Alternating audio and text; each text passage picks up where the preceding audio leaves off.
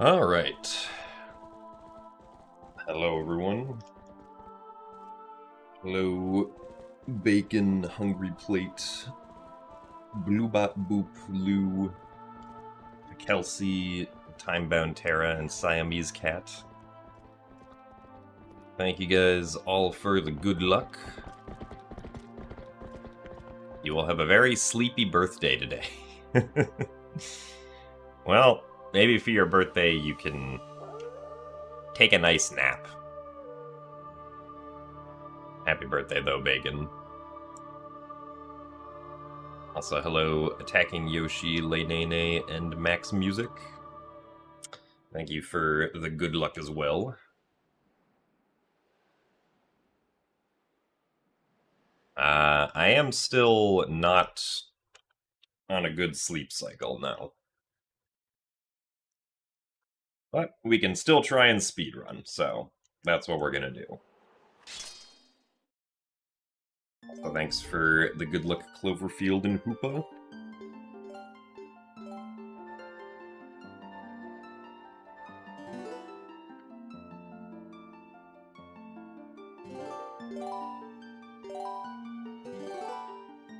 How many years of practice did it take to be able to start speedrunning games well? I mean, I guess it depends on what you mean by well. Like each individual game required some amount of practice before getting good at that individual game, right? Regardless of, like, how long I had been speedrunning before playing said game.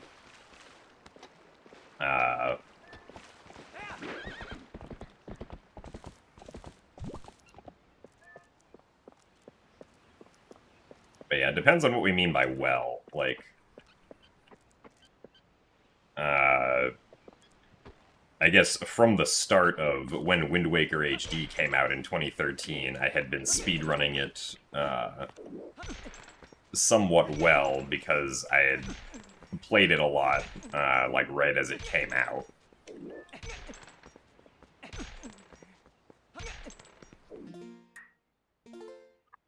And same thing with Twilight Princess HD as well, right?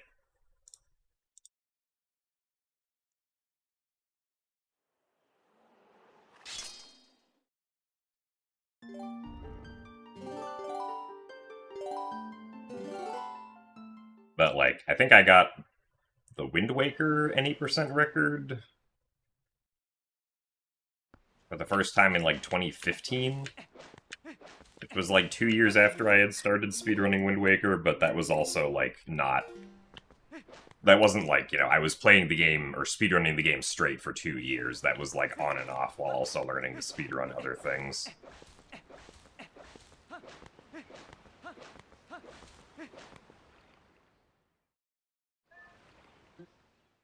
How many hours did I sleep? I slept for 4 hours? Roughly.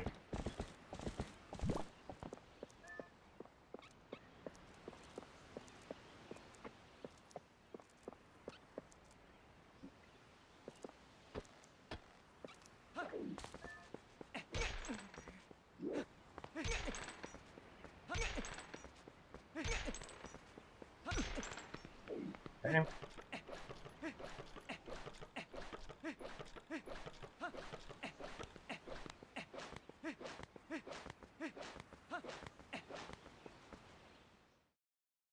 Also, hello, Strider Jiren, Nims, Cat Cantaloupe, and Honoakua. Thank you guys for the good luck. And thanks for the good luck as well, Heartless Wolf and Rhapsody.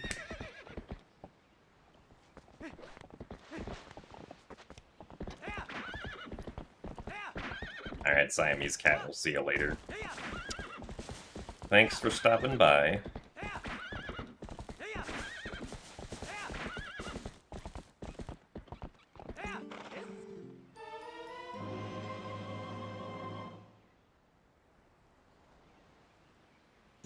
Thanks for the good luck, Douglas.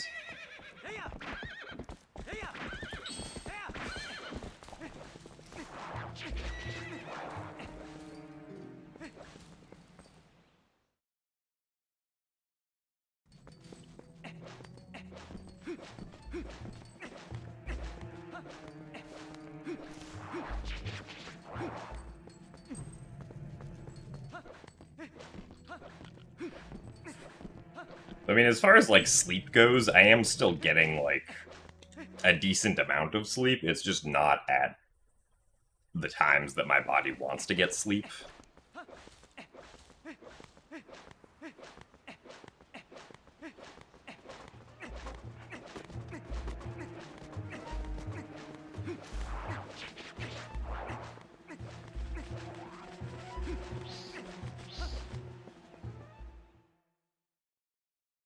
Oh, hello, Nat.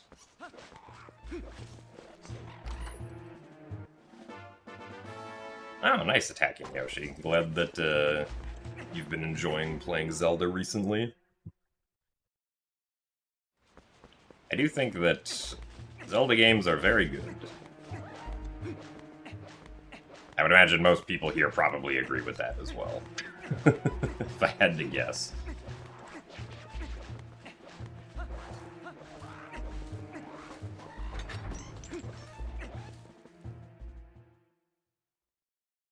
Hello, DF.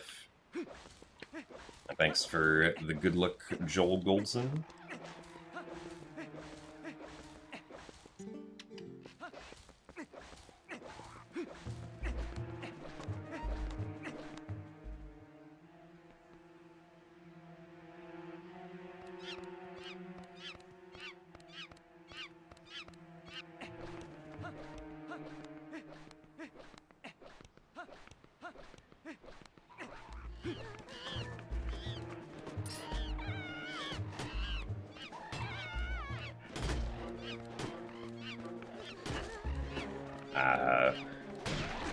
No.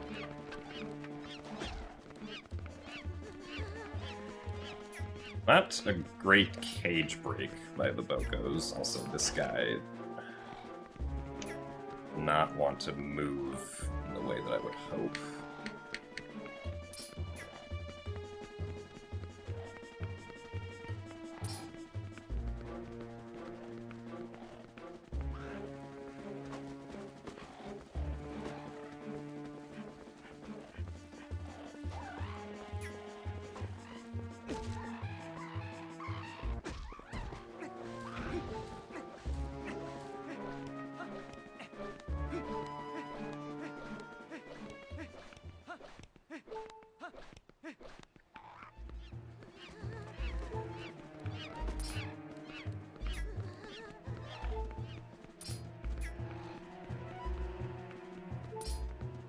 Okay.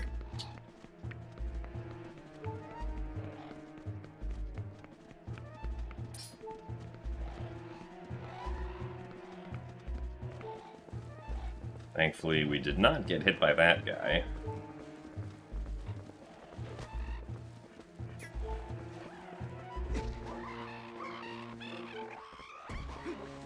Alright, not too bad.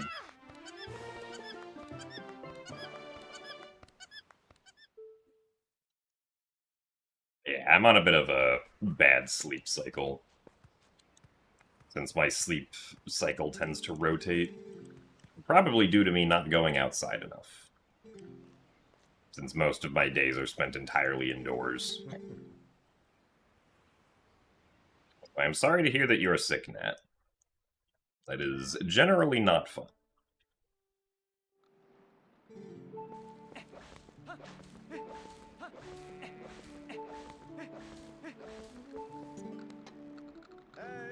So thanks for the good luck, J of Spades and Chromatic Crow. Excuse me? How did that one goat turn that direction? I'm confused.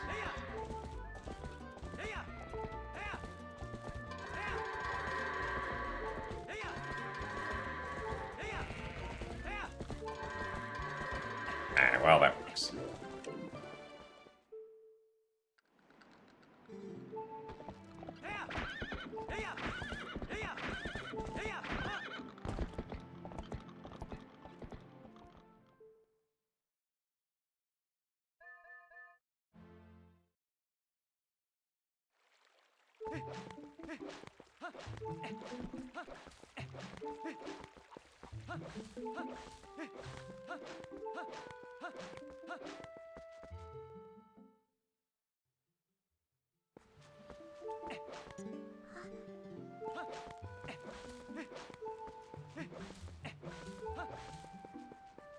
Yeah, no, like, the rotating sleep schedule, has basically kind of been a thing ever since I started doing, like, full-time streaming, like, 6 years ago, so...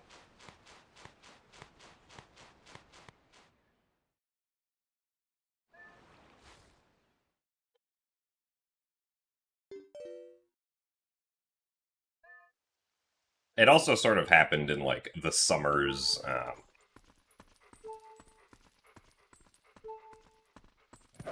between my,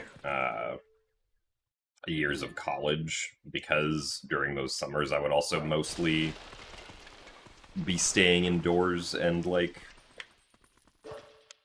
on a stream schedule of sorts.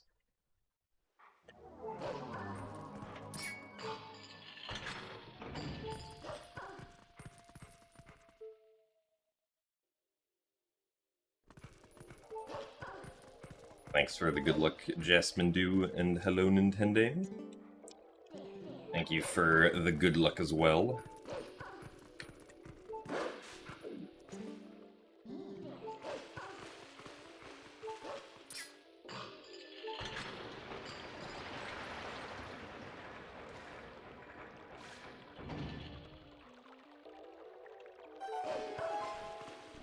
Manifesting average goat luck for the next run.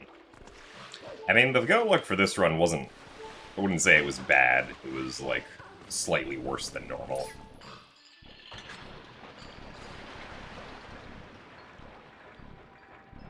So thanks for the good luck, Blues. I gotta take melatonies. I tried taking melatonin a couple times, but I didn't feel like it helped at all. It just kind of made me feel slightly loopy for a couple hours.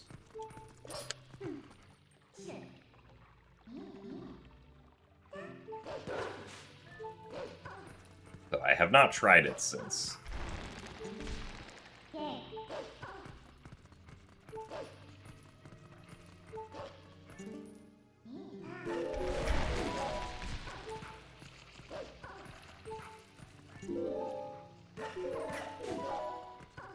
But the time that I did try and take it, I think was also, like, I took it at a time when my body didn't really want to go to sleep. Like, in hindsight, thinking about it. Like, it would probably work better if I was at least somewhat close to the time that my body actually wanted to sleep.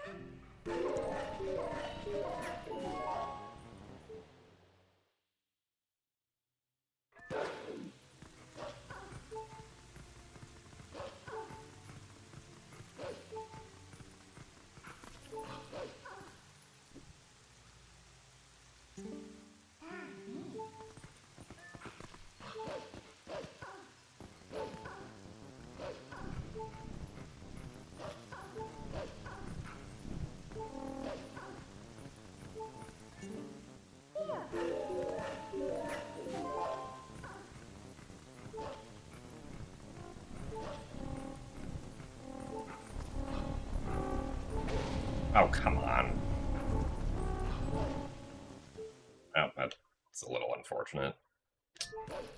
We're definitely not saving time on Interferon.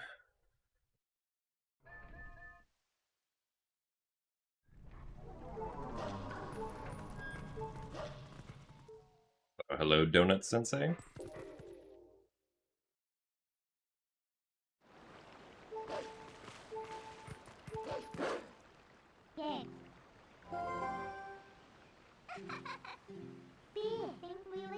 Chamomile tea helps you sleep.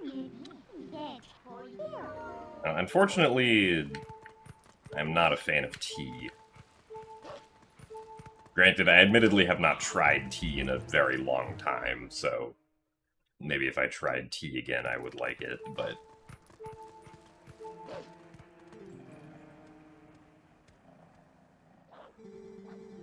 And by a long time, I mean, like, the 2 times that I tried tea were 20 years ago. And I didn't like either of them.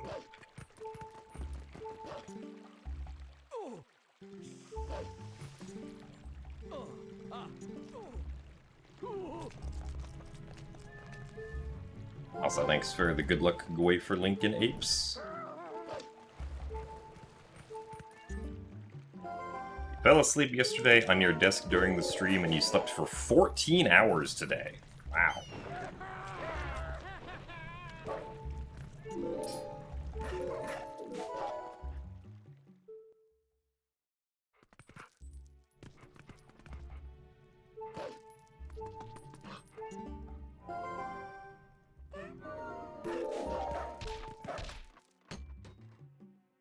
Well, yeah, Kager. I think the actual answer is, like, I should go outside more or, like, do something that's, like, at least somewhat physically demanding each day, or something like that. Like, actually get exercise. So... I don't think the solution is, like, trying to take something that will somehow magically make my sleep better or anything like that.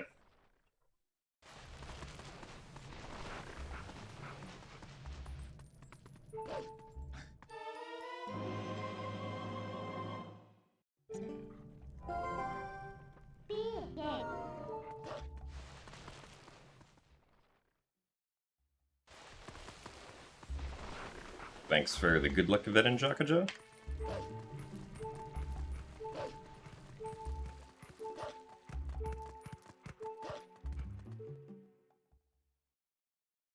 Imagine a world without Bit.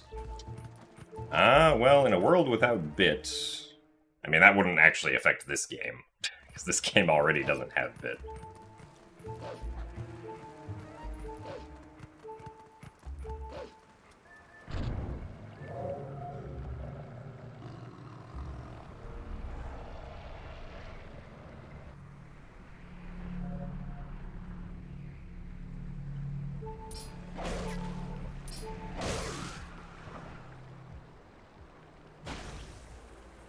Also, thanks for the good luck, Refrega.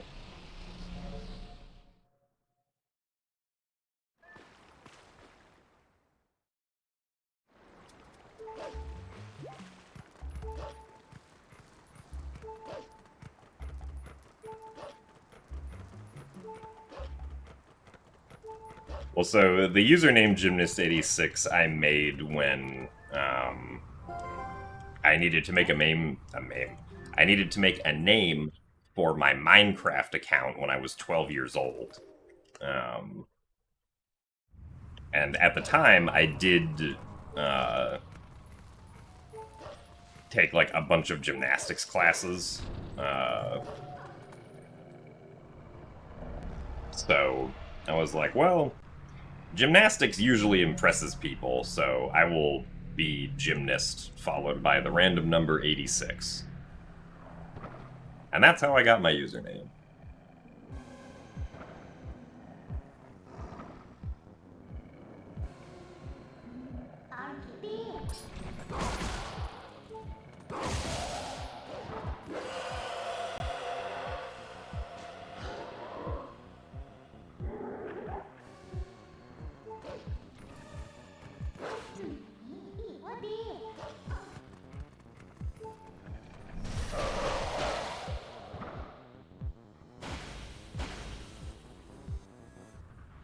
But yeah, my sleep schedule also, like, you know, mysteriously becomes suddenly pretty consistent if, like, I go to GDQ for a week and am actively walking around a lot more and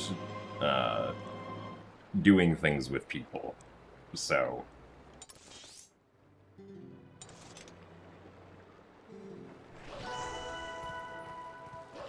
I'm pretty sure, and also, like, the fact that, you know, I never had any, like, sleep schedule issues through, like, whenever I was in college and had to, you know, walk to class each day and whatnot. My sleep schedule was never an issue then either.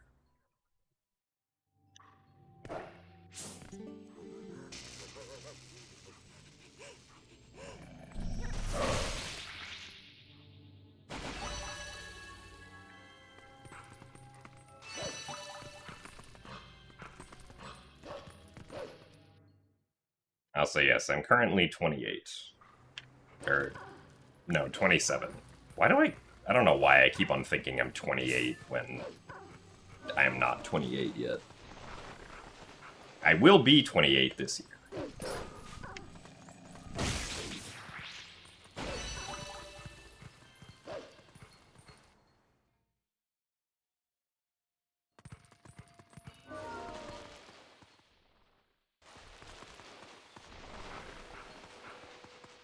But yeah, I was born in 1998.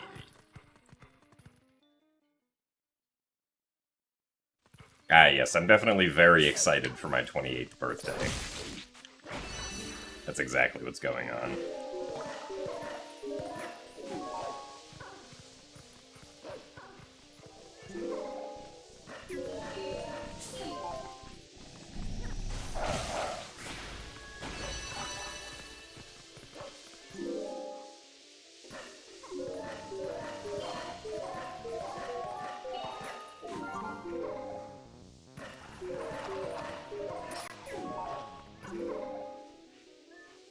I'd have been able to make that cycle, but probably not.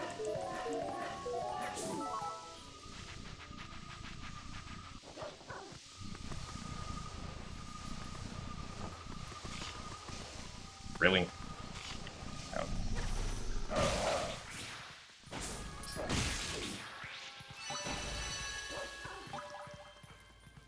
It's also not optimal.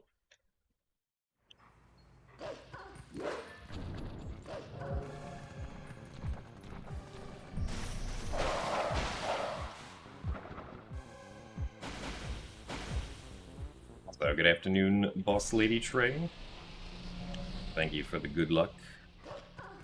Aside from being sleepy, I'm doing alright.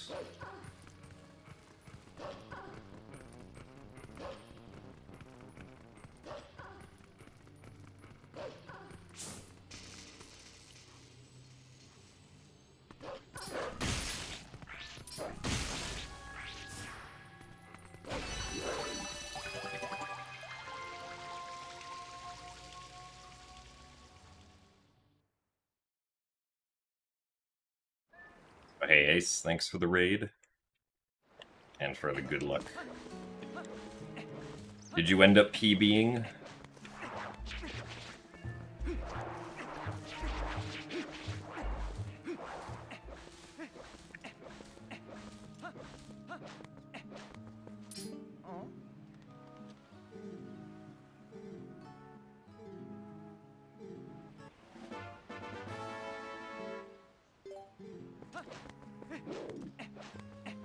So thank you very much, Nat, for gifting Ace a tier 1 subscription.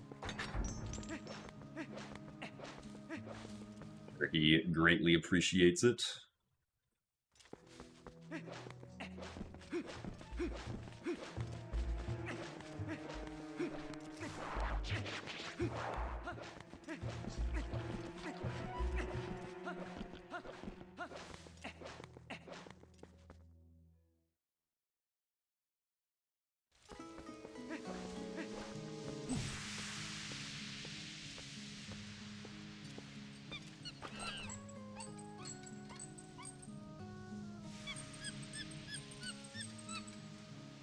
As far as messages not seeming to send to Cowcat, it might have something to do with, like, I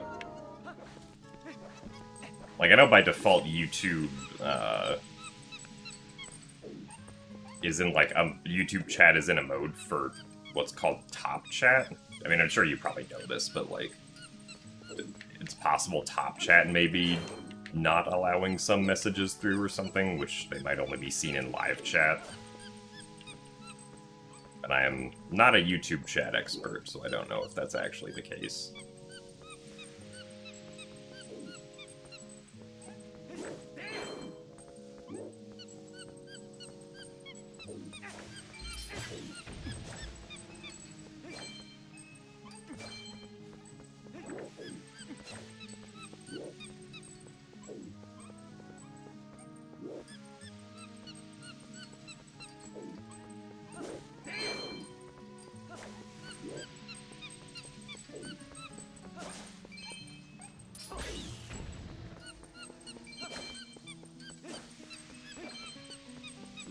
Kinda shocked the keys. Turned the keys. The monkey did not notice the keys there.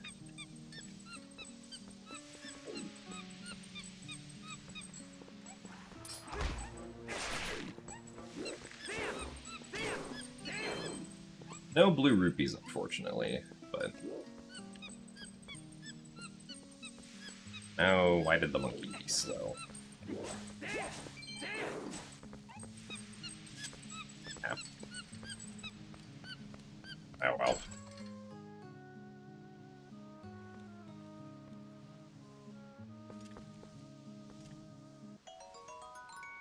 What happens if you attack all 3 Twilight Beasts at the same time before getting the Midna charge? So the game tries to prevent you from doing that.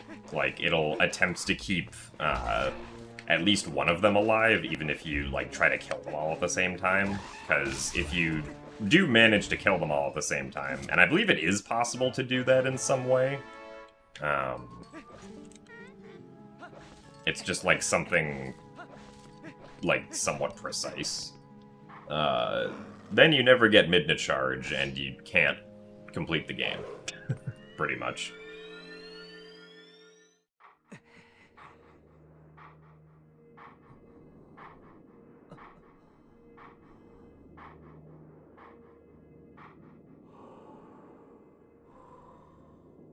Also, thanks for the good luck, Chris.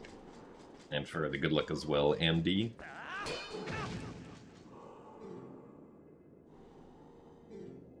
Made the greatest green curry you ever made in your life, and now you feel you will, or you fear you will never be able to replicate it. Oh, well. I mean, if you did it once, I'm sure you can do it again.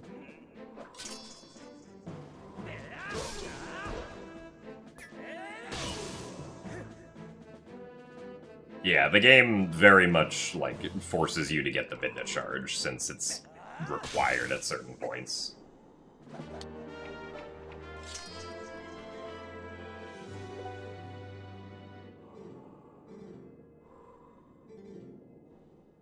Have I ever been recognized by a viewer IRL outside of GDQ events? I don't think so.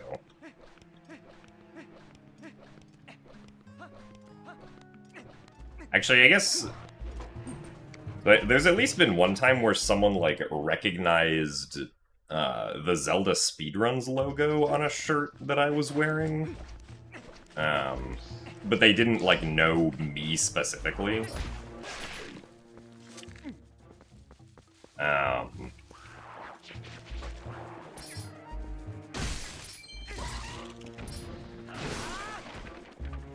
Because it happened once, just like when I was walking down the street while I was in college. Oh, well, hopefully the spider turns left. Actually, I think we can get this. Yeah. And then also once, when I was at a dentist appointment.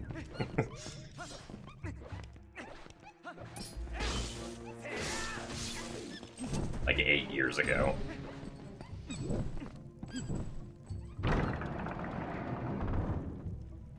So thanks for the good luck, Canebot.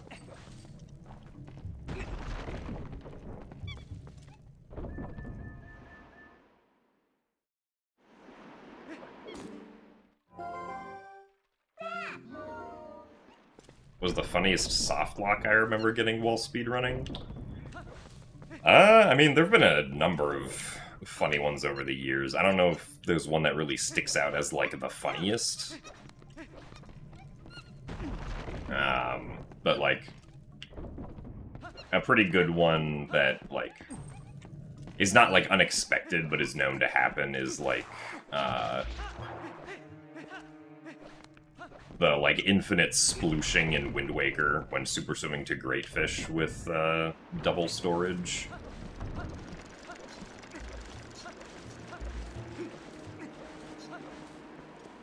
Is pretty good.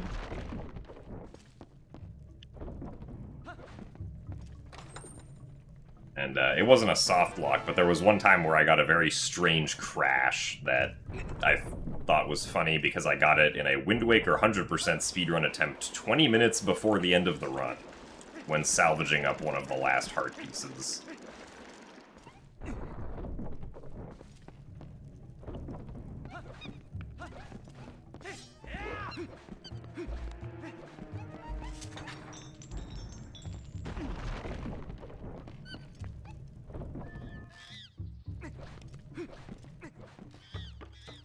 Thanks for the good luck, Alec Johnson.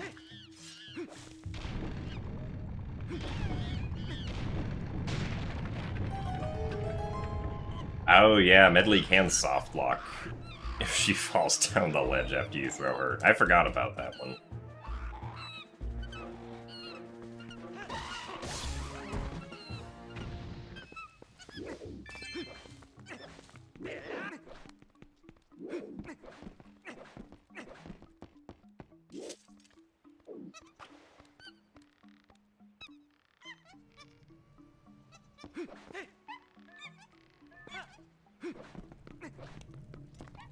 Sound like the guy who voices the thing on the street that says "wait" when you push the button. Yeah, I can see that.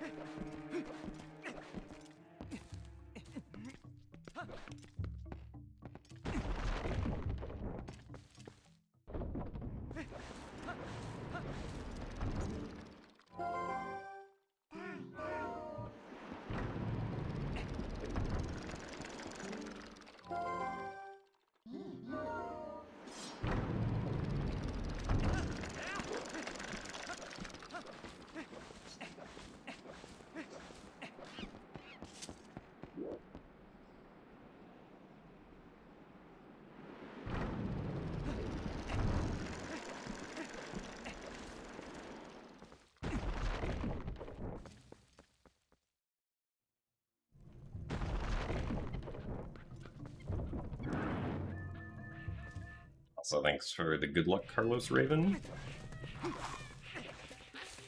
1, 2, 3, 4, 5, 6. Okay, well, starting off with 6 is not great.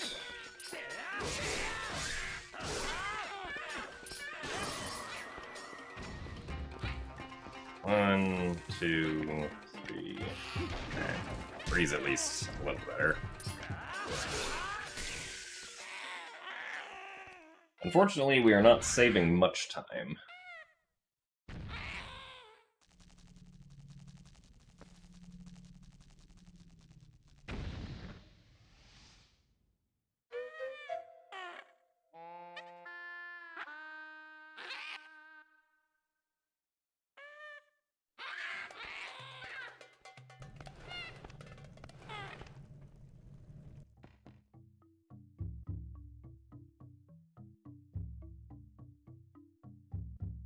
Oh yeah, long jump attacks for the most part are not too difficult to learn, and are a lot of fun.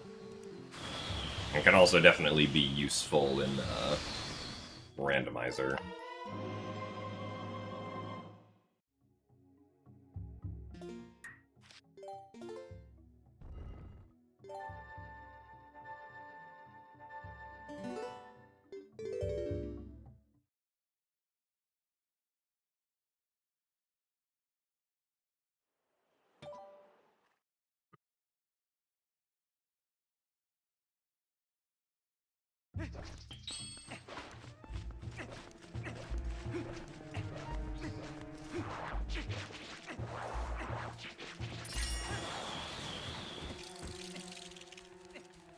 So thanks for the good luck, Kuro Dog.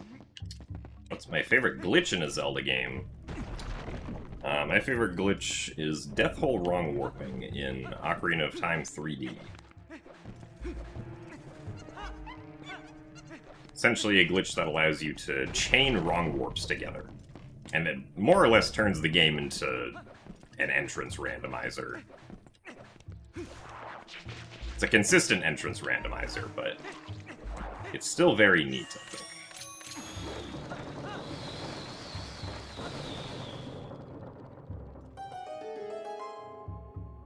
Also, thanks for the good luck, Viola. And hello, Super Blue. Is going alright. I have an okay start here. It's not the greatest, but... the start of my PB is very good, so I don't usually expect to be ahead.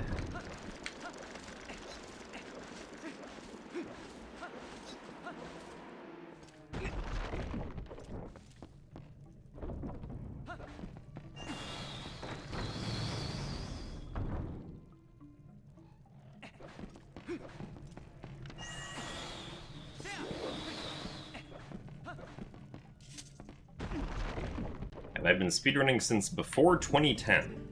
No, I didn't start speedrunning until 2013.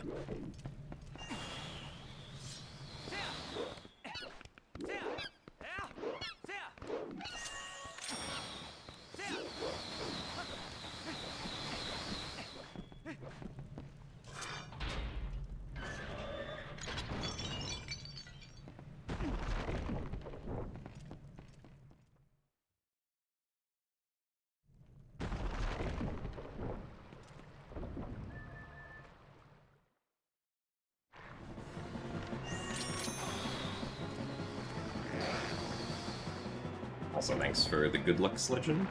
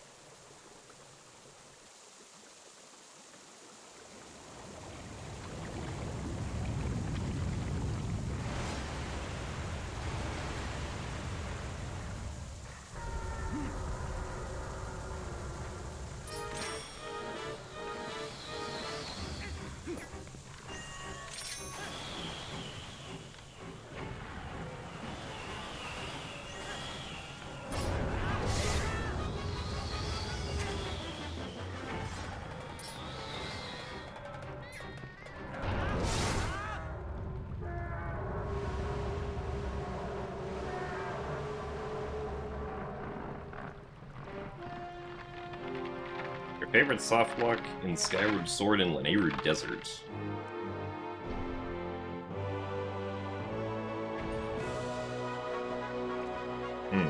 Could this softlock be?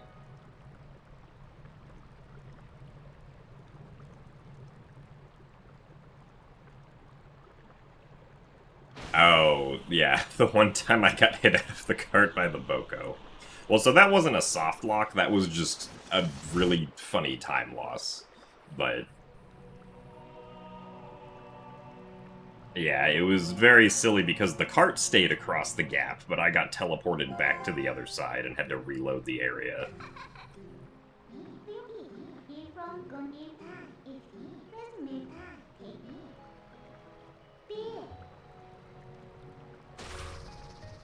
I do agree that that was very funny, though.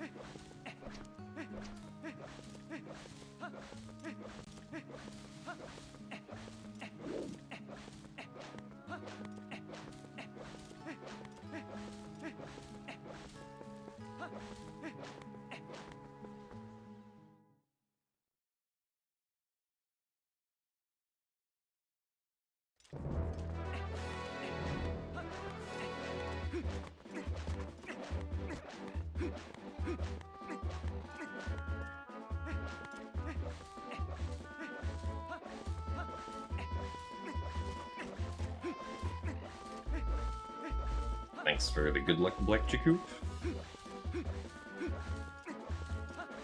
Like the one Wind Waker Endless Night soft lock that technically isn't one but takes minutes to resolve. Are you talking about, like, when you get into the King of Red Lions before beating Forbidden Woods in, like, a part of the ocean you're not supposed to be in, and then he just, like, sails back to where you're supposed to be?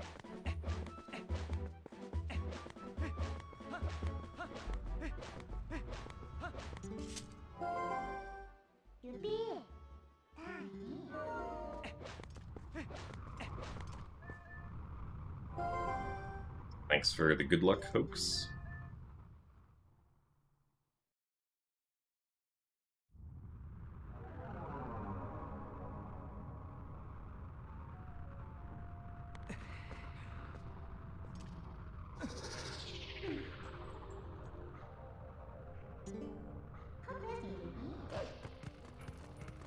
Yeah, it is kind of funny to just watch the camera stay in one spot while the King of Red Lions sails off into the distance. Without a sail, even. The King of Red Lions apparently has a specific boat engine for solving soft locks.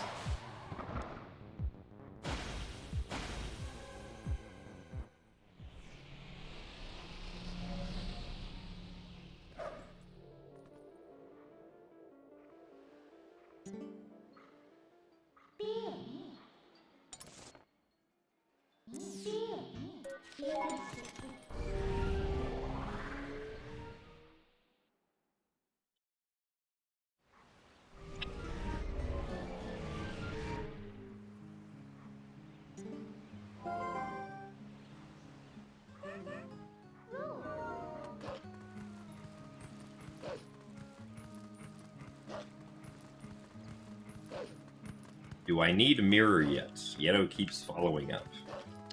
I still do not need mirror now.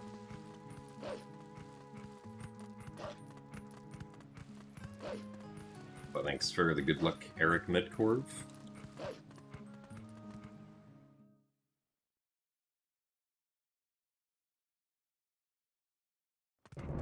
Your favorite soft luck is where you pick up Mikau and have him walk on your head forever in a cutscene. I can't say that I've seen that one, but that would make sense if you somehow managed to pick him up as Link.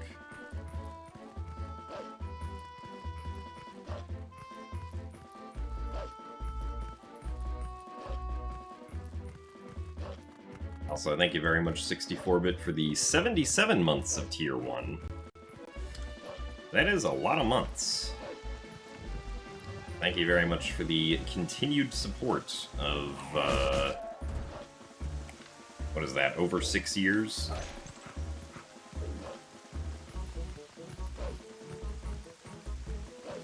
You very much appreciate it.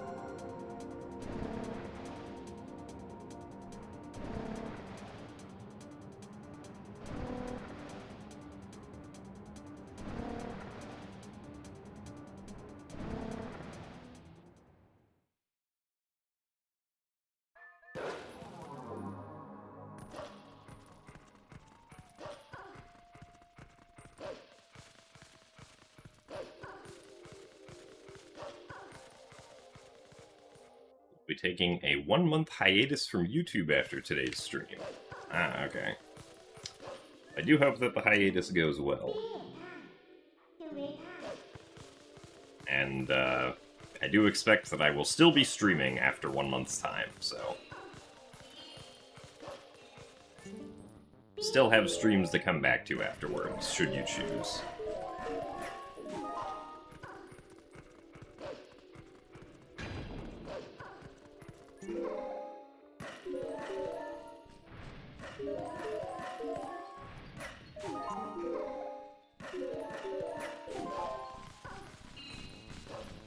Thanks for the good luck, Renesteiner. Thank you for the good luck as well, Chris Winnix.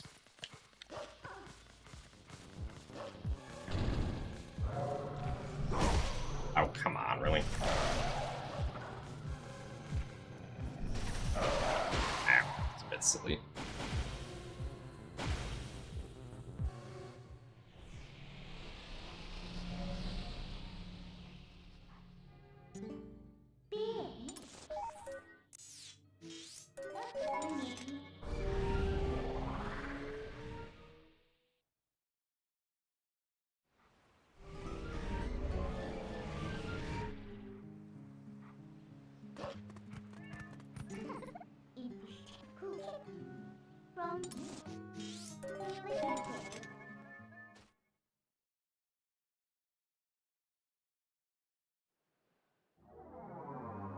Thank you for the good luck, Ryan and Exile Souls.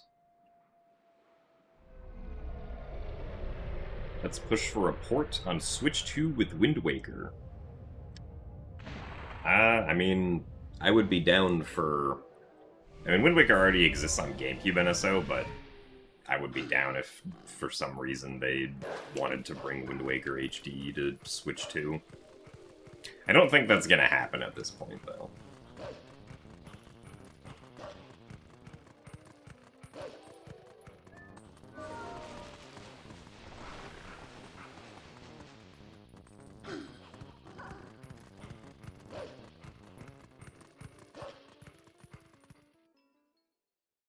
Thanks for the good luck, Cormo. Glad you enjoyed the content, Rina Kusu.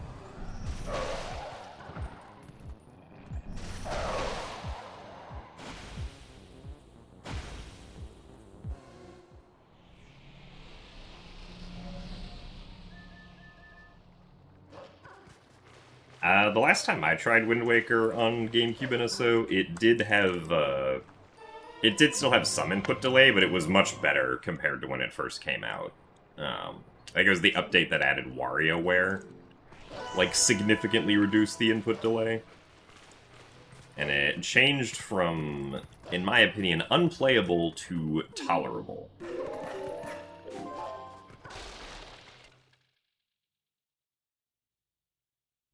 So, hopefully it just continues to get better until, like, the delay is just... the delay just feels like you're playing on original hardware. Would obviously be ideal.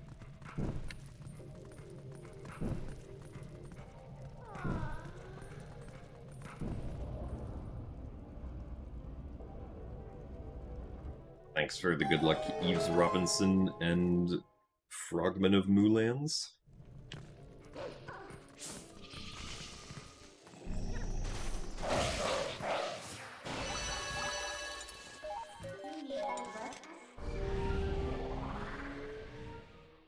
I'll say, I do expect that at some point they'll put Twilight Princess either on, most likely on GameCube NSO, on Switch 2.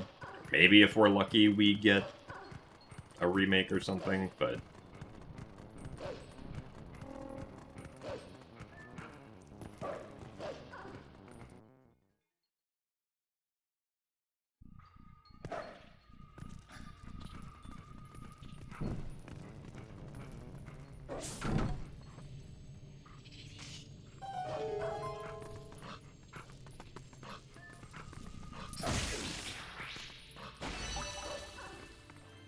Hello, Frosty Pixels. And hello, Demon Girl Angel Boy.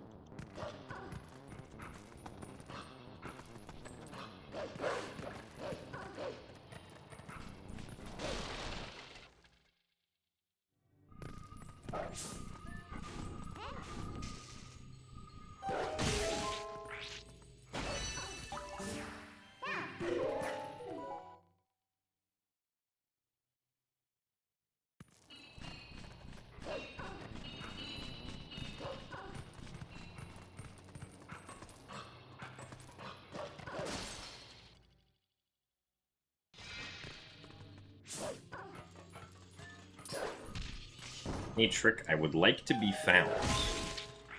I mean, I think it would be cool if we could find early Master Sword for this run. Specifically as Human Link. I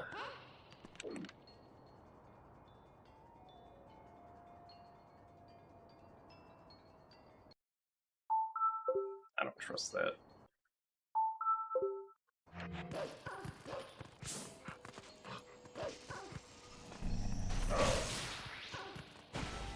First one was probably a little bit too far left, I think.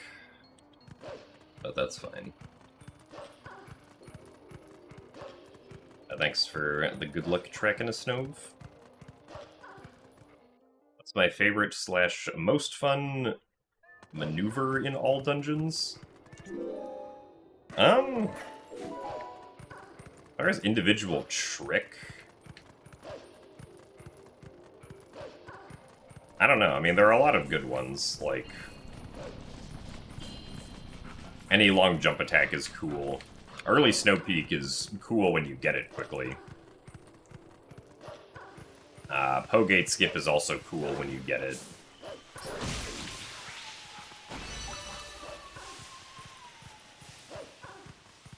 I don't know if there's like one specific trick that stands out to me. They're all just kind of fun for the most part.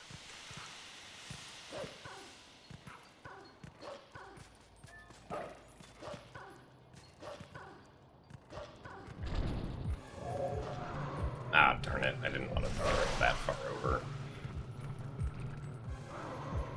Yeah, this is slow now. Well, no fast event cycle for us.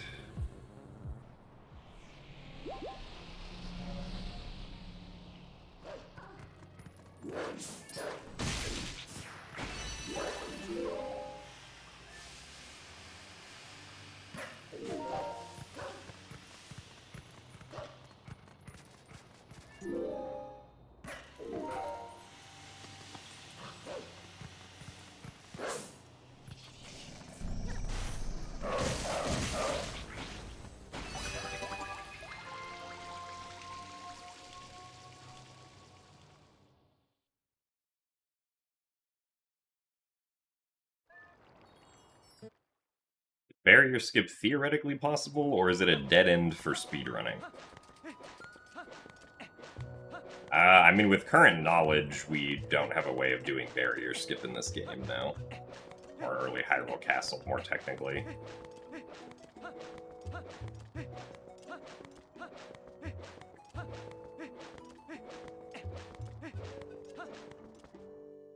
Because if we did, then it would probably get used in, like, low percent speedruns.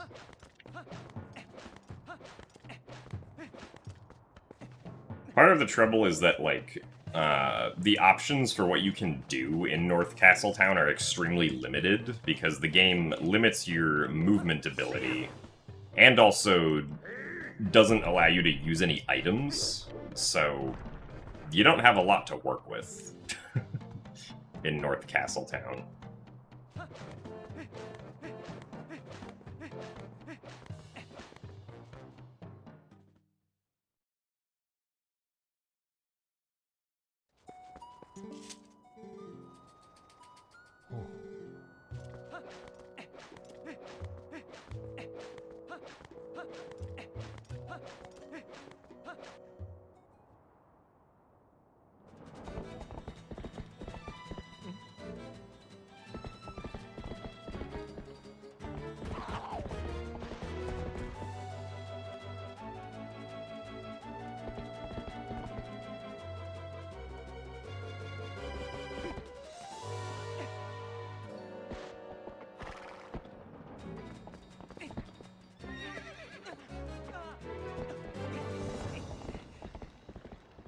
Hello, haha.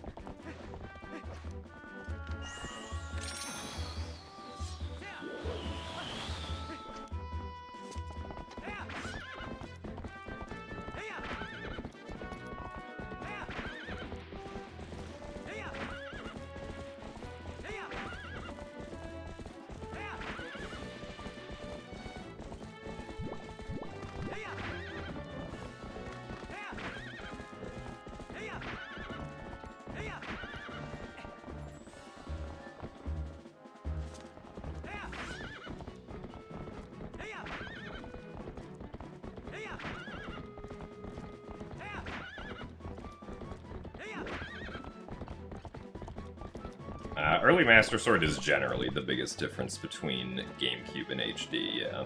There are, like, a bunch of other minor differences, but EMS is the biggest one.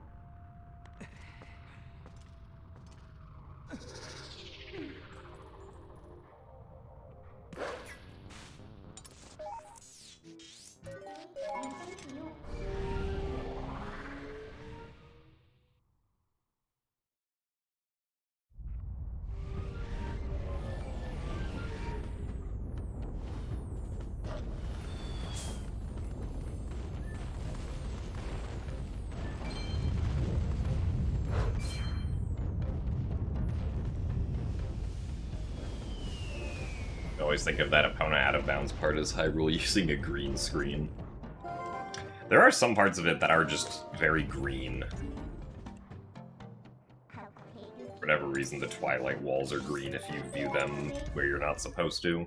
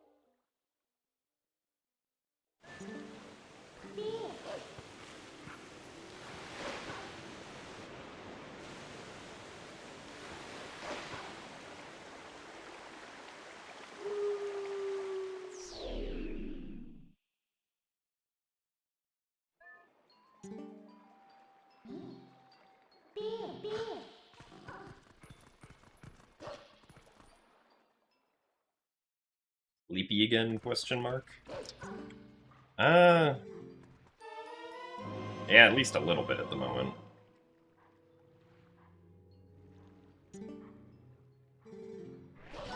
Despite being sleepy, this run has an okay start.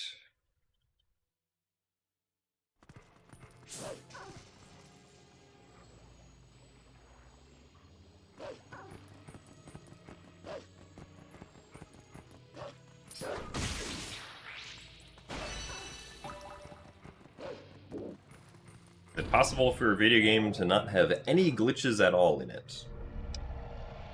I mean, in theory, yes. In practice, unless the game is trivially simple, probably not.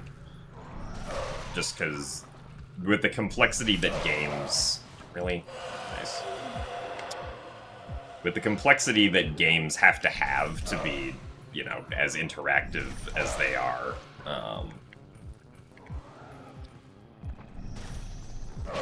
oh my... Bro. Wow, this is dumb.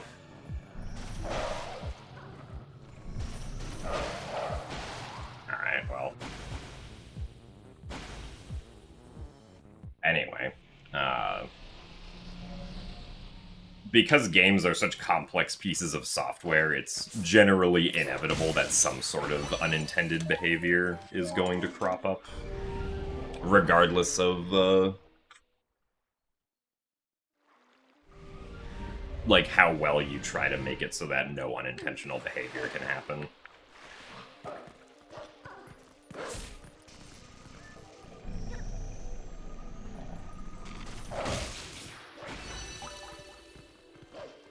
We really lost, almost 30 seconds to that. Man, after I said the run was going okay.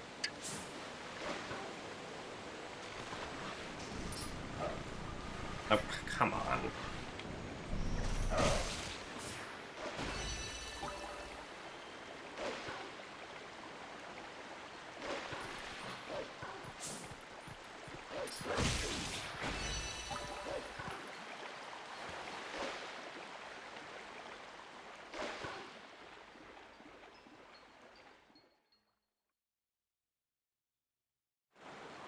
Thanks for the good luck, Cat and Hound Master.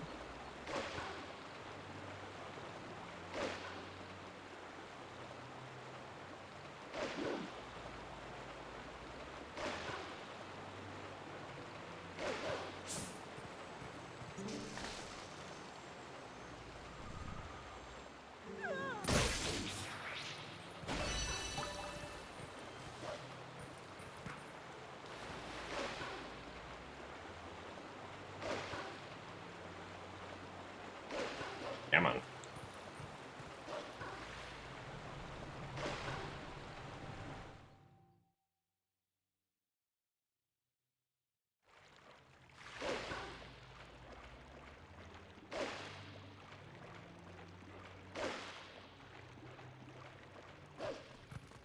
But also especially because, like, you know, generally most games are on,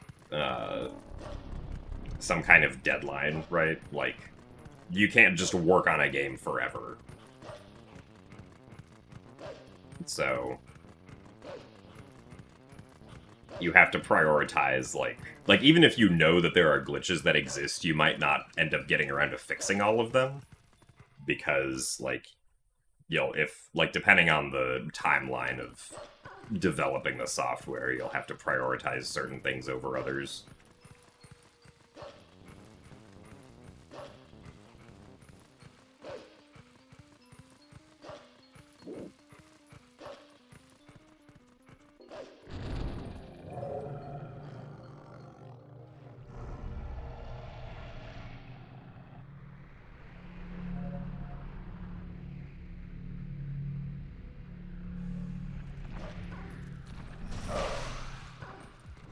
Okay. Yep. What is going on with these Shadow Beast fights? Why...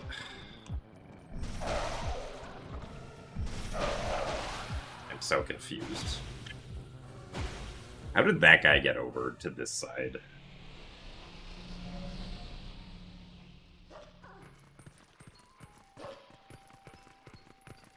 Thanks for the good luck, it's darky time.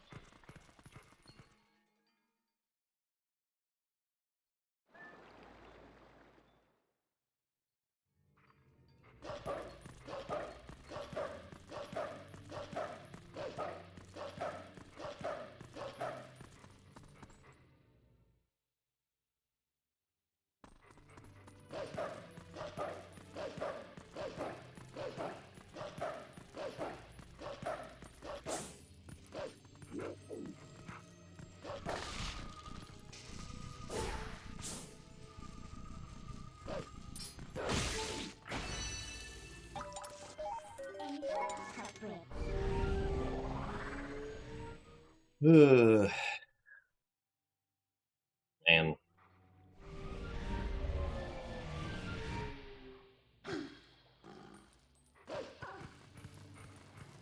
This segment feels very silly now.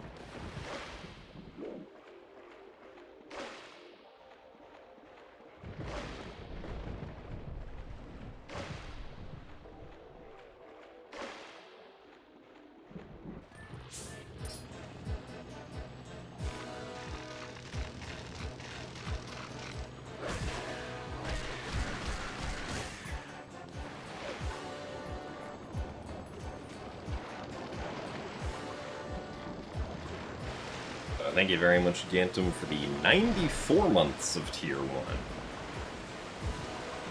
That's a lot of months of Tier 1. Thank you very much for the continued support and for the good luck of me apparently losing time to Shadow Beast fights is the theme this segment. So wow, that was a very unoptimal position for waiting for this bug to go all the way around.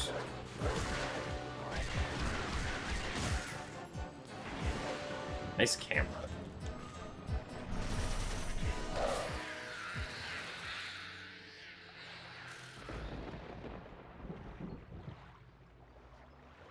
Alright, well, that segment was just bad. Even aside from the Shadow Beasts, there were a lot of little things that we lost time to.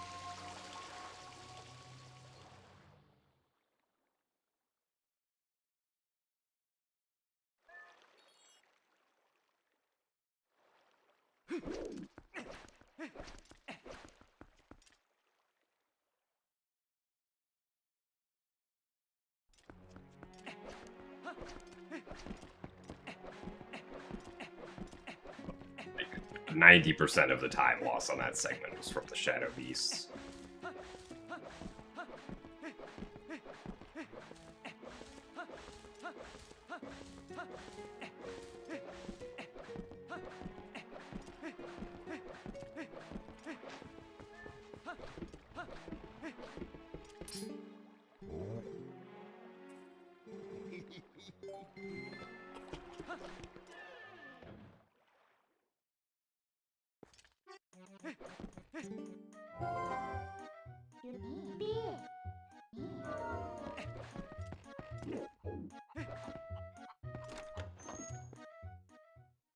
So thanks for the good luck, fastest.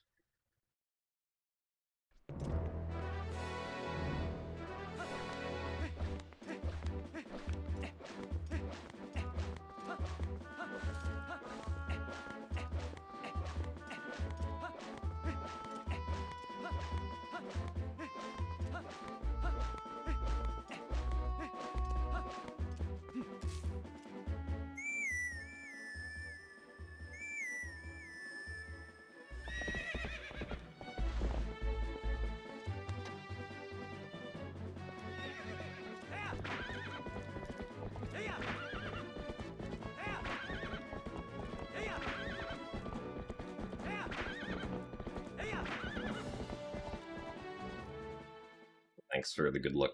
Something is not right, but why?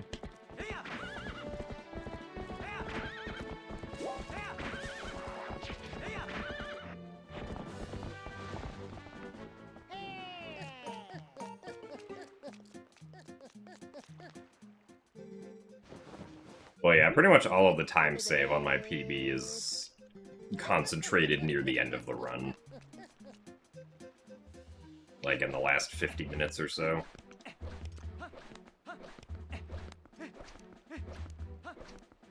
Not like literally all of it, of course, but a pretty hefty chunk of it is all at the end.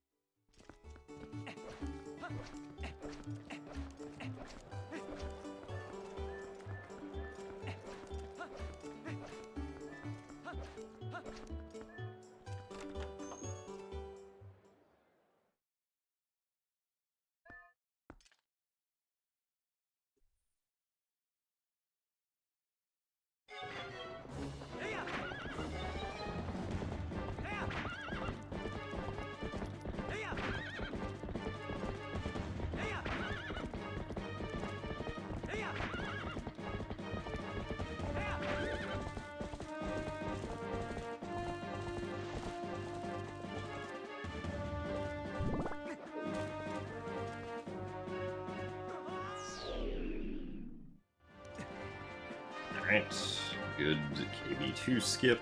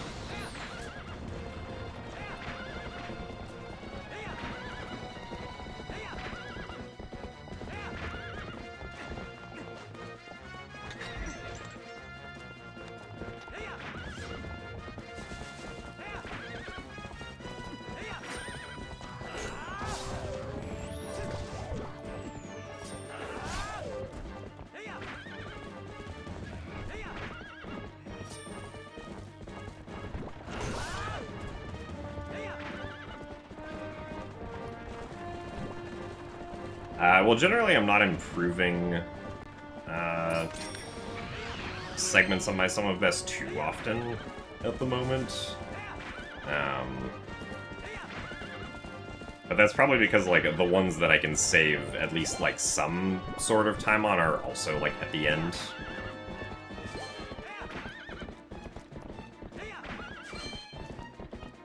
But they also usually involve RNG pretty heavily.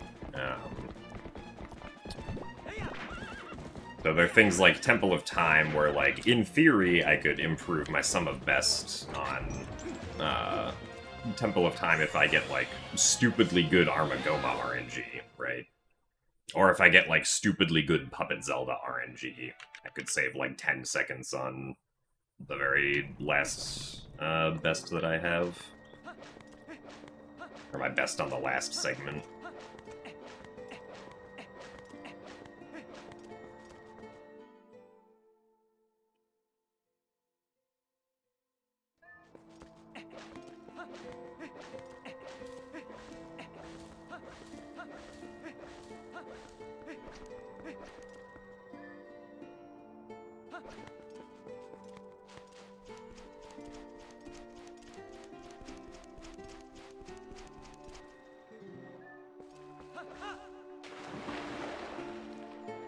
Ah, yes, it is still possible to get world record, even though we're 1 minute and 20 seconds behind.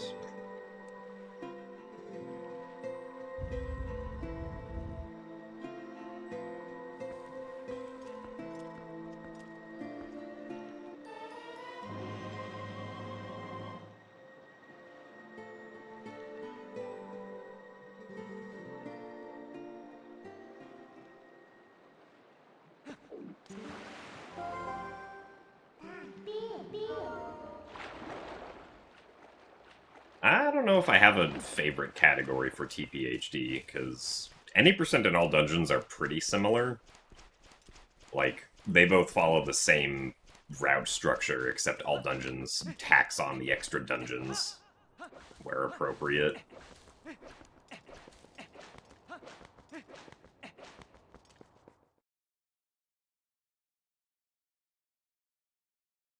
Well, thank you very much, Idrisil, for the 43 months of Tier 1. Thank you very much for the good luck. Do appreciate the continued support of over 3.5 years. Have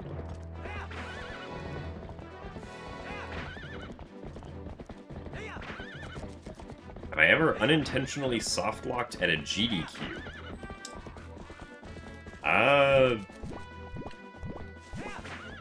I guess not in a way that I was not expecting at all, no. Like, I've failed tricks where, like, failing the trick results in needing to, like, load my previous save. And, like, I had saved right beforehand, but that's, like, something that's kind of expected to happen. Like, in those circumstances. I've never had a that's never happened before soft lock on GDQ.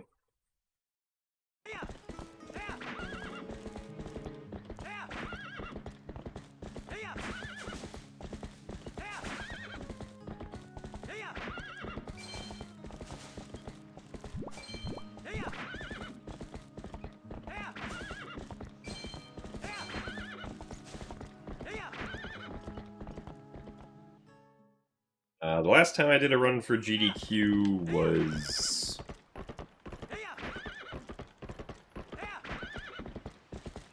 I think GDQX 2024, technically?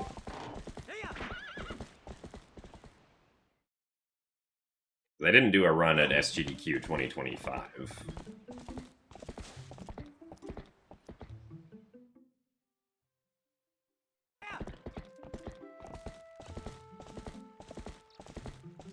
And I was only a backup runner for AGDQ 2025.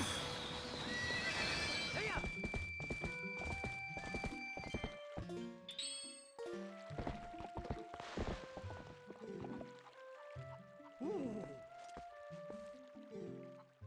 do I mean by speedrunning Sleepy Edition? It means that I am sleep deprived while speedrunning.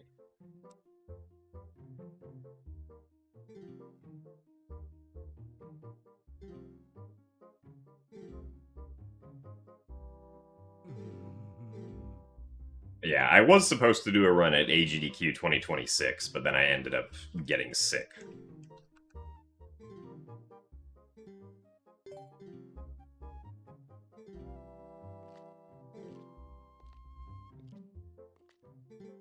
Which is why Glubbers filled in for me instead.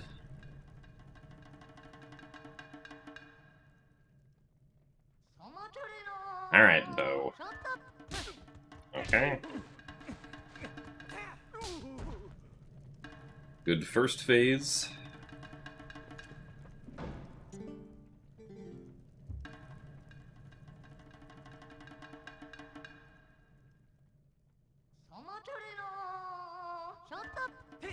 And unfortunate.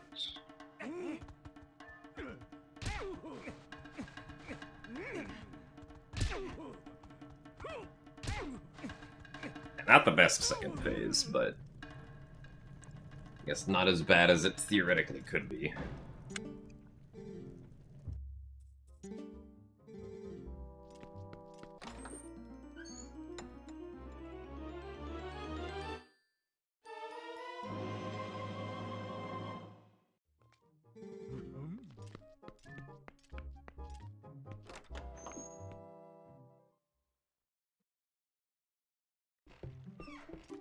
Theoretically, it could go on forever. That's true. But thankfully, in practice, that doesn't happen.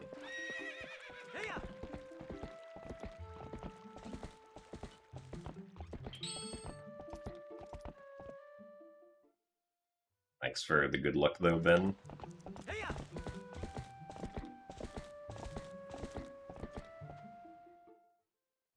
Have I ever crashed the game while running at GQ. I don't think so. Not that I can immediately remember.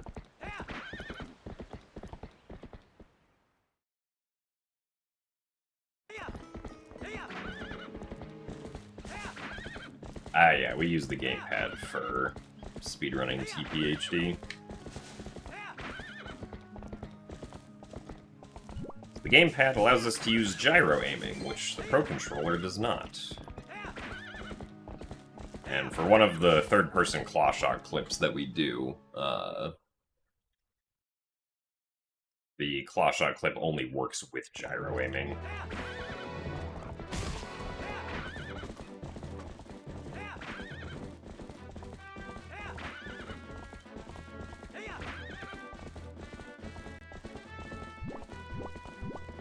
Hot take, you don't like the gyro aim? I mean, I guess that's kind of a hot take. At least in my opinion, that's a hot take. But fair enough.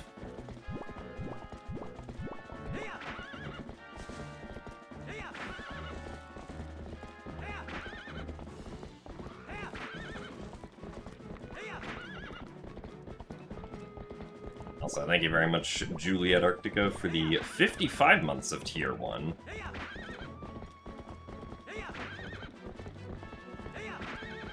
Do very much appreciate the continued support.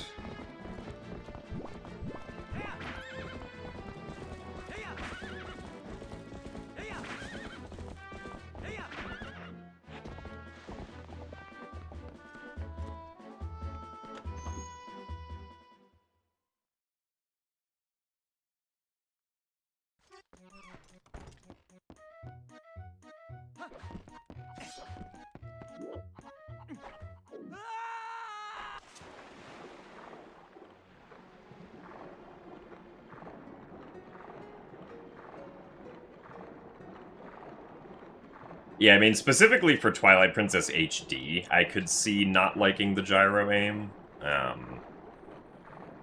Because, like, for some reason in TPHD, like, whenever you aim, I guess, I actually don't know if it's specific to gyro or not, but whenever you aim something in TPHD, the thing you're actually aiming is, like, one frame behind where you're actually aiming on screen. So, like, if you're trying to aim the claw shot and,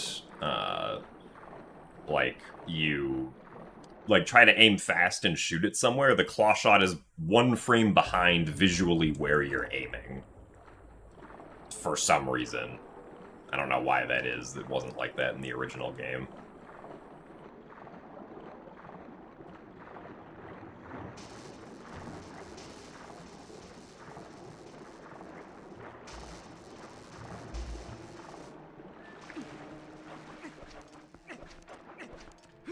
I assume it's only one frame. At least, like, I don't have a way to verify that, I guess.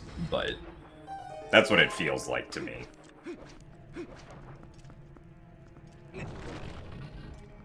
Also, the fact that the reticle in this game just lies sometimes is also pretty stupid, but I don't know if that's specifically a gyro thing either.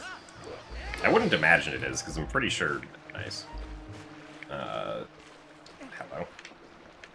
I'm pretty sure I've had that happen with, like, stick aiming as well.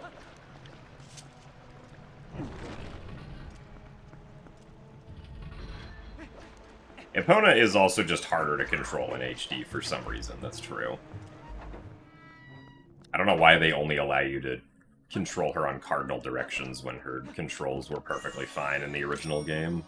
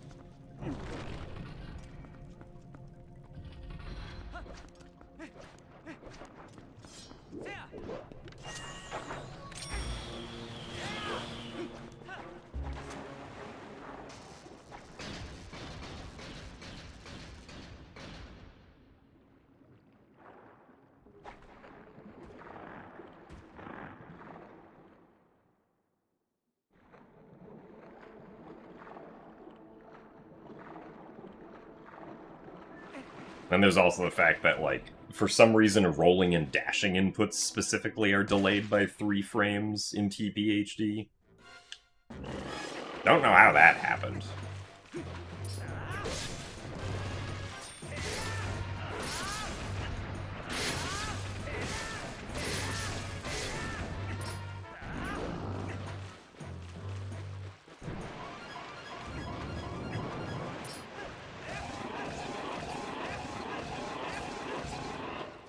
Really? Alright, well. Looks like we're getting a 3-cycle Deku Toad today.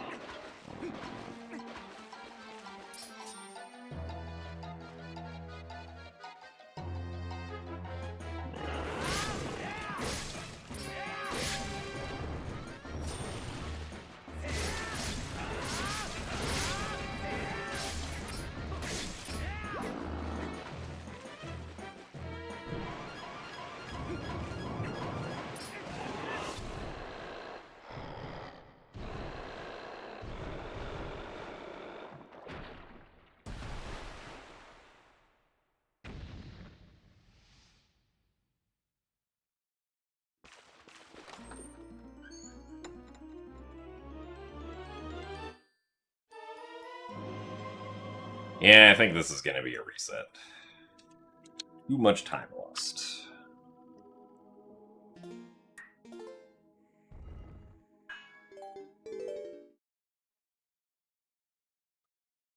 So take a short break before beginning the next attempt. I'm going to try the new camera trick in Wind Waker and beat it in 20 minutes. I'm sure at some point I will, but not any time, like, in the immediate future, I don't think.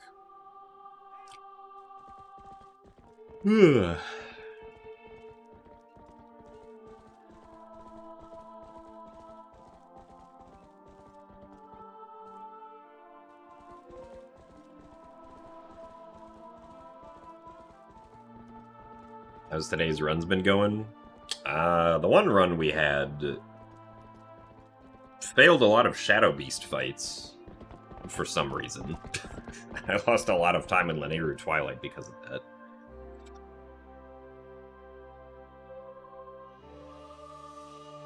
Well, the Wind Waker trick's not, like, particularly new. It's, like... pretty sure it's over 6 months old at this point. But, yeah, it's basically just arbitrary code execution to load the credits using the Pictobox.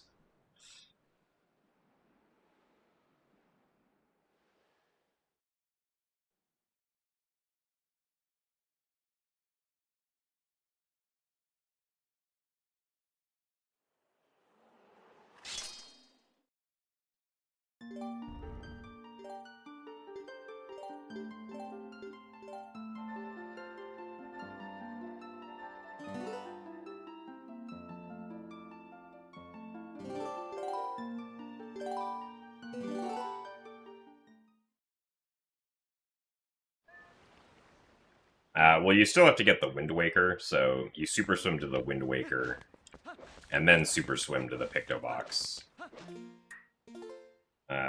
Take a very precise picture, and then do a very specific setup to do arbitrary code execution.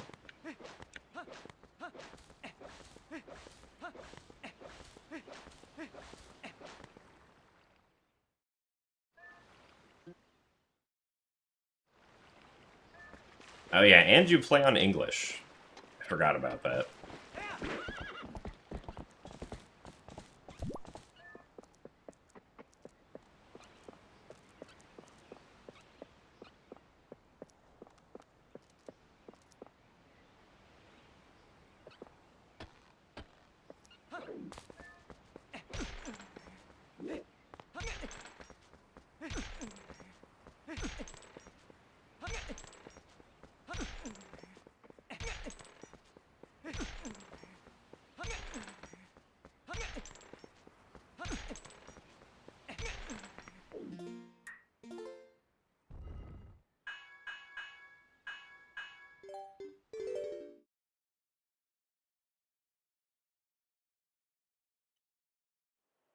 So thanks for the good luck, Shireen.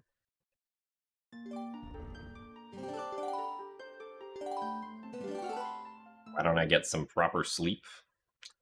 Well, I would, but I would like to keep a consistent stream schedule.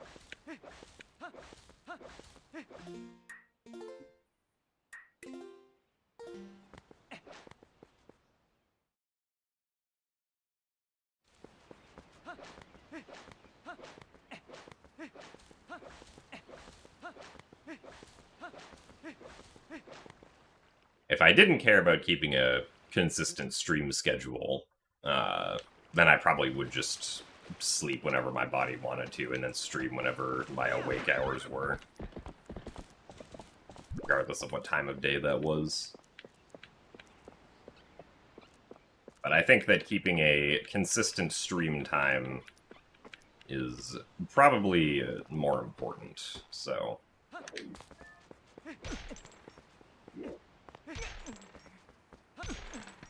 Hooray!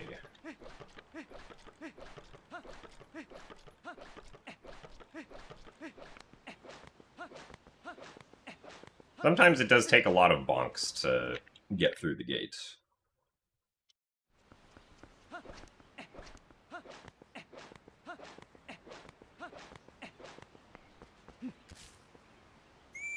Thanks for the good luck, Mad Monk Magic. Also, yes, I would definitely recommend looking at the HDQ Wind Waker run as well. You want to see the full potential of arbitrary code execution.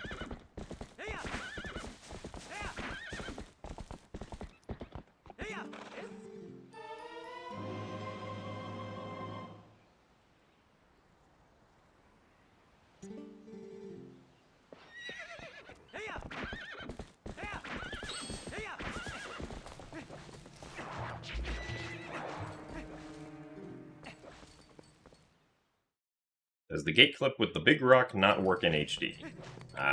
Yeah, unfortunately doing the gate clip with side hopping into the rock doesn't work in HD. We instead have to use Epona. It would be much nicer if the rock worked, because the rock is much more consistent, but oh well.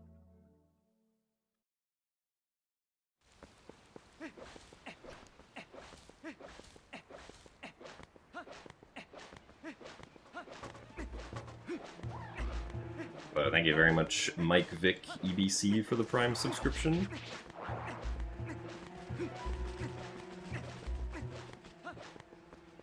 And you're enjoying the content. Thank you for the support.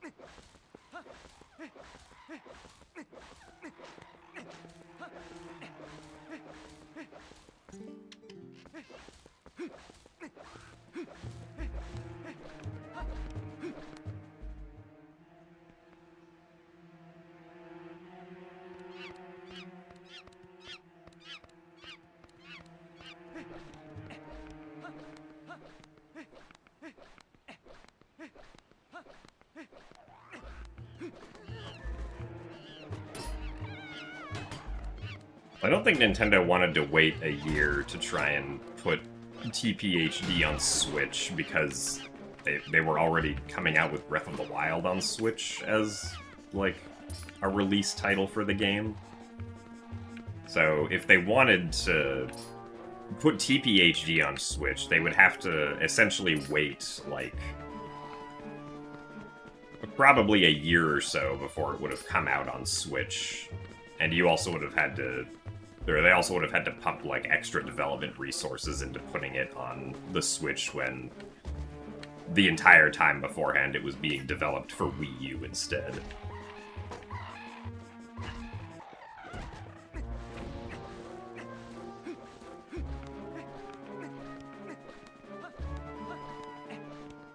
Now, granted, if they had waited to put it on Switch, it definitely would have sold more, because I think it, like, Twilight Princess HD barely broke, like, 1 million copies sold or something like that. But that kind of makes sense, considering when it came out.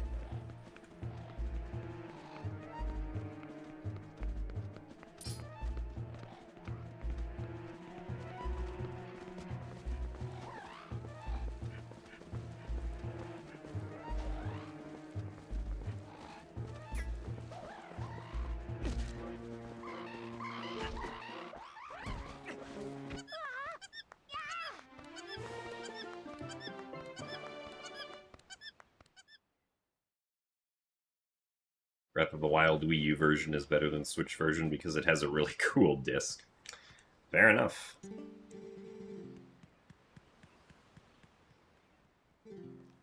Yeah, I never saw the Wii U disc because I got Breath of the Wild on Wii U digitally, but I take your word that it is cool.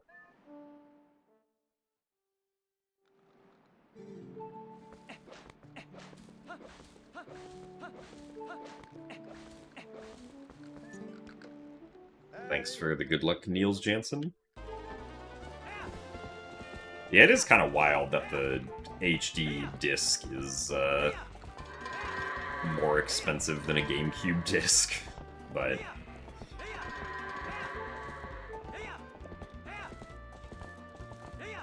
Darn it. Now this...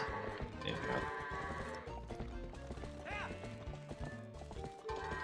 Why did this guy go all the way over here?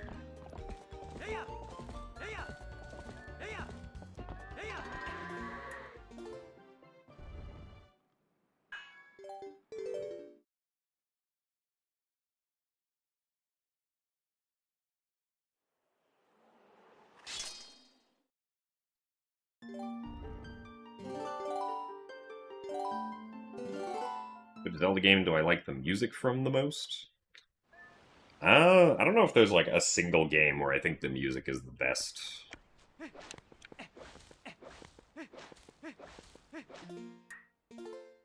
Because, like, pretty much every Zelda game has good music in some regard.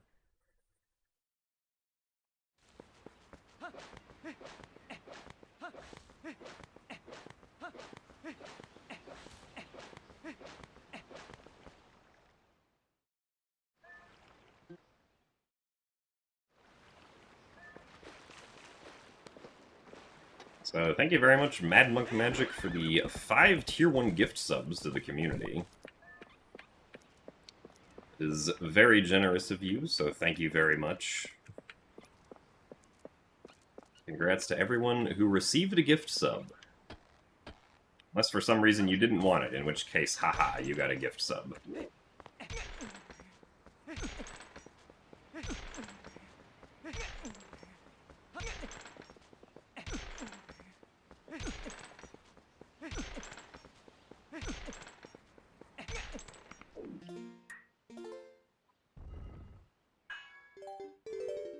Oh, and happy birthday as well, Mad Monk Magic. Hope that you are having a good birthday.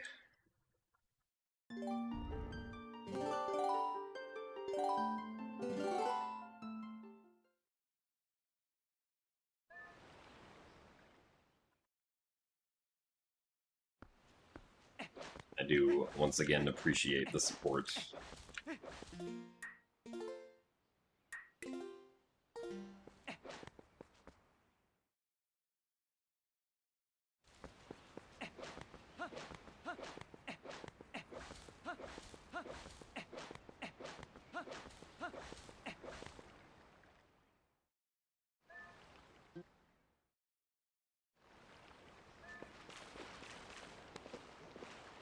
Well, generally I'll restart runs if, like, the run that I'm currently doing loses too much time compared to how far into the run I am.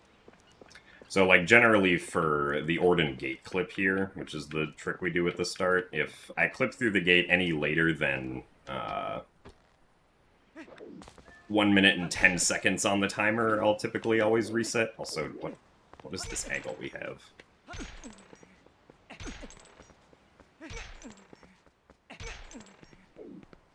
I'll continue with this, because it's just at the threshold for what I consider to be acceptable to continue with. But if it had taken one more bonk, I would have not continued and retry it again.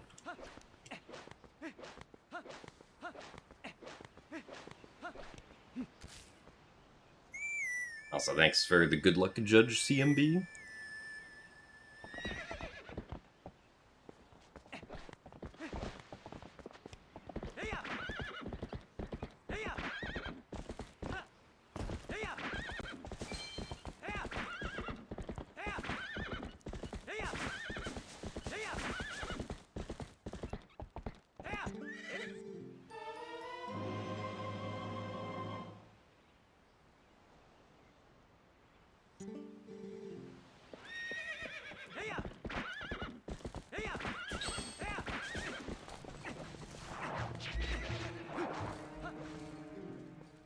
It is pretty good irony with the gate clip time we got this run, yeah.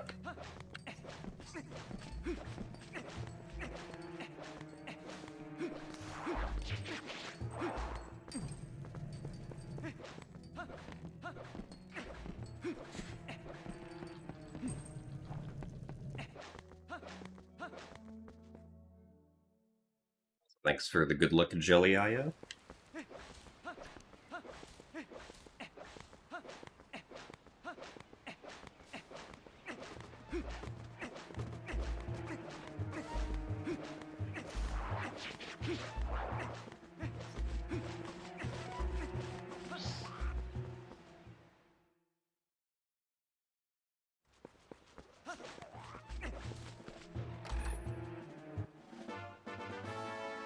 Favorite Breath of the Wild champion? I don't know if I have a favorite Breath of the Wild champion.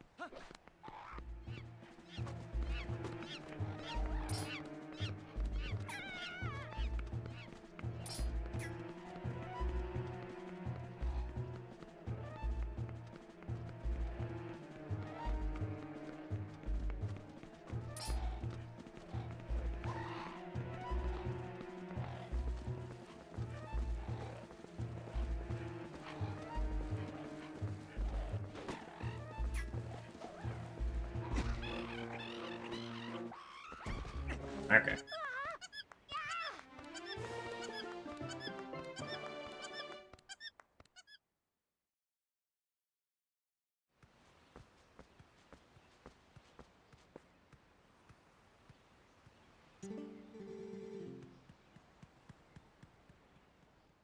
That guy ever bonk me?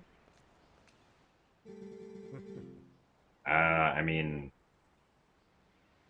like, Trill can kill us, if that's what you mean. Because, like, he does damage to us, and is actually trying to do damage to us, not to the Bokoblin. Or if you're talking about, like, why the Bokoblins don't swing at us when we're pushing them, it's generally because we're too close to them.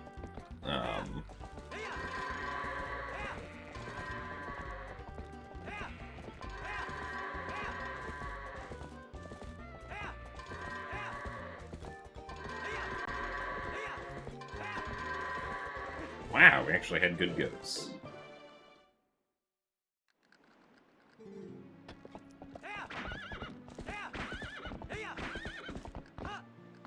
Oh, the Boko that comes trying to swing. I mean, yeah, he can definitely hit us, and it's usually annoying if he does, because then we'll stop moving, so the one that we're pushing then also tries to hit us.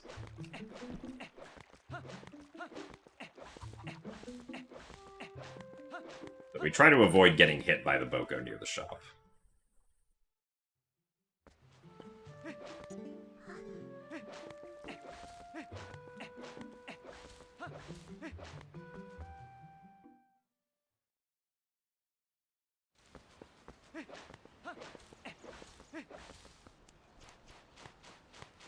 Does this run have any massive glitches, or is it mostly normal gameplay? I would say that this run has, like, at least a few massive glitches. Like, Early City in the Sky alone is, like, a half-hour time save in all dungeons.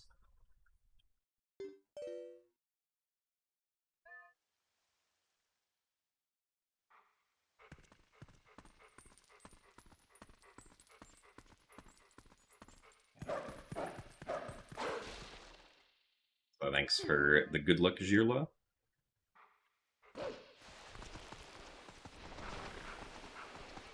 Skipping the second half of Forest Temple, essentially, is also something that saves a lot of time.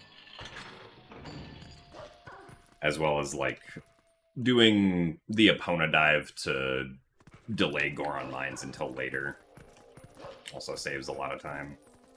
Early Snow Peak, also, in conjunction with Boko pushing at the beginning of the run, saves, like, over 10 minutes.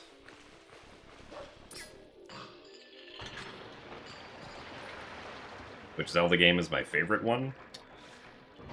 My favorite Zelda game is a tie between Wind Waker and Skyward Sword.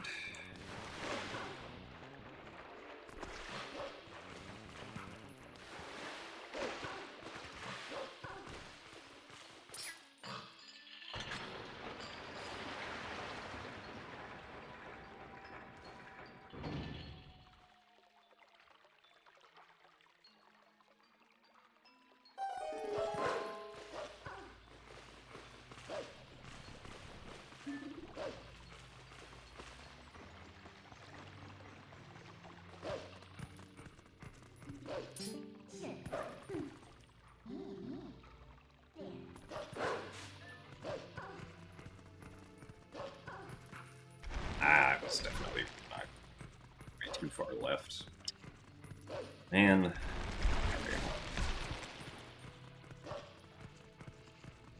Oh well.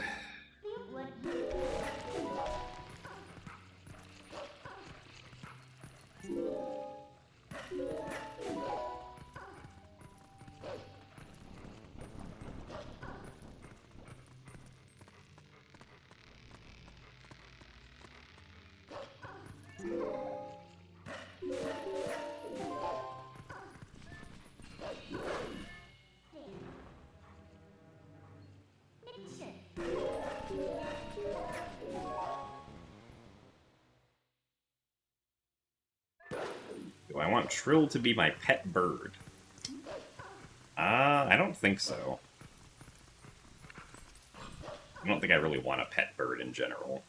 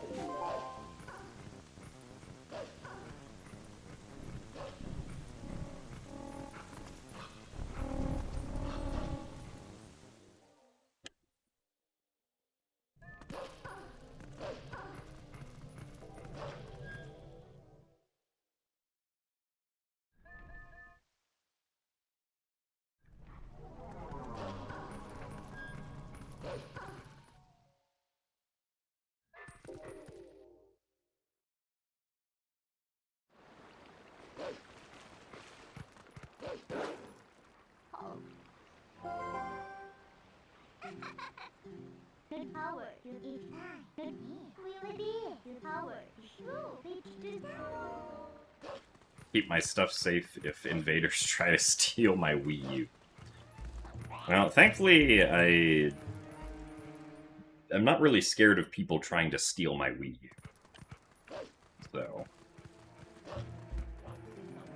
probably fine in that regard.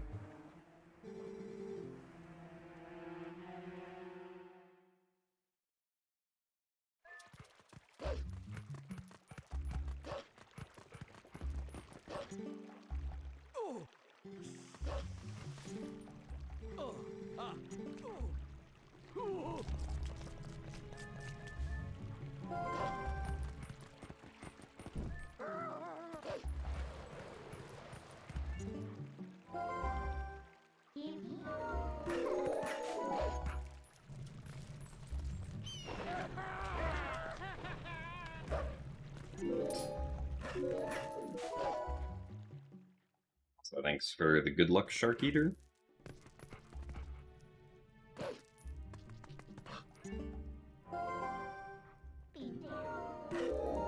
Really?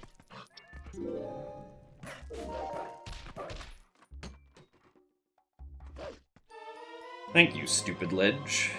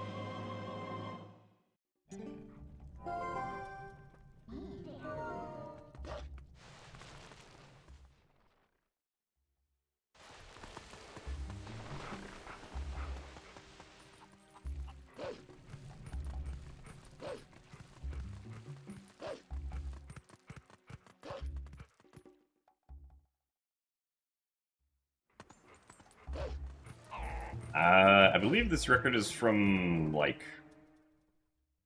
sometime in mid-December. From, like, 2 months ago.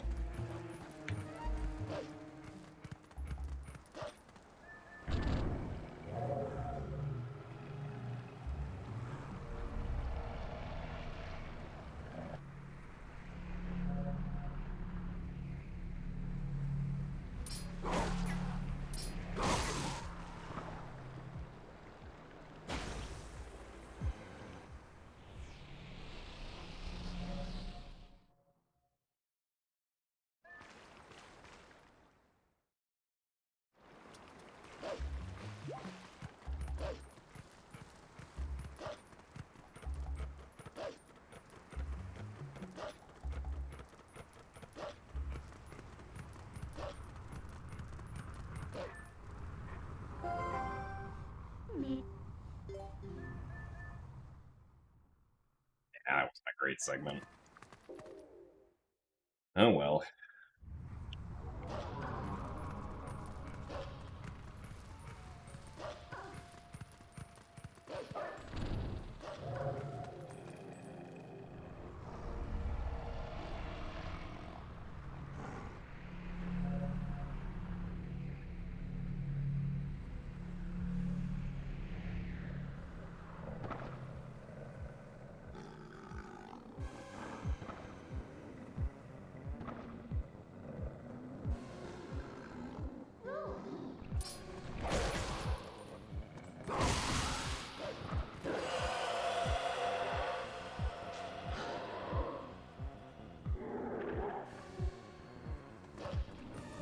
Nice camera.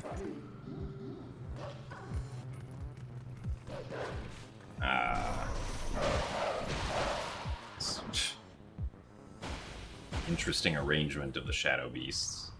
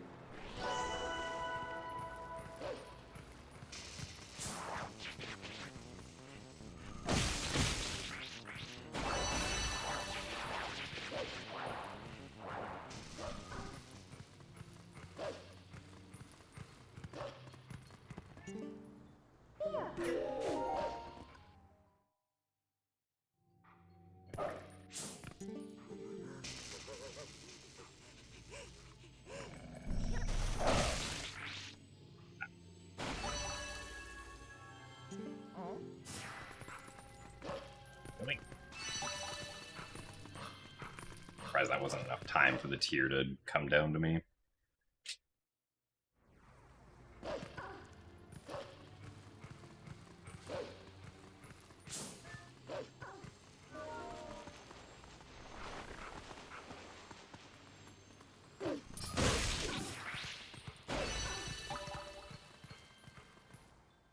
I don't know why I can't, like, get the,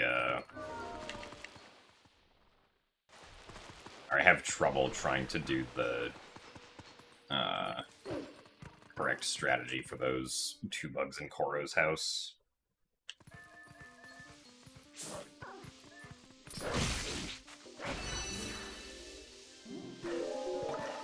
For a while I was pretty consistently getting them to land together, but lately I've been unable to get them to land together at all.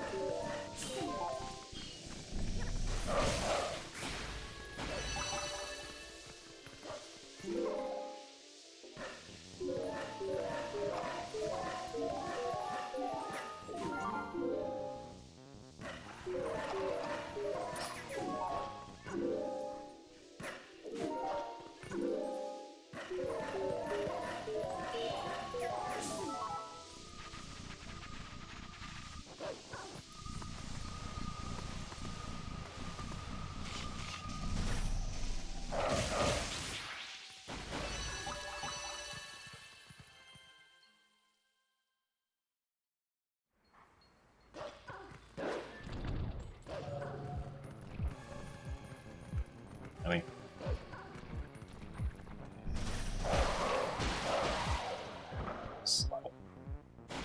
none of those shadow beasts were facing good directions. Well, wasn't a whole lot I could do about that, I feel like.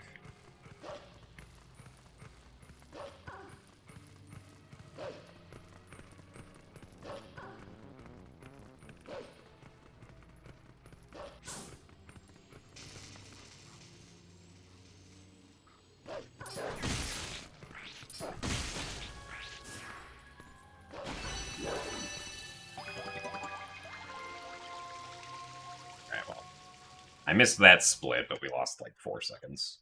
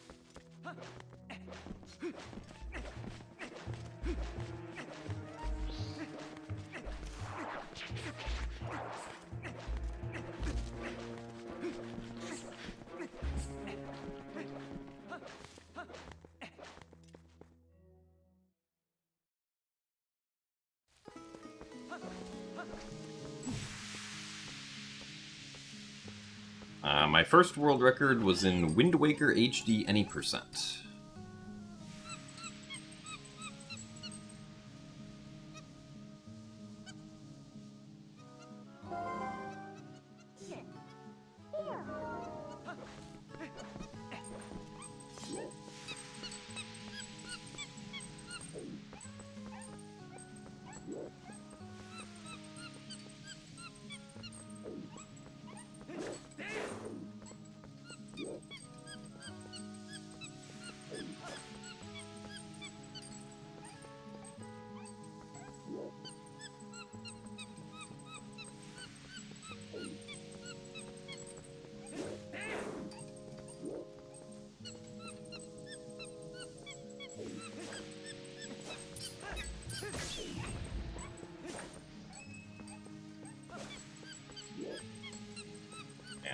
Game's really skimping us on the rupees this time.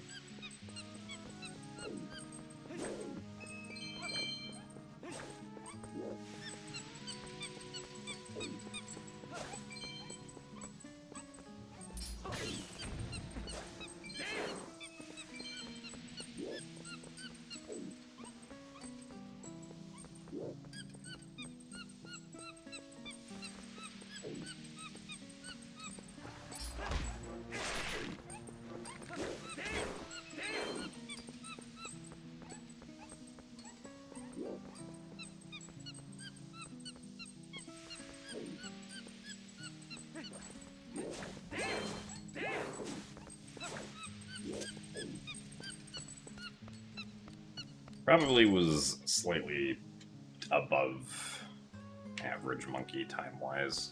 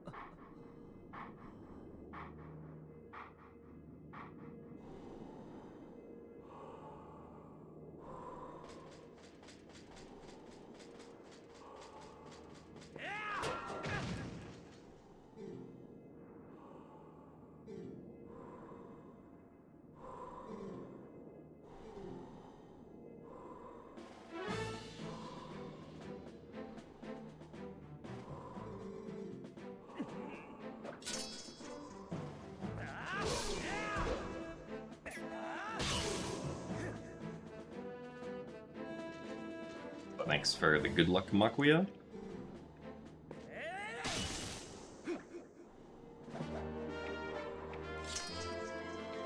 I think this game is an allegory to evolution.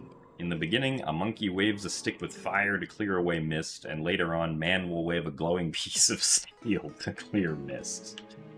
I suppose if you feel like interpreting it that way, Matt, sure, but I can't say that that's the interpretation that I would use.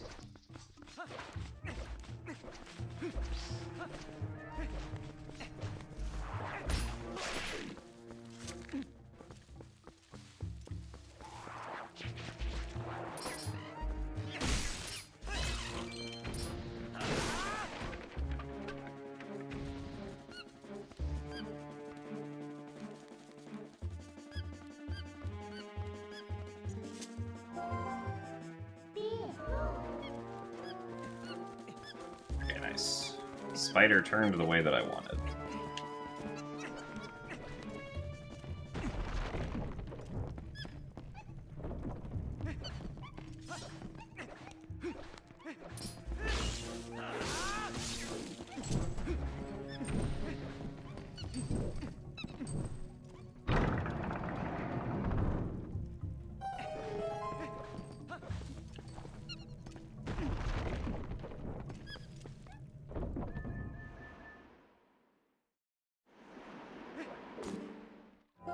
Thanks for the good luck, Miyaritari.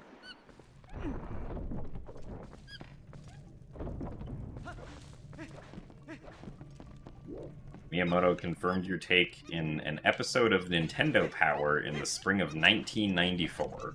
Ah, I see.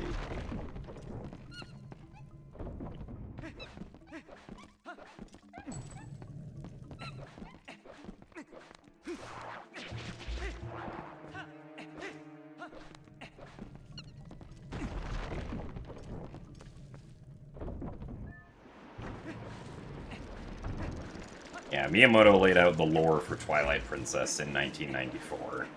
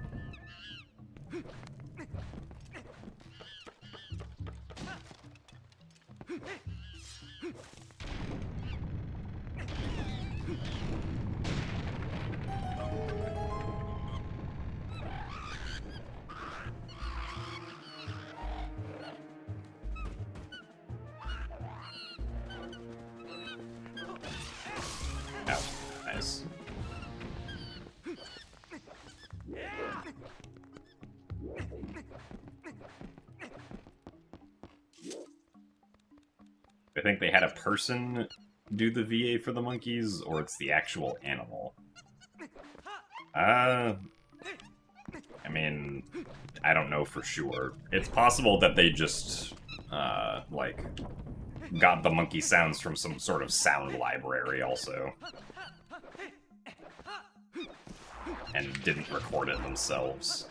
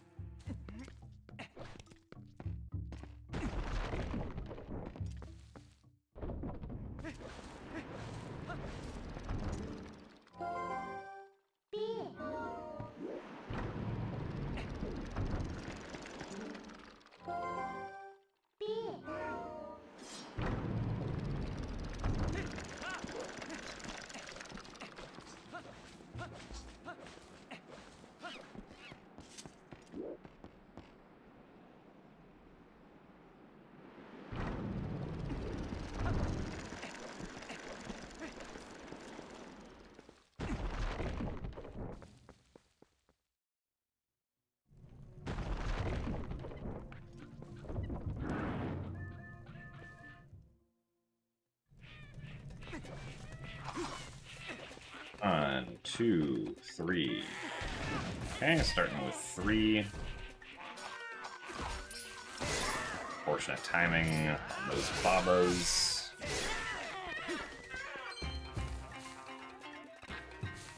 One, 2, 3, 4, 5, 6, 7, 8.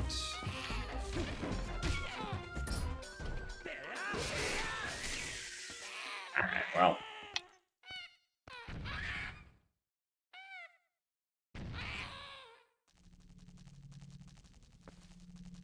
$11 total hops is not great.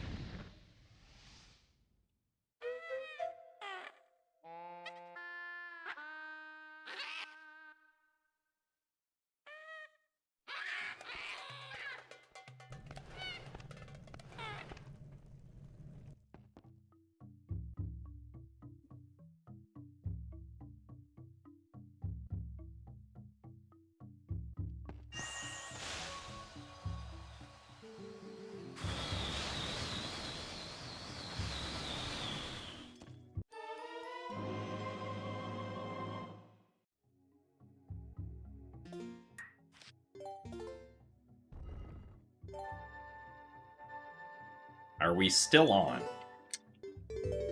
I would hope so.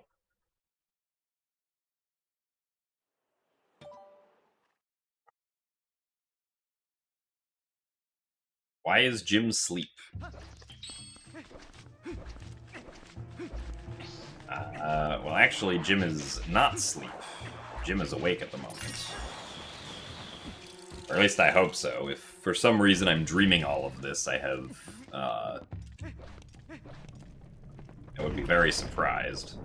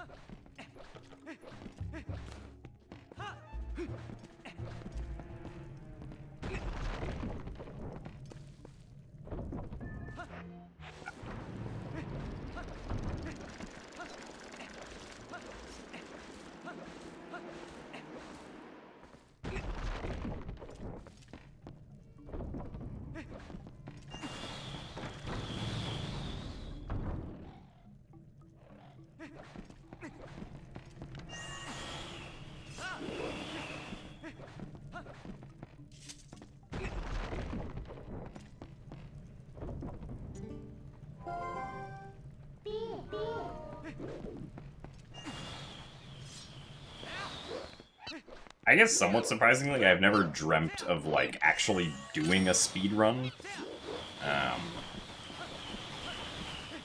I've definitely dreamt about, like, glitch hunting, though.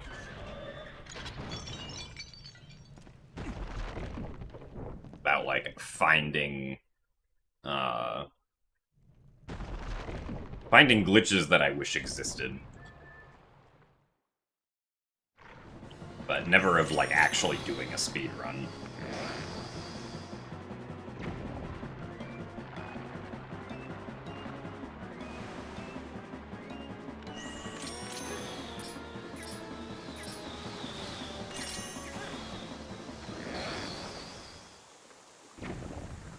Sleepy edition because I am currently sleep deprived.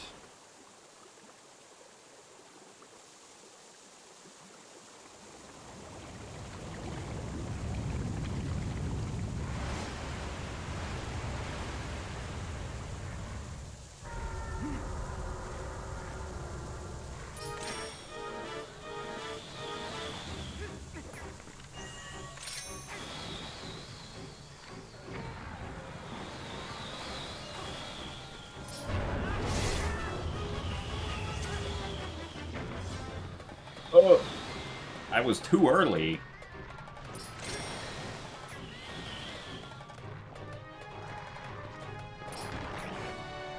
I don't think I've ever done that before.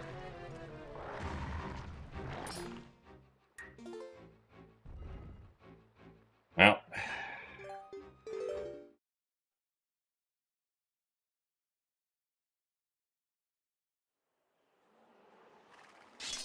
Try again.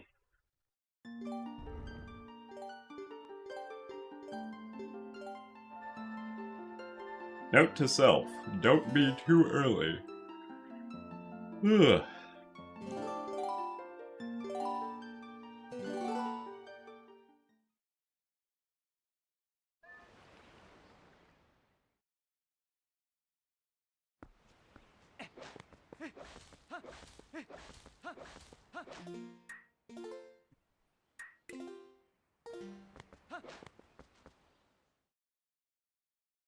You dream about being late to class even though you've been out of school for years.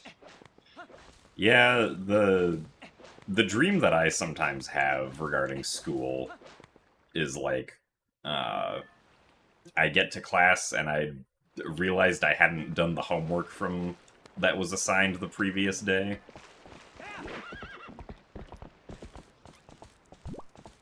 By the fact that I haven't been at school for years either.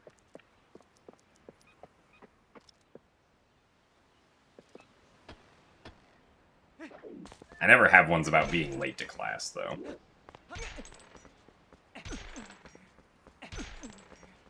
I guess because being late to class was never an issue for me.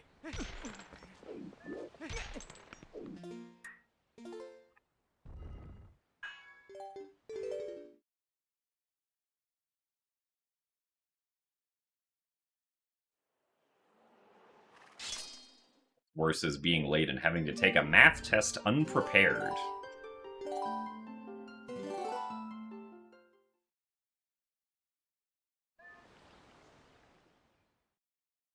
Yeah, I mean, in real life that would probably suck.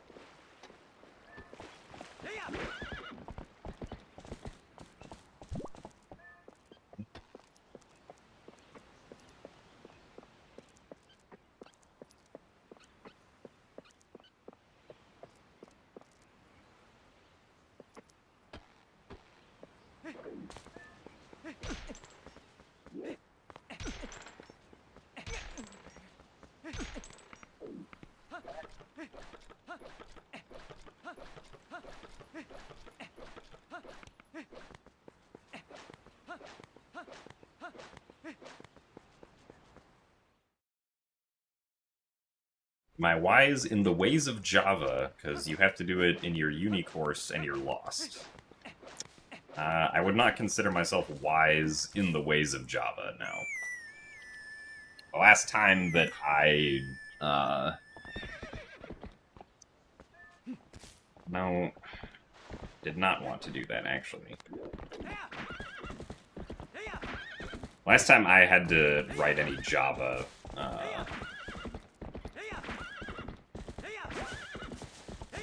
it's like 8 years ago, probably.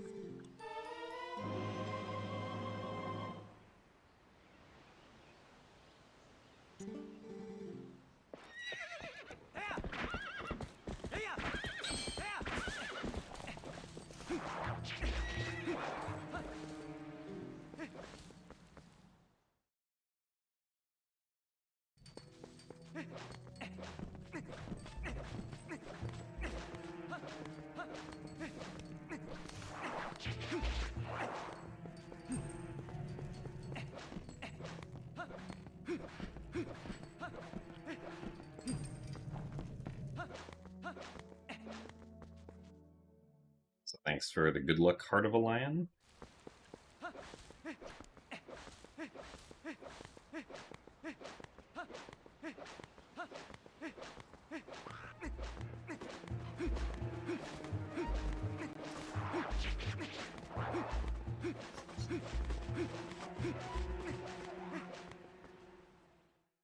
That participate in reviewing and validating world record leaderboard runs.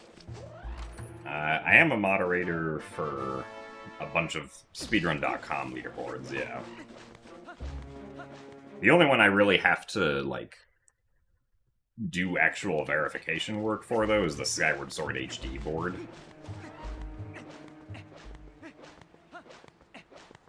Which doesn't get a whole lot of submissions, so it's not... doesn't really take up a huge portion of my time.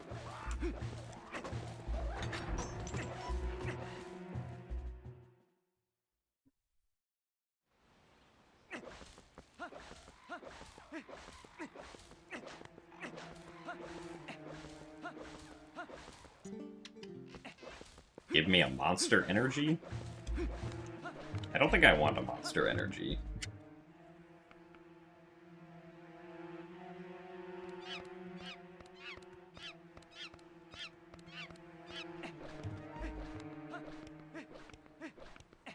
Ah, yeah, the gate clip on this attempt was pretty good. Oh, I then proceeded to mess up some movement, so... Really? God.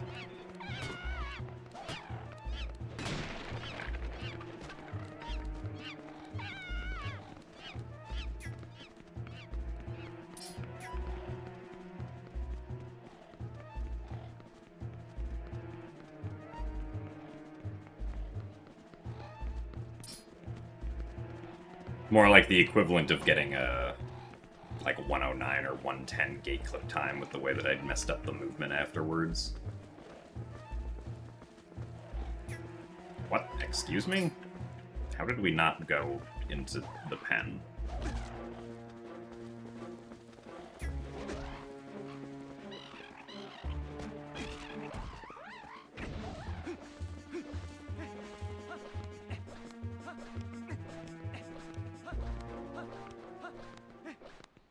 So thanks, Sunny Vampire, for the 5 bits.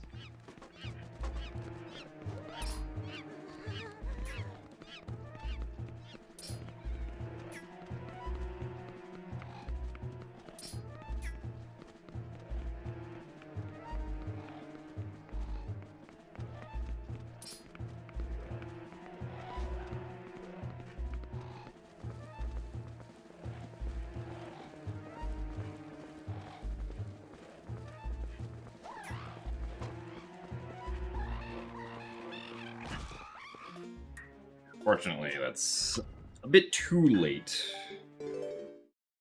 for a time.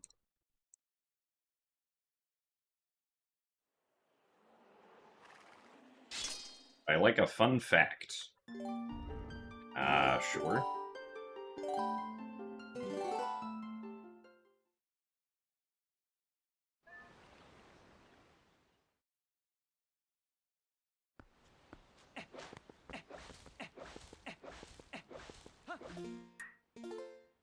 Trill attacks us because he thinks that we are, like, an enemy as well.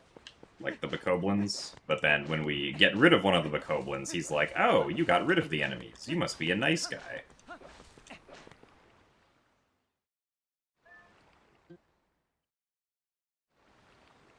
And then does not attack Link anymore.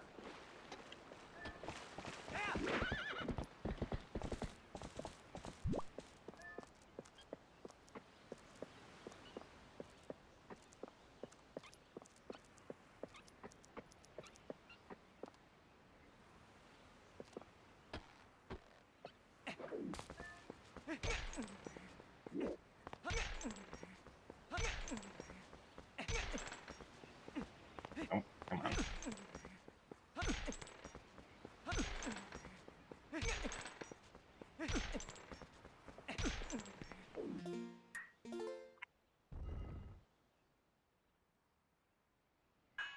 Thank you very much for the raid, Bacon.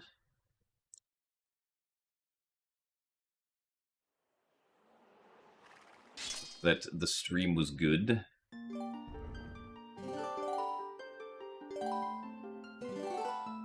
I'm the fun fact in that I'm very tall.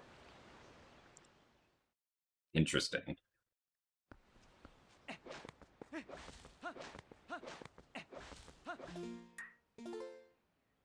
Suppose this is a fun fact of sorts.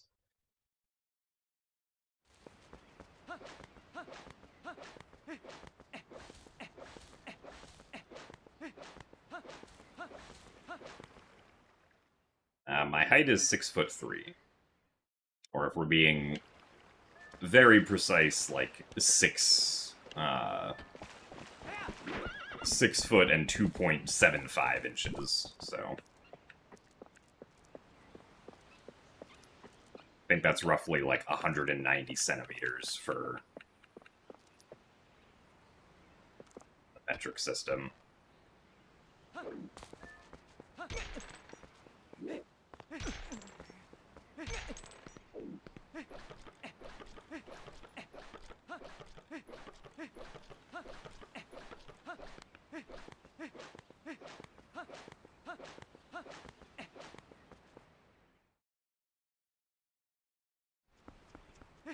I could have been playing ball.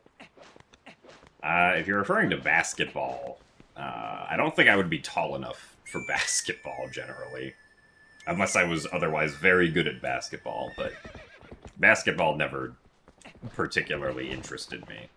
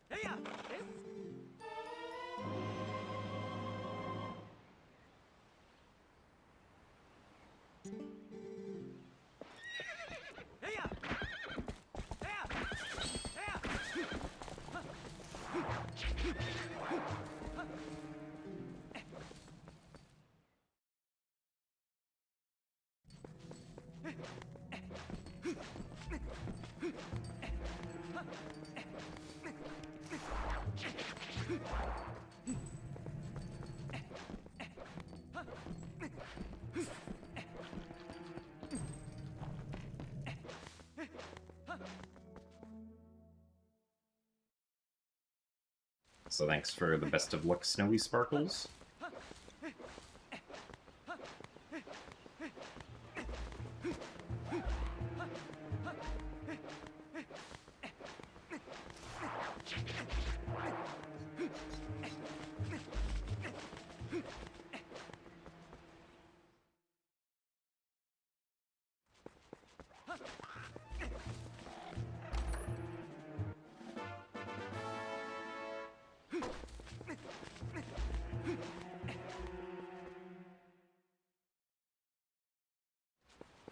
Thank you very much, Bacon, for the 63 bits.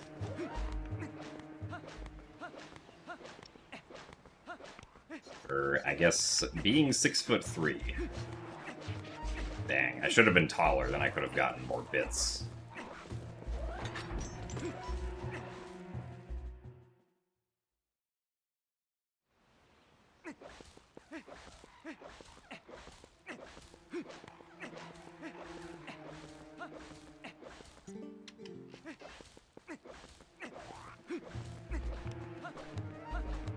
I am in fact not 6'9".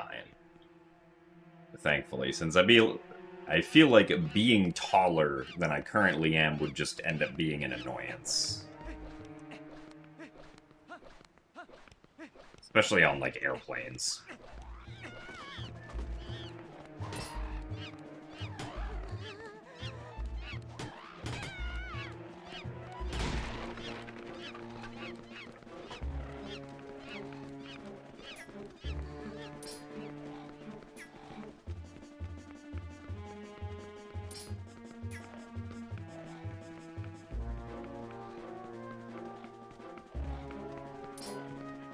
Oh, damn. Come on.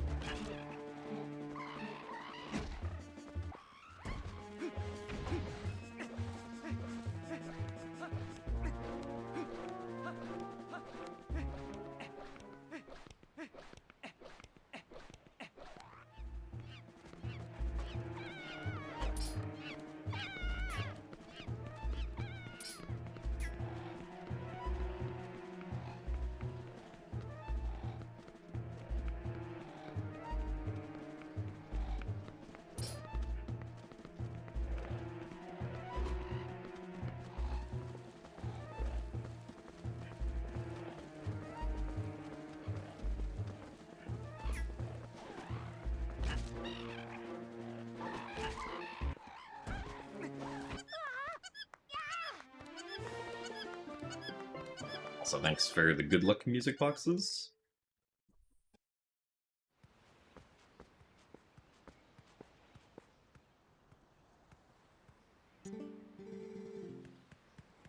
I don't think I really want to be shorter, no. Like, I'm pretty content with the height that I am.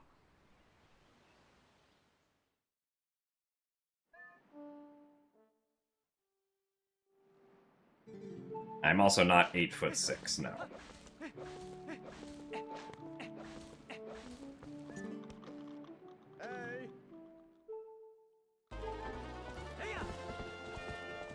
Hey!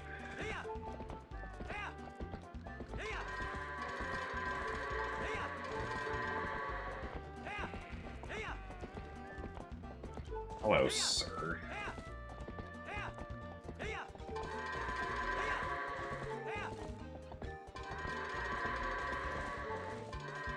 I'm shocked that goat went in, actually.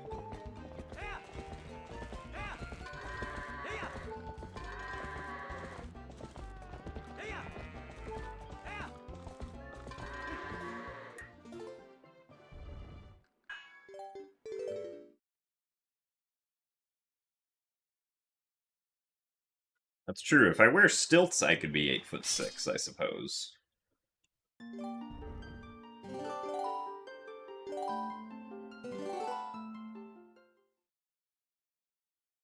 But thanks for the good luck, Max.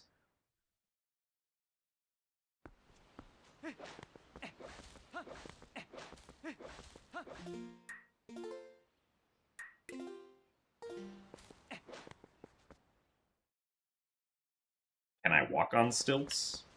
Probably not, because I've never tried walking on stilts before.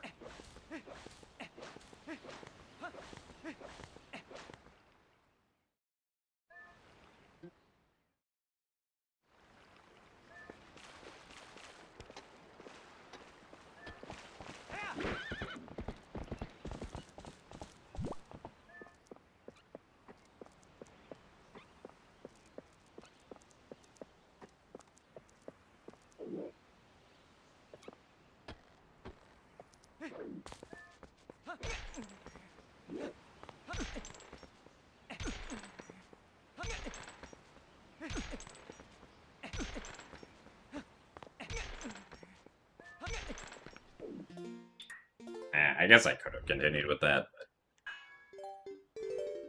I kind of assumed that was going to be too late.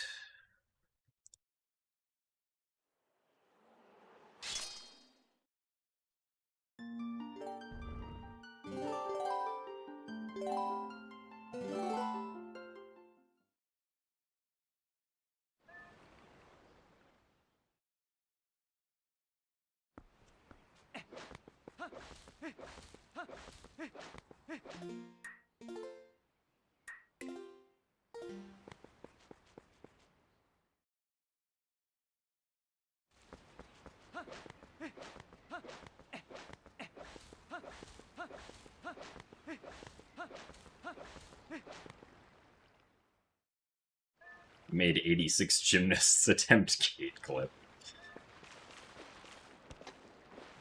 That would be funny.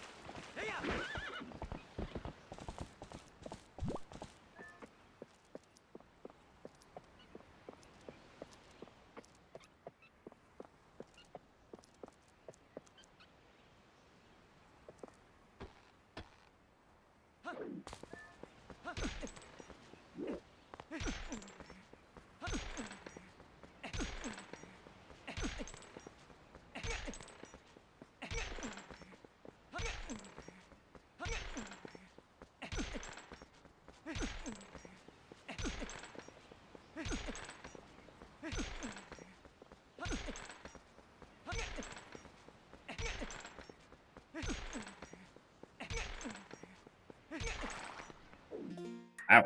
Wow.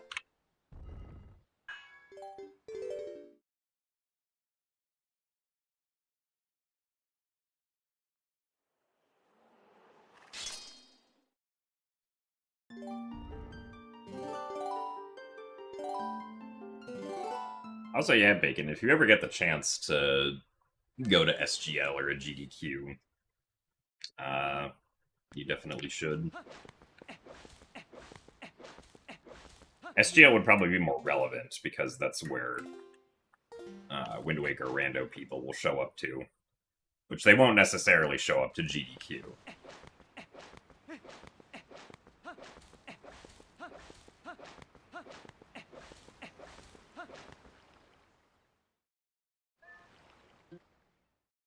So, the gate clip isn't technically RNG, but the gate does swing differently depending on when you hit it. It's just not based on RNG. It's, for whatever reason, based on how long the current area has been loaded for.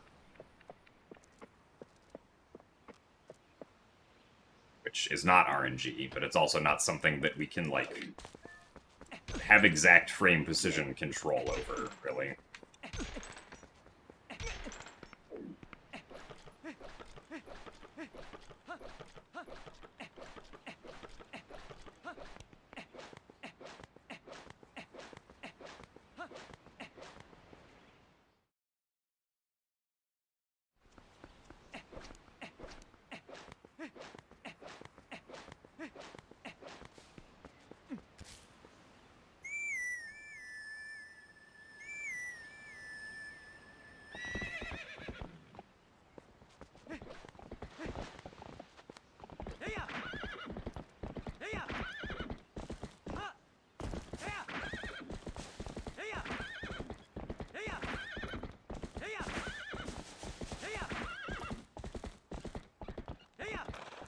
Really?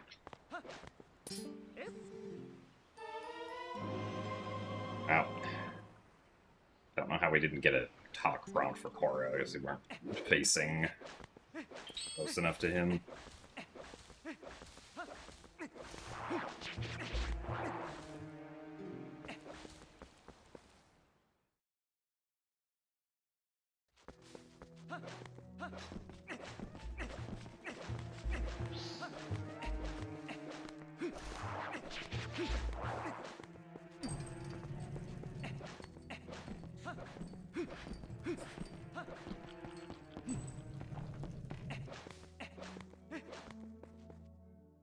I mean, the RNG in this game's not based on an internal timer.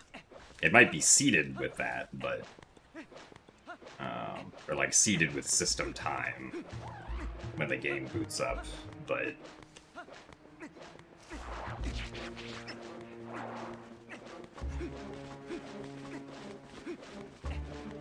like, the gate... how the gate swings is not random in the typical sense that, like, RNG works in this game, at least.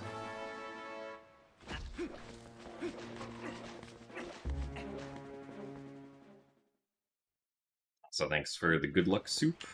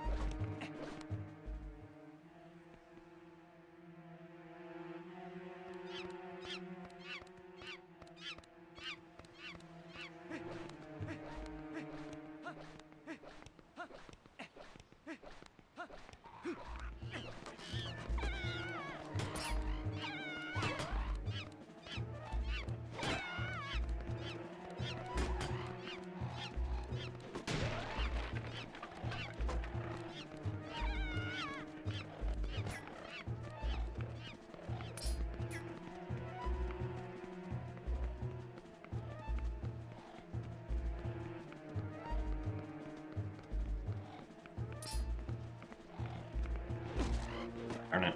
That's what I was afraid of. I, in fact, did not want to get hit there.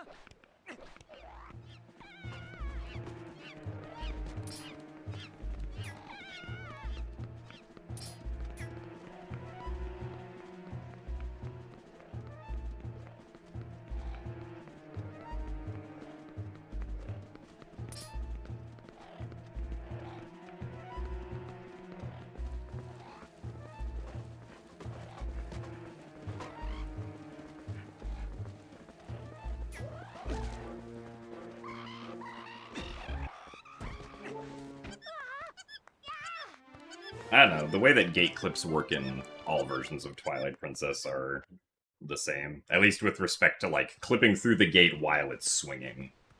As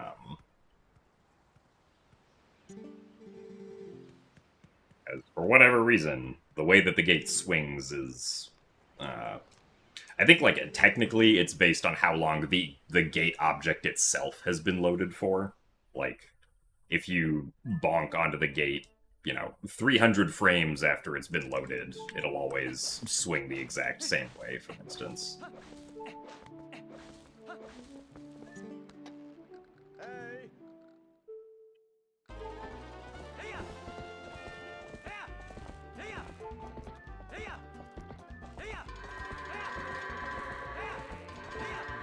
Oh, no. Darn it. This guy didn't want to move at all.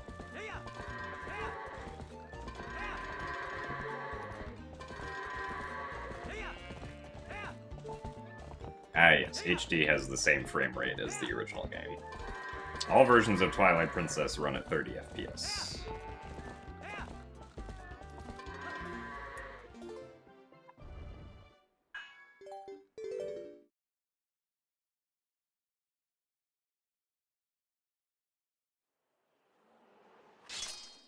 Thanks for the good luck, Novi.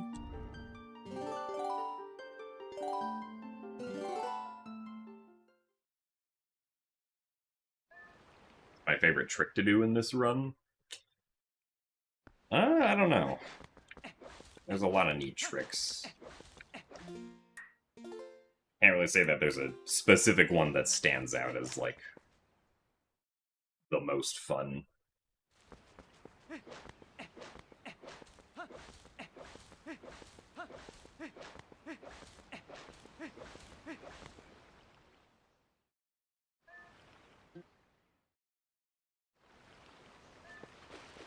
Okay, well, I guess, like, very technically, the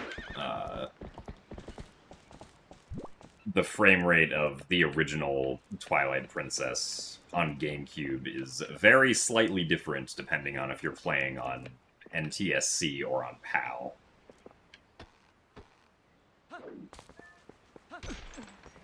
Right, because technically NTSC will run at like 29.97 and PAL will run at 30 or something like that.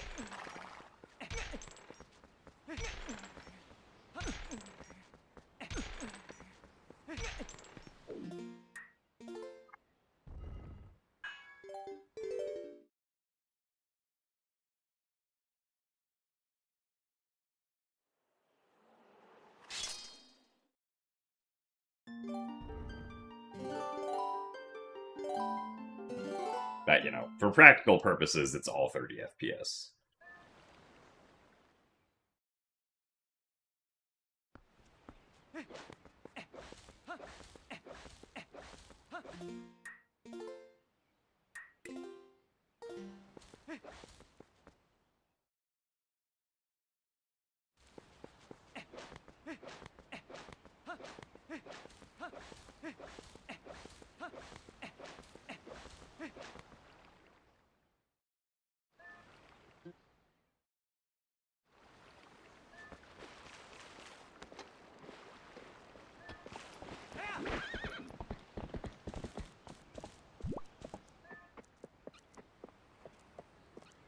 I mean, I guess PAL does give you the option for 50 hertz. I've never selected that, so...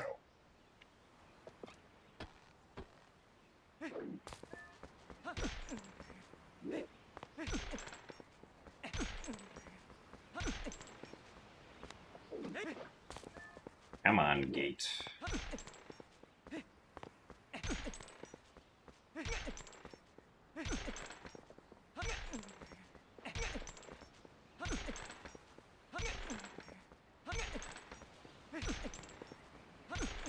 Pretty sure this time I just kind of positioned him how I want.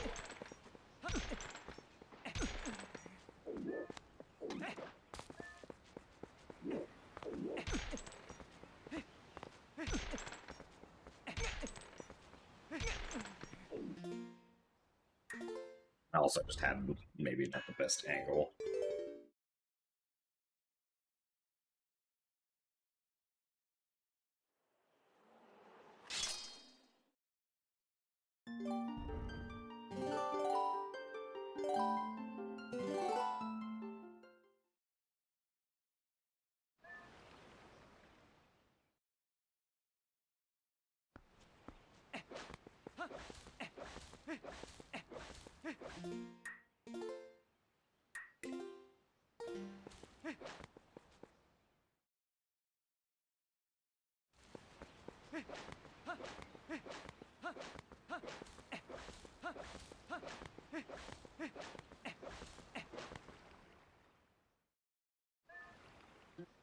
Yeah, I mean, I'm not sure if playing at 50 hertz actually would, like, affect the internal game logic, because I've never played at 50 hertz on PAL before.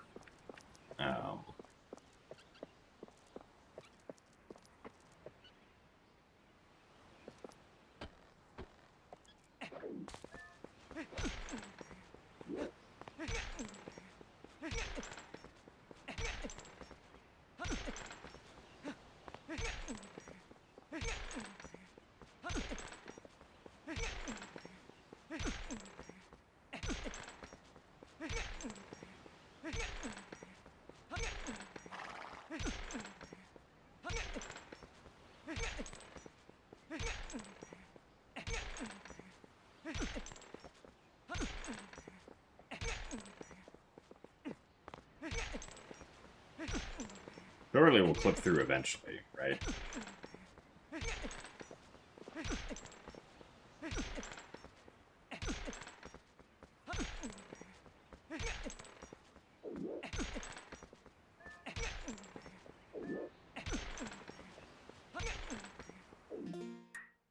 Maybe not.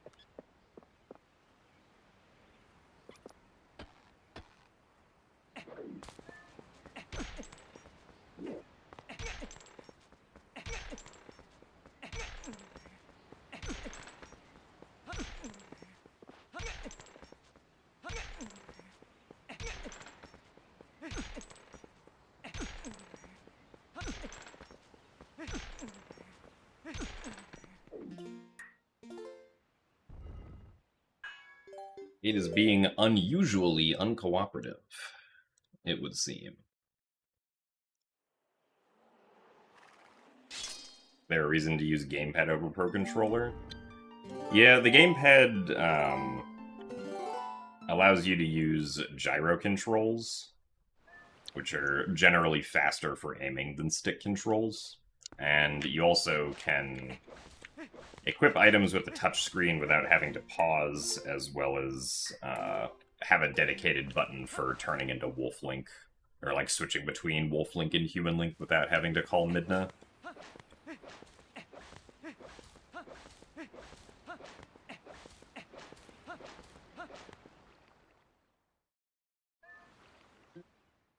The Wii U Pro Controller does not have gyro, no. Unfortunately.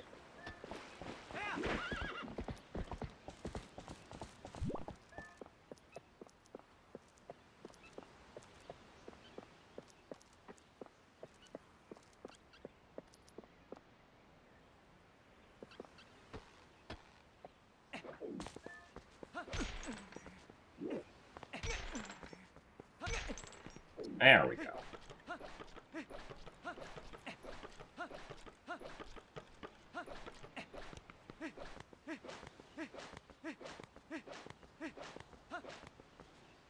Also, thanks for the good luck extras. I am doing all right.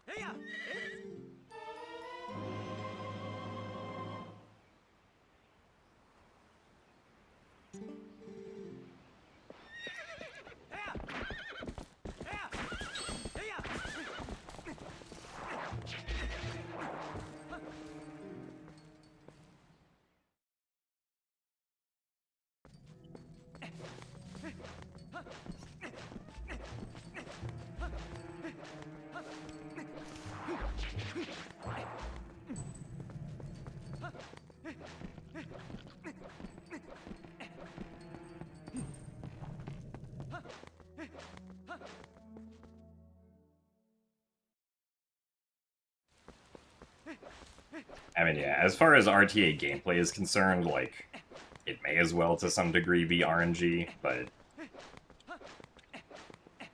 it still feels wrong to call it RNG to me, since it's not calling any sort of random number generator.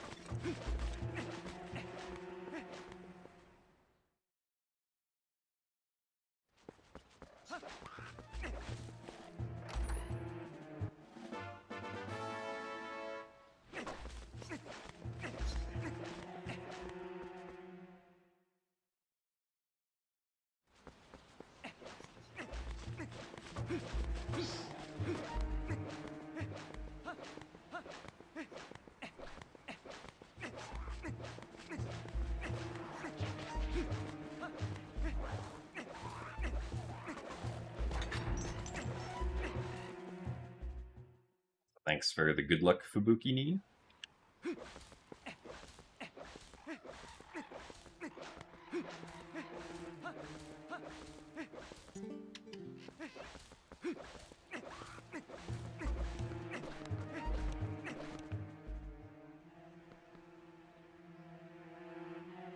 Does it help me more if you watch on Twitch rather than YouTube? I mean, it probably doesn't make a huge difference. I would recommend watching on whichever platform you are more comfortable on, I suppose. What is that one motor doing? Okay.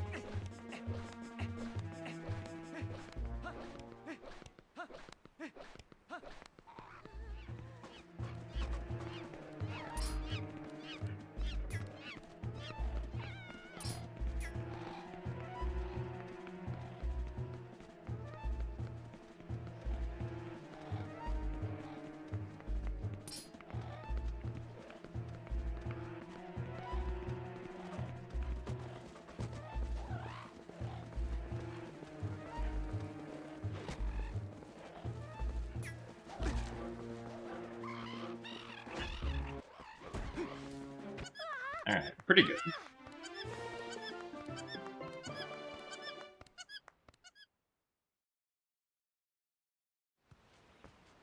Meta is watch on both. I mean, if you really feel like it, you can do that too, yeah.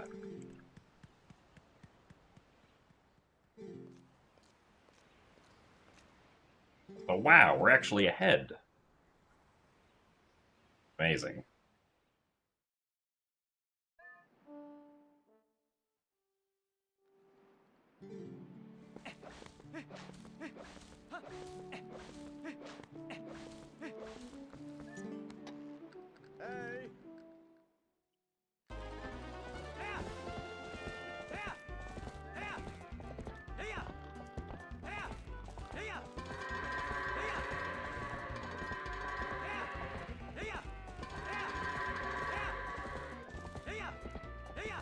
Oh, why did they go that way?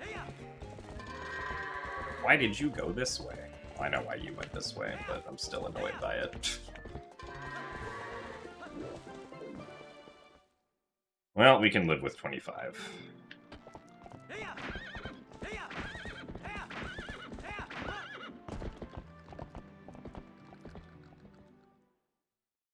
Would this be the run? I mean, it's possible that it could be.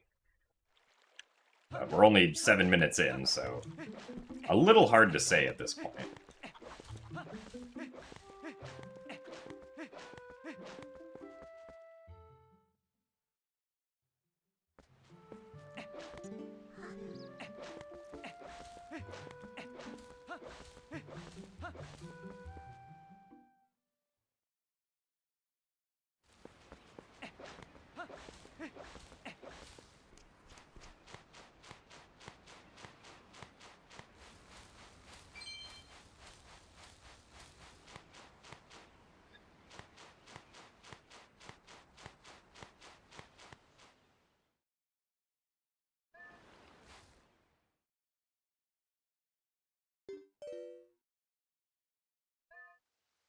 It is indeed Sleepy Edition.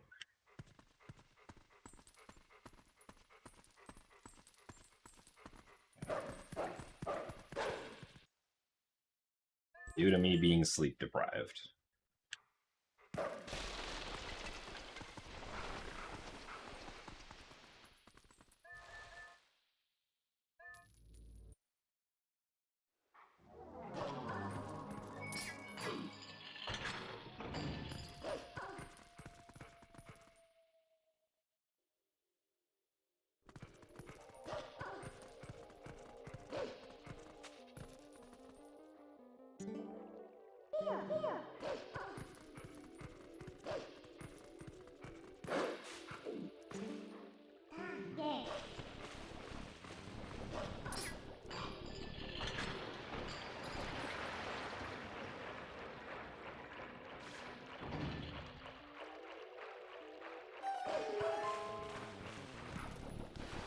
Why exactly do we end up in jail from going through the crawl space?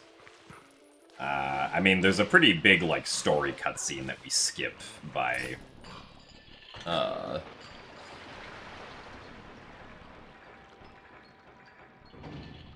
skipping the cutscenes in the game during the speedrun.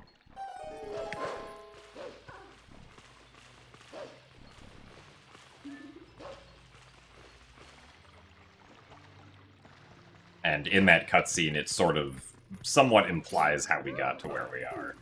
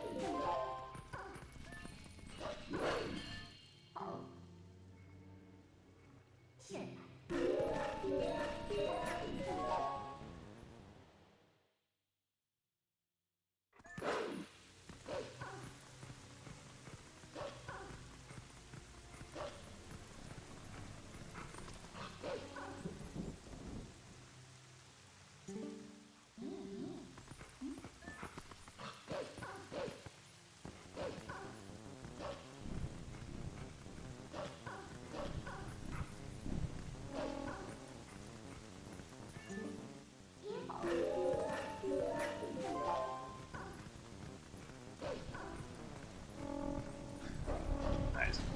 I definitely wanted to pick up that skull.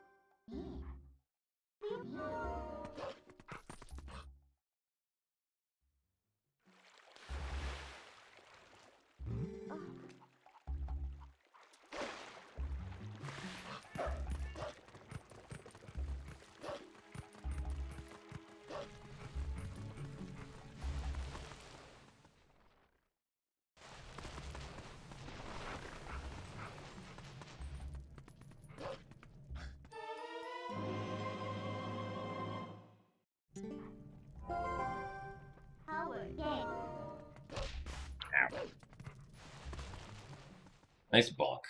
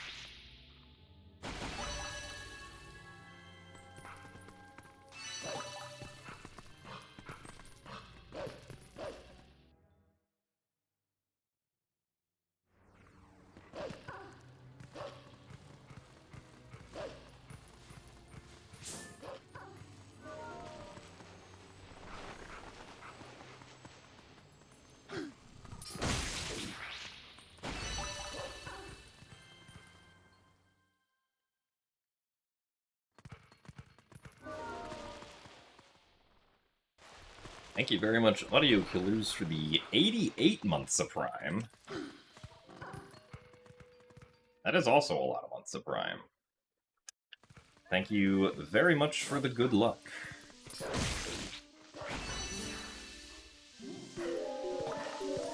Getting close to triple digits in only one more year.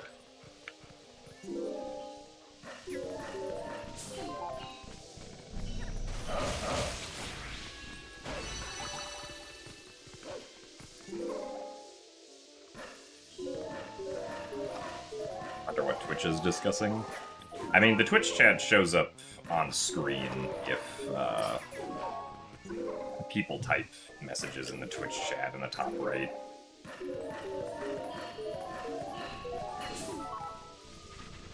They are discussing bacon. As far as I'm aware, people in the Twitch chat are not discussing bacon. though. That may change now that bacon has been mentioned.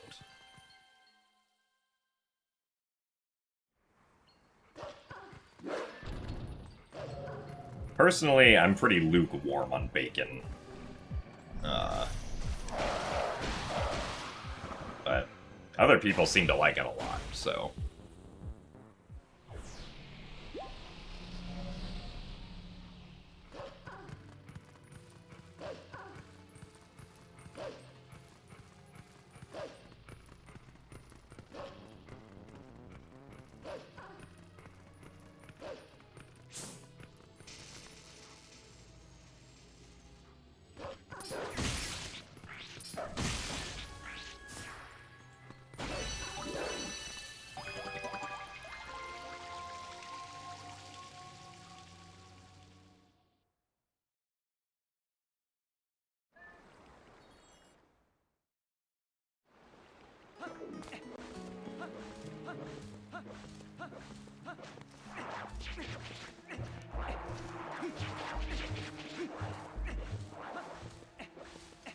I mean, eggs I'm also pretty lukewarm on. Like,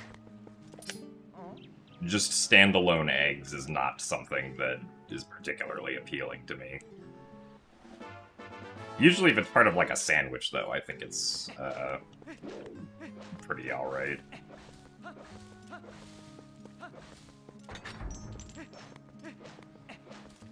Or part of, like, a breakfast burrito or something.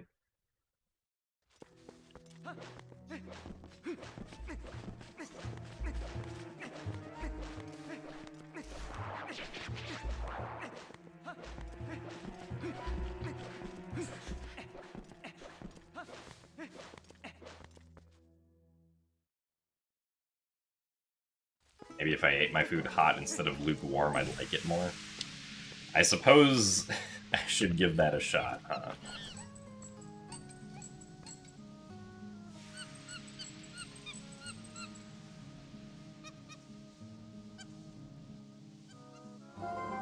Food do I like? I mean, usually, I would say that the food I like the most is salmon. Usually if there's salmon on a restaurant menu, it's very heavily considered for my choice of order.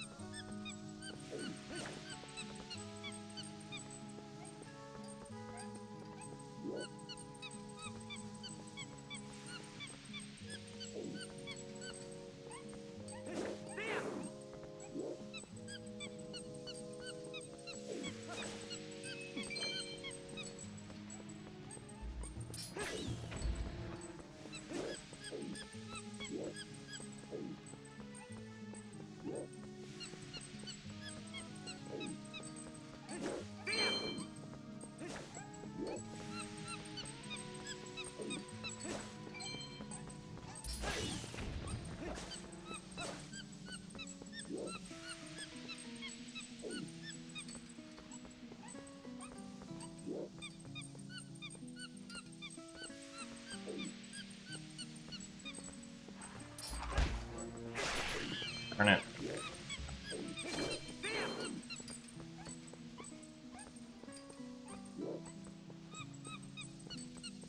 I did not actually want the monkey to notice the lava there.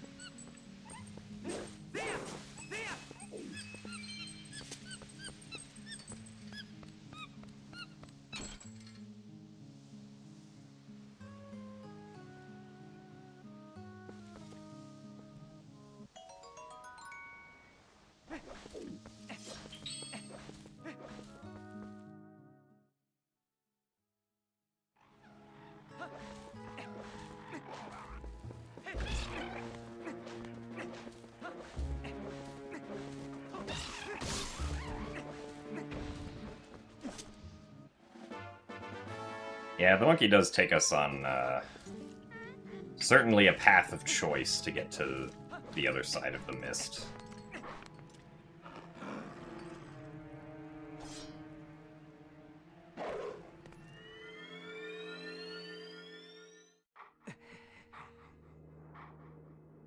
You're so hungry you could eat a Legend of Zelda Twilight Princess.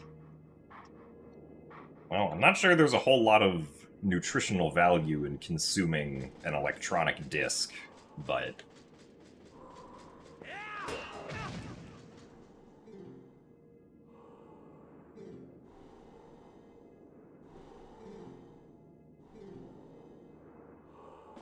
How many times have I stolen from that bird? Probably at least, like, 400 or 500 times.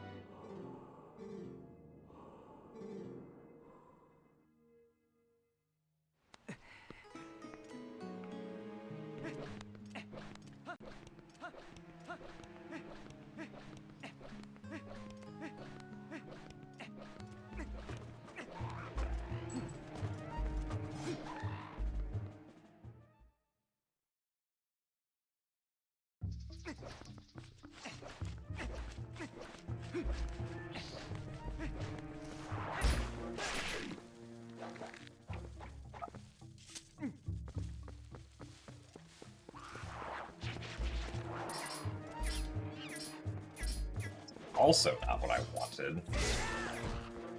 Oh. This is dumb.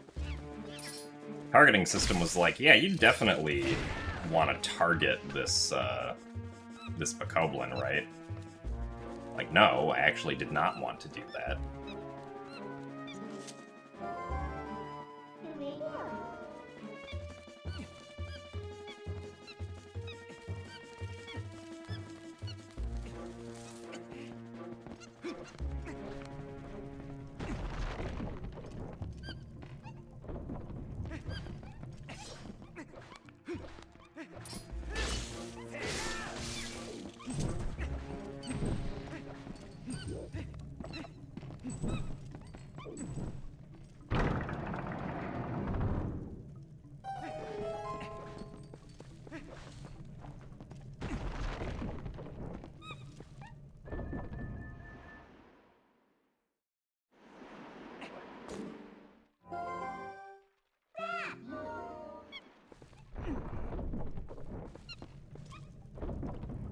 How are the split placements decided? I mean, basically just by runner preference, so wherever I decide that I want splits to be.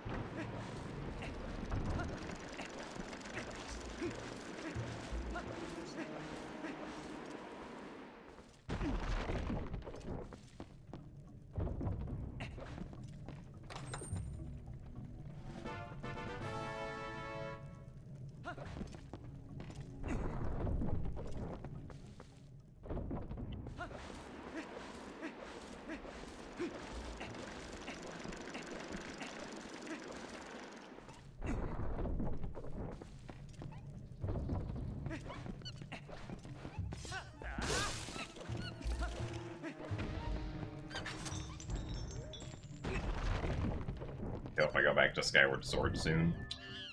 That is the plan once I'm finally done with Twilight Princess. At least at the moment.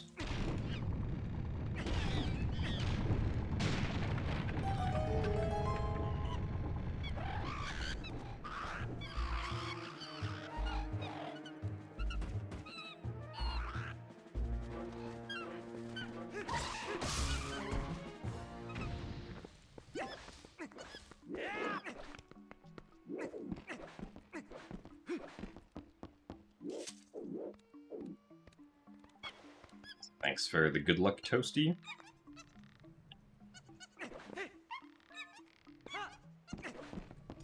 The Sleepy Edition means that I am sleep deprived.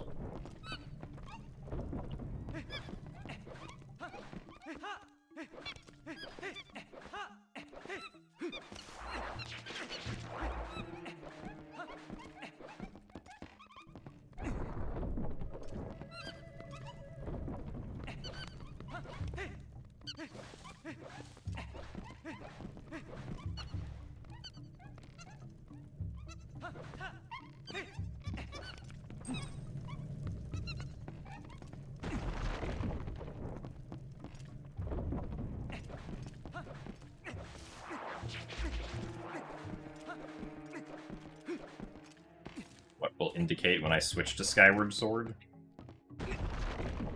Probably when I start playing Skyward Sword on stream.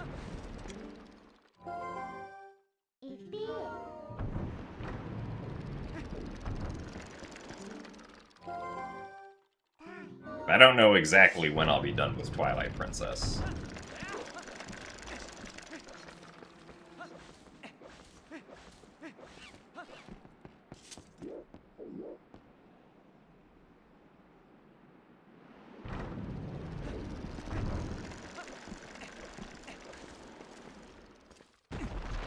Zelda's my favorite.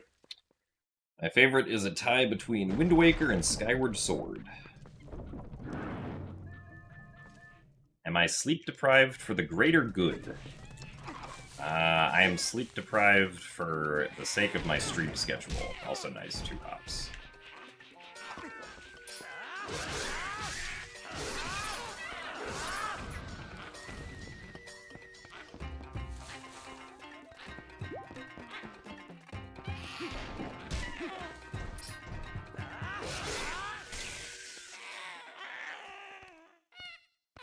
Yeah, after all dungeons, I do want to do any percent again for TPHD, since my current any percent time doesn't do Pogate skip, which is a 2.5 minute time save.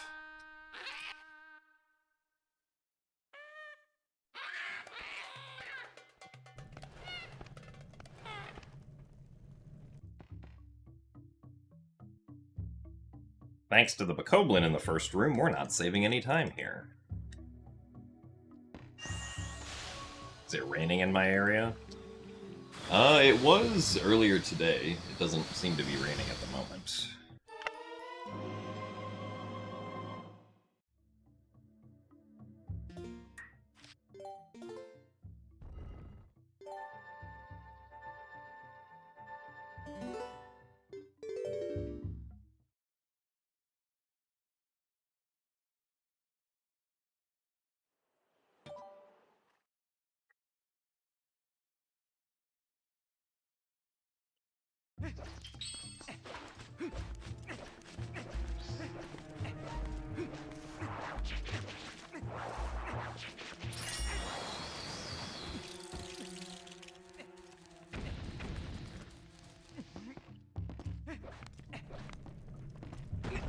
How long will this stream be, because you plan to sleep to it? I mean, this is probably going to be the last attempt we do, because if I were to try to do, like, another attempt after whenever this one ends, I would probably be too sleepy to, like, reasonably finish starting a new one. So, at maximum, 3.5 more hours, probably. Thanks for the $2 super chat, Sour Wet Pickle.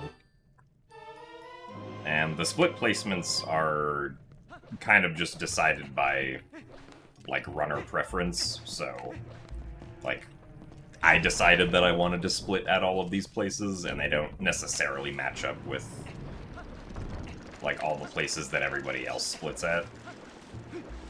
A lot of them are similar, like, most people split for, like, you know, getting Gale Boomerang and finishing Forest Temple and stuff like that.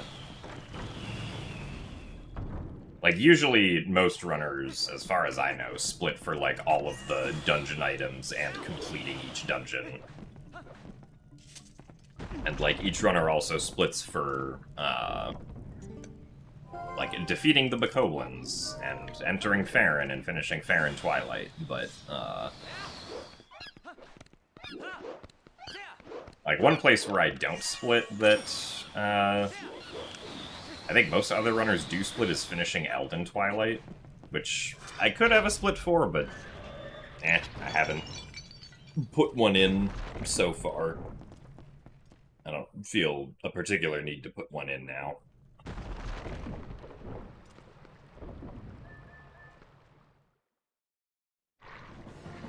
Yeah, if I get a PB, it gets posted onto YouTube. Also, nice explosion.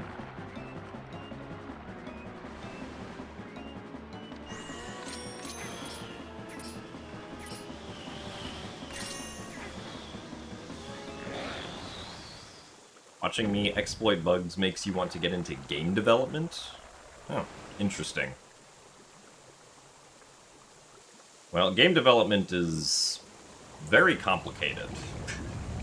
It usually involves quite a number of people, unless you're an indie dev doing everything yourself. Granted, of course, like, pre-made game engines have come quite a long way, so, like, you could just plop some stuff down in Unity and not have to, you know, worry about the finer details of how implementing a whole game engine works, so...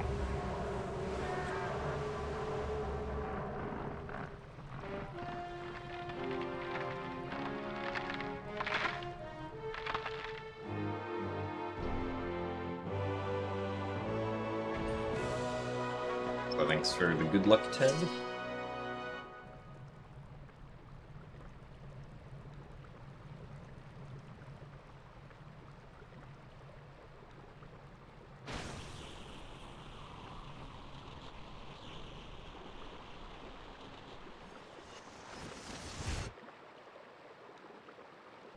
What are the big differences between HD, Wii, or GameCube runs? I mean, as far as things that are specific to HD, HD obviously doesn't have Back in Time or early Master Sword. Those are probably the two biggest things. Back in Time, of course, is probably never going to happen.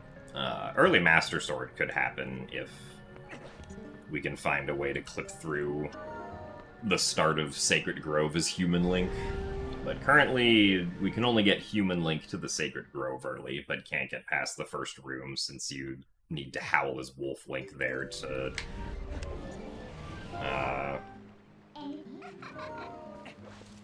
make a wall go away.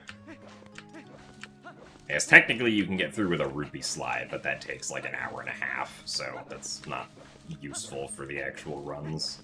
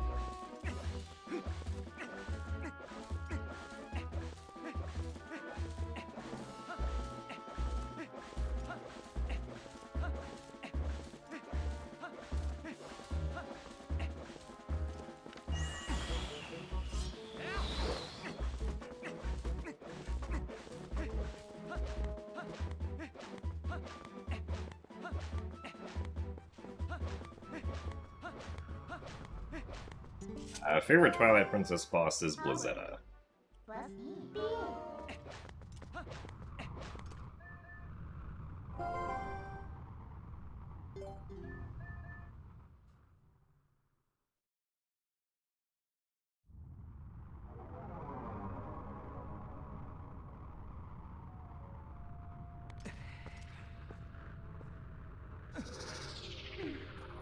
Well, unfortunately, at this point in the game, Epona is missing, and we cannot call on her to ride across Hyrule Field. It almost certainly would be faster if we could, but unfortunately we cannot.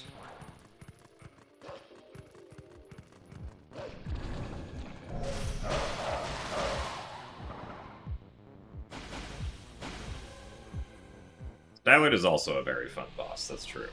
I think Stallard would be my second pick for, like, favorite boss.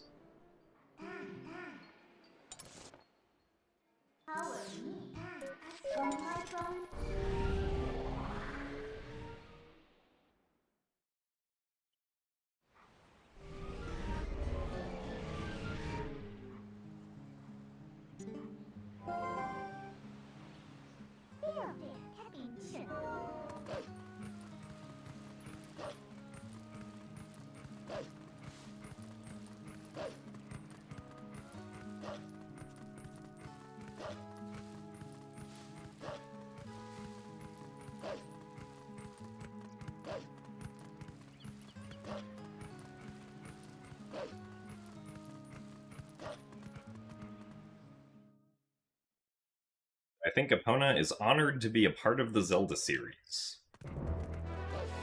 I don't know. The only time we ever get to talk to Epona is in, I think, is in Twilight Princess as Wolf Link. And all she says is, like, hurry up and complete your quest or something like that.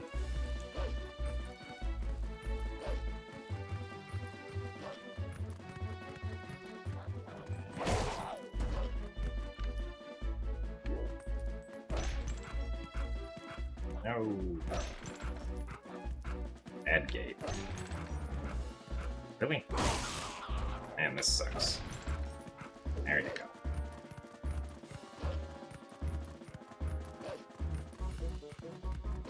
Well, there goes like 10 seconds.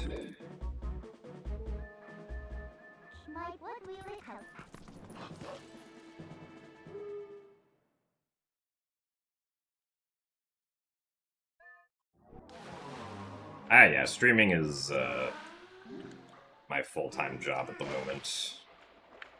And has been for the last 6 years. And also, like, uploading my PBs to YouTube and whatnot.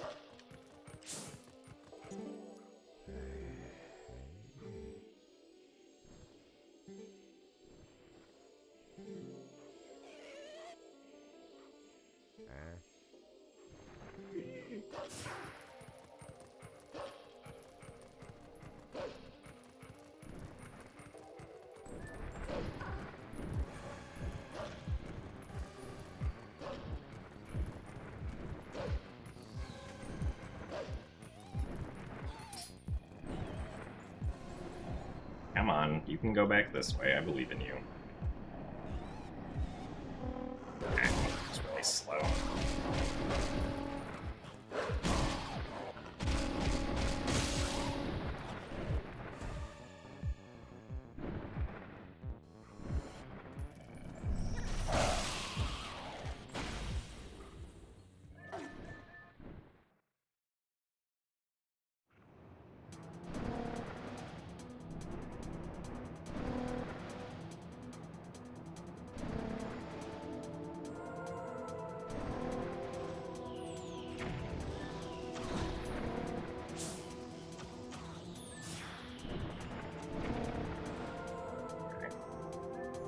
Wrong muscle memory.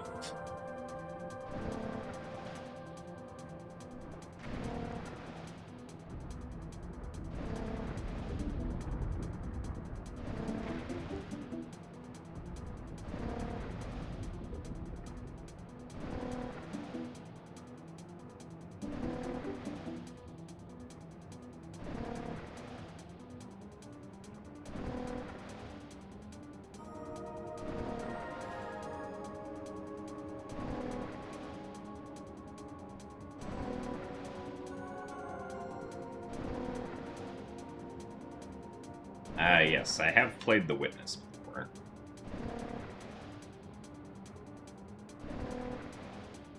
Thought it was interesting. It was definitely, a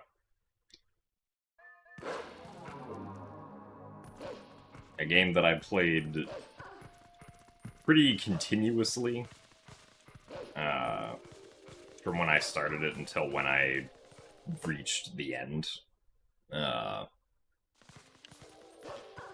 just because it's a kind of puzzle game that I like.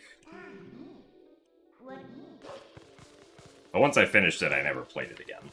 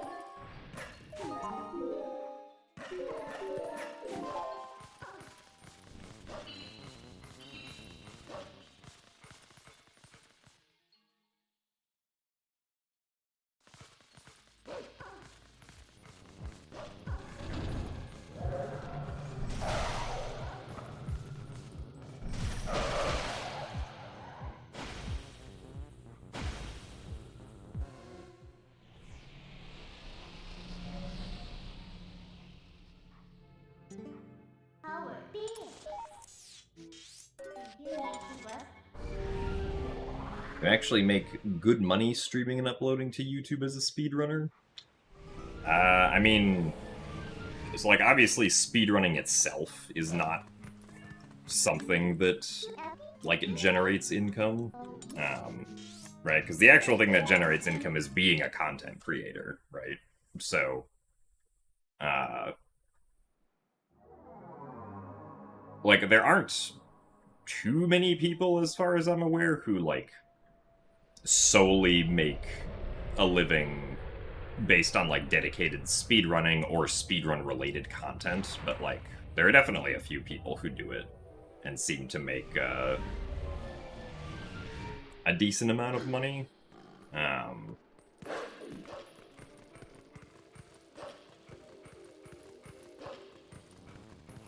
But, like, the people who make, like, who are, like, at least somewhat speedrun adjacent, who make, like, the most are, like, you know, people who are very much content creators first and speedrunners second, right? Like, they don't just only do speedruns, but they will tend to do a lot of speedrun-related things.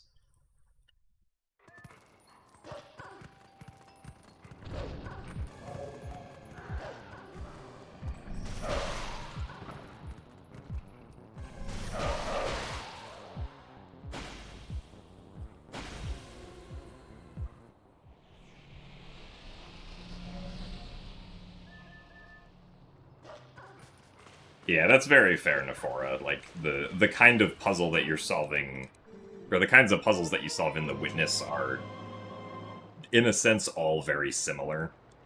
And it's kind of just like, I can understand someone feeling that it's just the same puzzle over and over again, but personally, I had a lot of fun with it. I thought it was varied enough to not feel samey.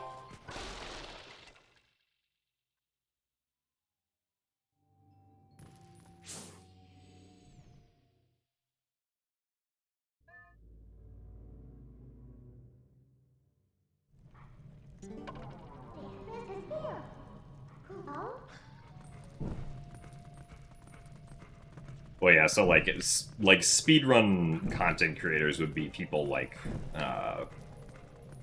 you know, Linkus, Smallant, Majin Phil, ZFG.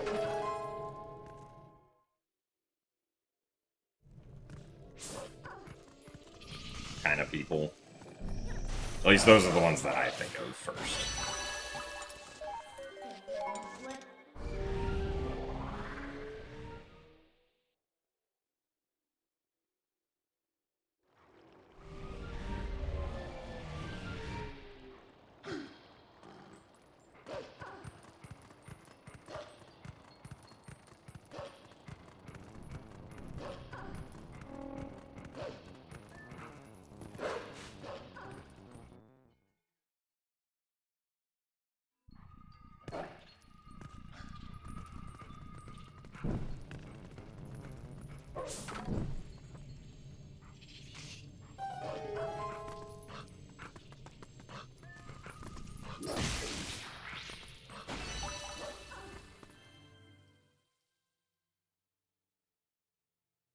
I still have the Twitter logo.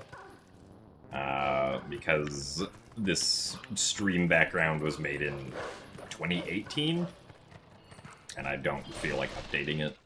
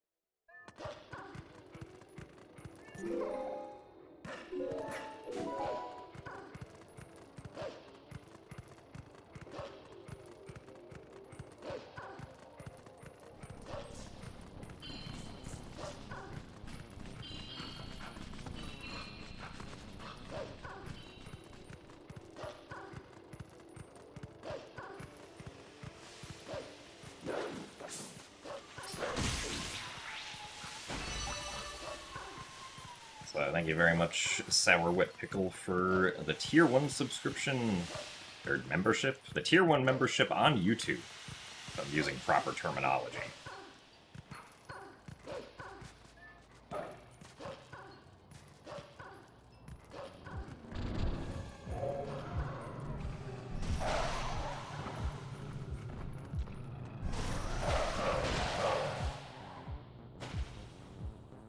Now you get a cool chat badge and emotes.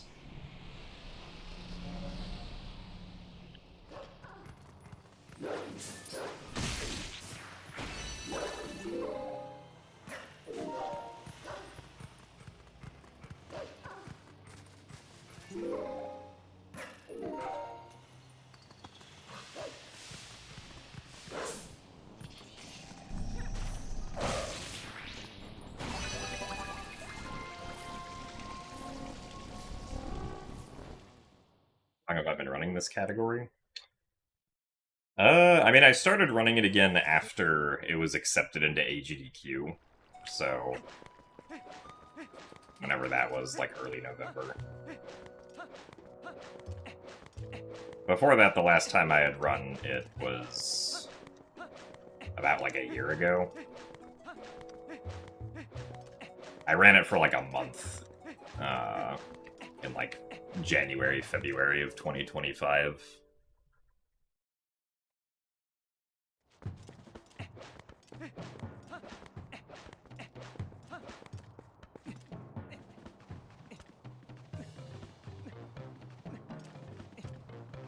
Which do I find more enjoyable, watching new movies or rewatching favorites? I mean, I don't really ever rewatch.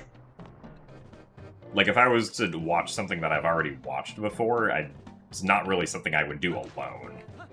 Like, usually if I'm rewatching something, it's because, like, somebody else wants to watch it, or, like, a group of people wants to watch it, right? So as far as my own experience, I much prefer new, like, watching new things that I haven't seen before if I'm gonna be the only person watching it. So thank you very much, Sour Wet Pickle, for the additional $5. Also, this is a very funny emote. I do definitely appreciate the support. Thank you very much, Rolrick, for the Tier 1 membership as well. Congrats on the chat badge and emotes. Thank you for your support. I think that means I can probably have enough YouTube memberships that I can add an extra emote to the Tier 1 membership perks on YouTube, because they only give you 2 to start out with, so...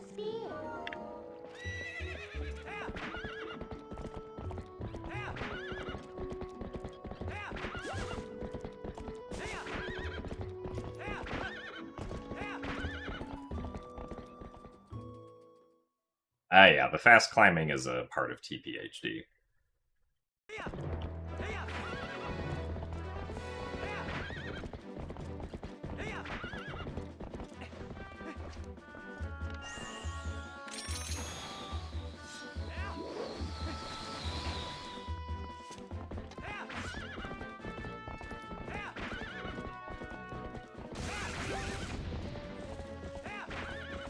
How do I feel about Skyward Sword versus Skyward Sword HD?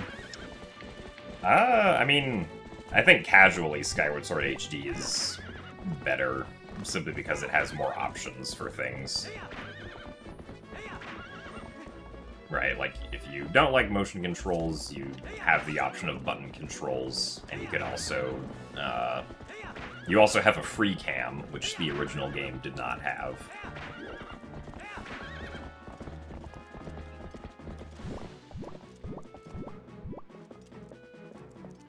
And also just, like, it looks, in my opinion, I think Skyward Sword HD looks better. I know that some people do not agree with that.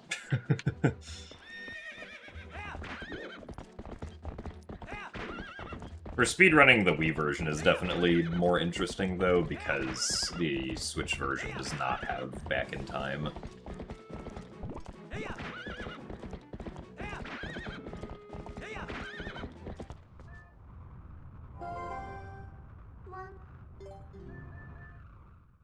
I do not do anything else for work. My income is all speedrunning related.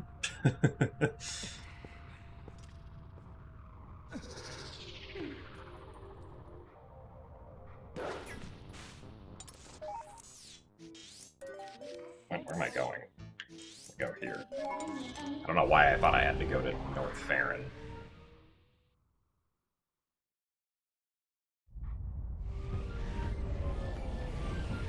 You're still hoping for a remake of Skyward Sword with traditional controls? I mean, like, the problem with trying to do that is that, like, basically all of the game's mechanics are designed around using motion controls. Like, you have to very significantly change how basically the entire game works if you want, like, you know, traditional controls where just, like, you know, you have the B button swings your sword, for instance, right? So, I don't think that's ever going to happen, unfortunately. Just due to how the game is designed.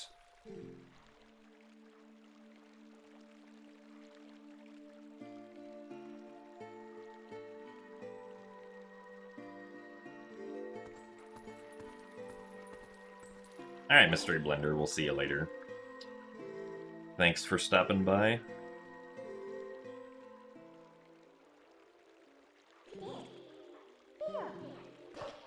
Wow, also thank you very much, Sour Wet Pickle, for gifting 5 gift memberships. I didn't know you could do that on YouTube, but it makes sense that you can.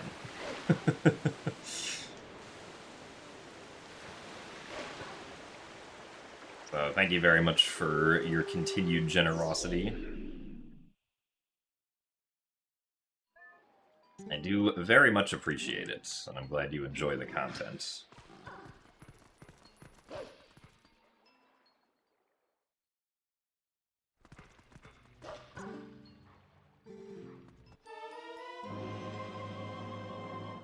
Ah, I see, Curtis. I mean, generally, as far as, like, speedrunning itself is concerned, like, if you want to, like, try to become, like, a speedrun content creator, you definitely would want to, Like, simply just streaming speedruns is not going to be enough for that.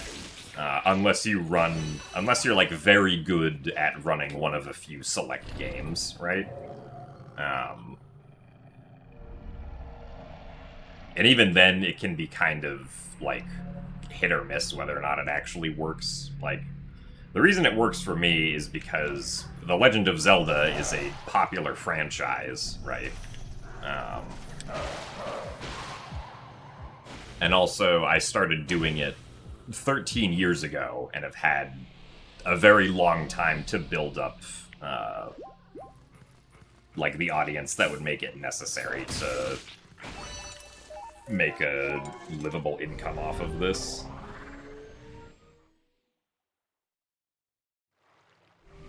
So, like, these days you would definitely have to approach it through, like, making speedrun content on YouTube in some fashion if you wanted to try to be a speedrun content creator of sorts.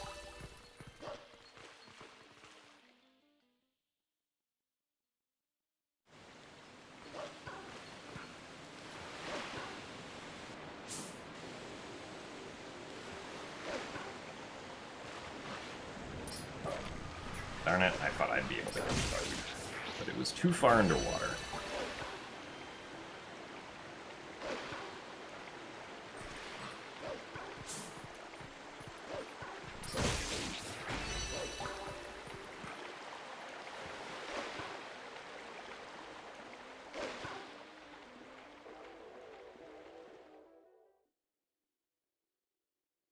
Claw shot on X.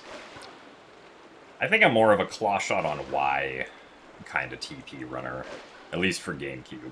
For Wii U, I put claw shot on R.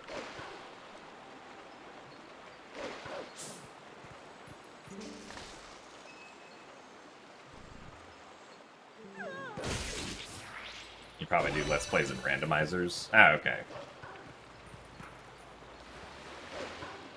Yeah, I mean, generally, what's gonna matter most if you're doing things like Let's Plays and randomizers is having, like, essentially a personality that people will want to watch, because, you know, like, there's a lot of other people out there doing Let's Plays and randomizers, so you're gonna be competing for viewership attention with a lot of other people.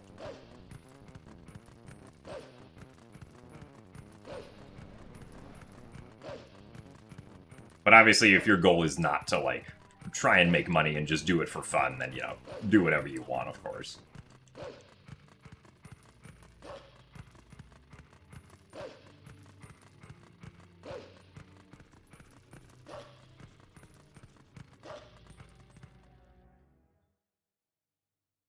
Is for the bow. I mean, that's fair. Usually I put the bow on X or Y. I pretty exclusively put the hookshot on R for TPHD, but I also, like, if there's occasional, like, one-use items like Oru's Memo or, like, Ashe's Sketch, I'll also put on R.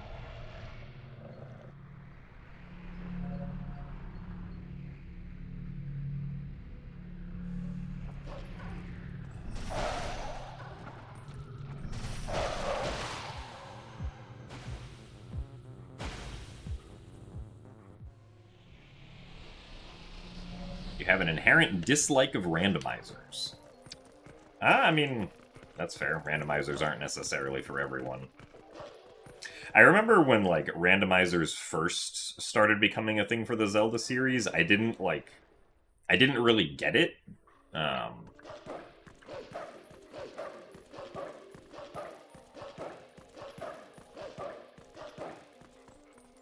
It wasn't until I played my first Wind Waker randomizer, which was the first randomizer that I tried, where I was like, oh, okay, I see. This is fun. Nice skid. Nice bug not jumping out to the left.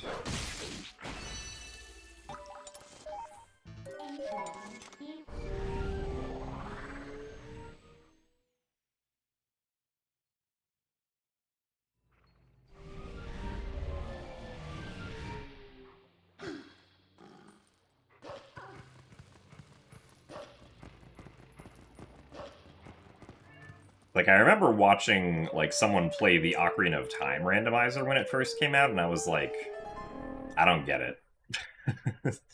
But obviously watching is a very different experience from playing.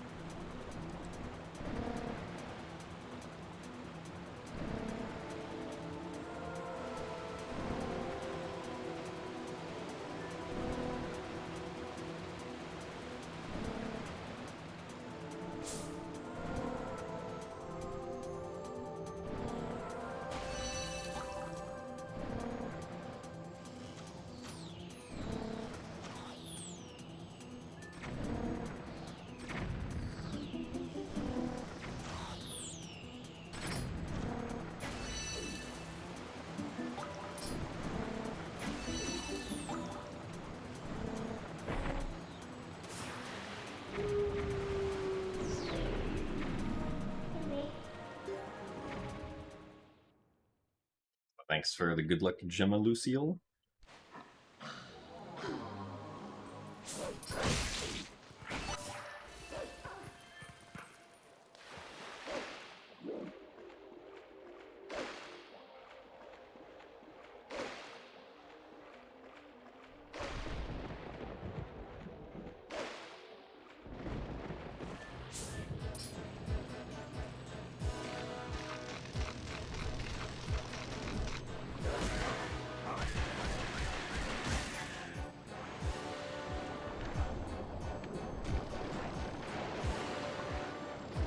Time am I hunting for in this category?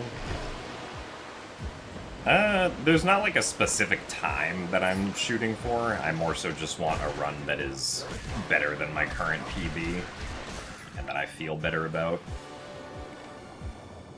Which is mostly just not losing a lot of time in the last 50 minutes. Like, if the last 50 minutes of my current PB were, like, better, I probably would have been satisfied with that run as it was, but...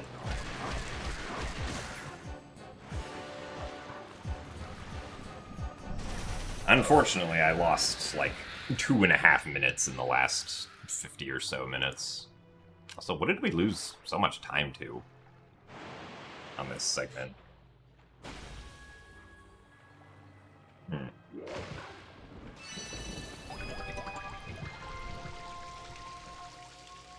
Oh well.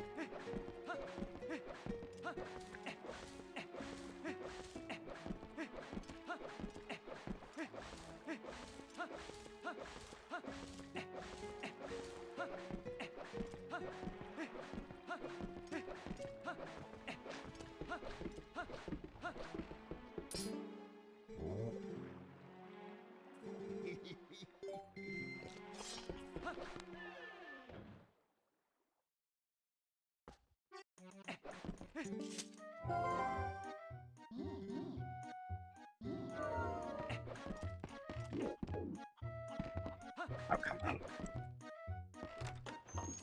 Didn't even get an auto roll.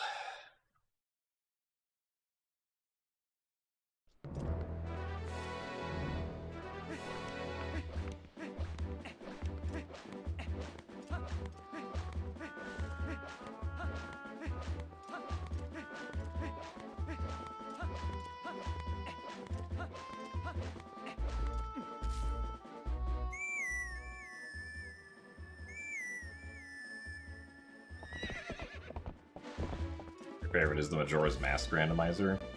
Yeah, that's like one of the ones that I haven't actually done yet because I'm not as familiar with Majora's Mask as I am with like most of the rest of the 3D Zelda games. I should definitely do one someday.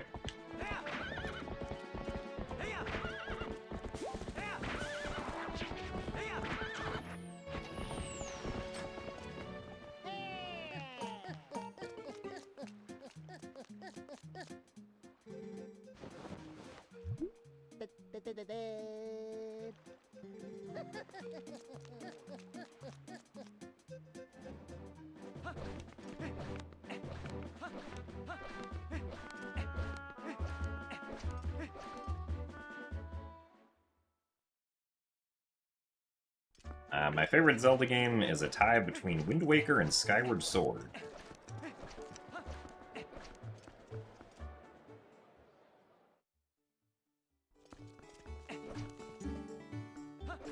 Those are my two favorite Zelda games, and I can't choose between them.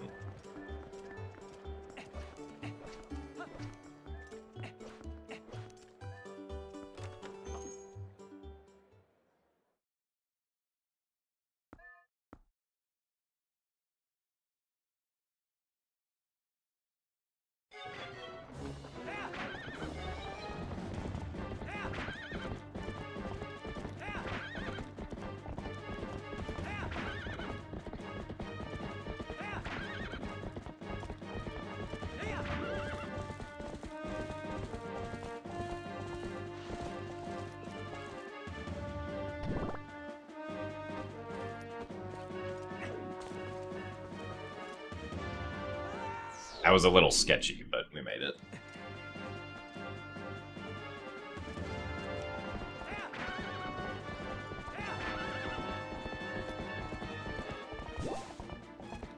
Hopefully we can get some rupees. Our rupee count is looking a little low at the moment.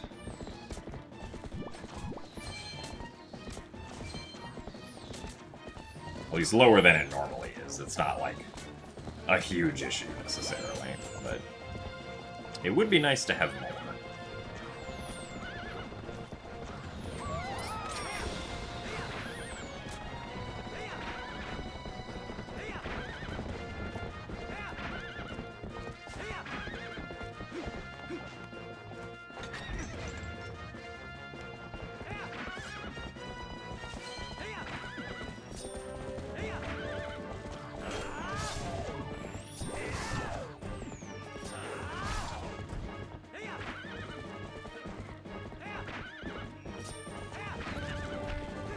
Darn it.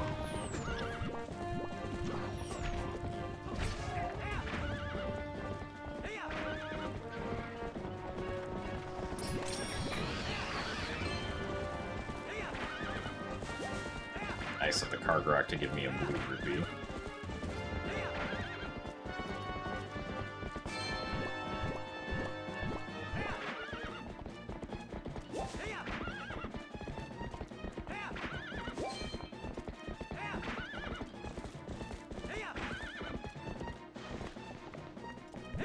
Thank you, Epona.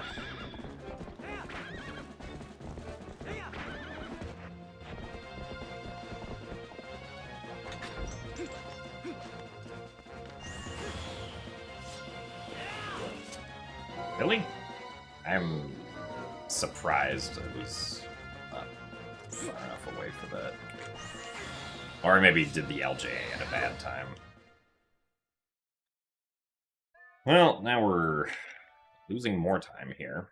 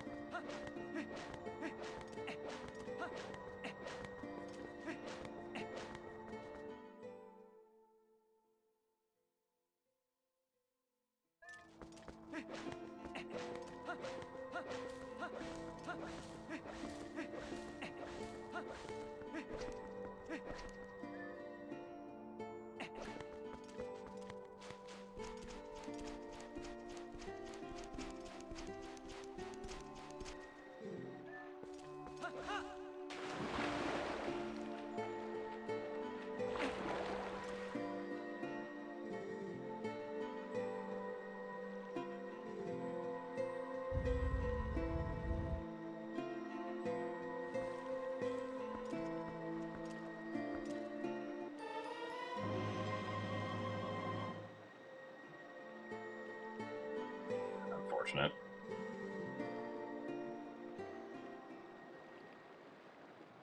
Alright, Bram, we'll see you later. Thanks for the good luck, and hope that the sleep is good. I'll see, I think a lot of people struggle with the wagon escort because they don't realize that, like, you have to use the boomerang or the bow to get rid of the Kargarok that drops the bomb.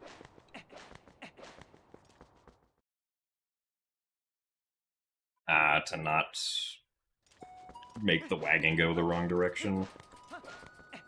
At least that's what I remember struggling with when I first played casually.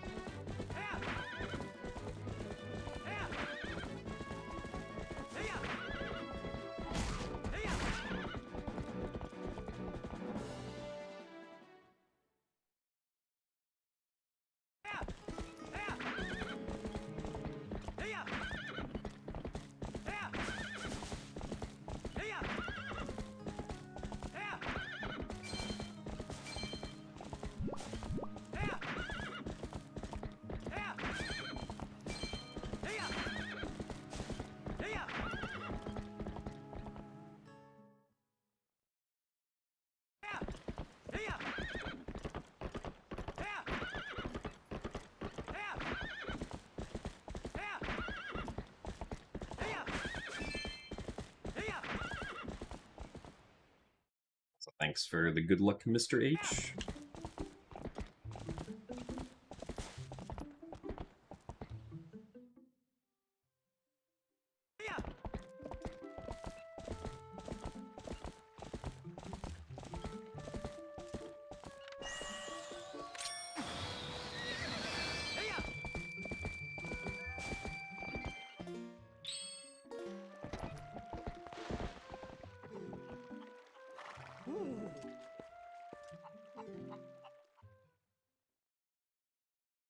Thanks for the good luck as well, Sardarar.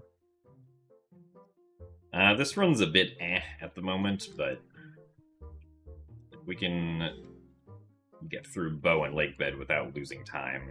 It'll probably be a bit better.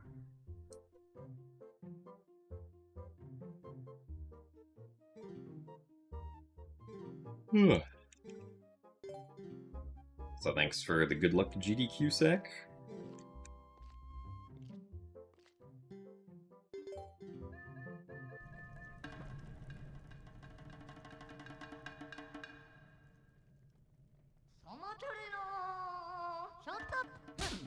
Alright. Bo decided to do nothing, which means that we got good RNG. And we also get good RNG for the second phase, please. Fortunately not. Alright.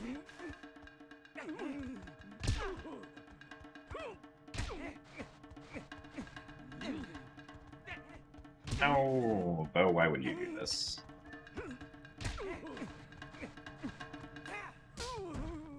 Well, that's unfortunate.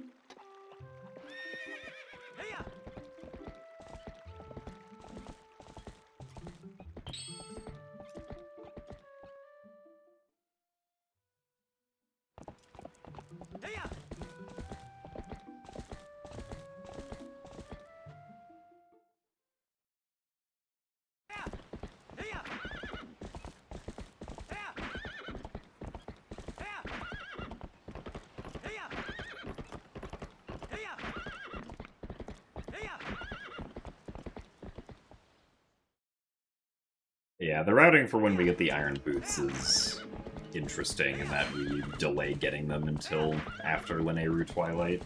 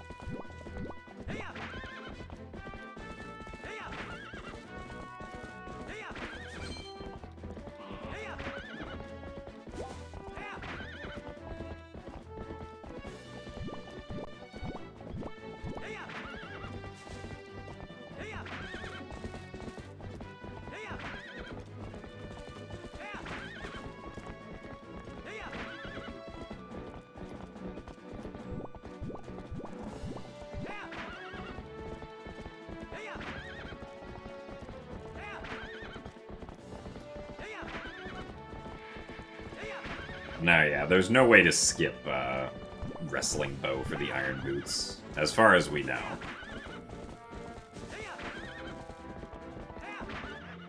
It would be very nice if we could just somehow make the Iron Boots chest appear, but...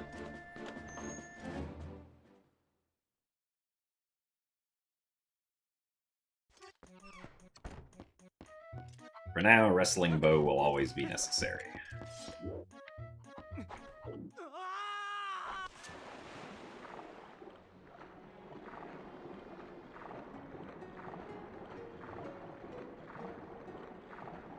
Oh yeah, I heard that the Slay the Spire 2 early access date was announced.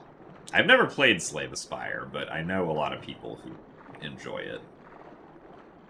I've never tried it myself, though.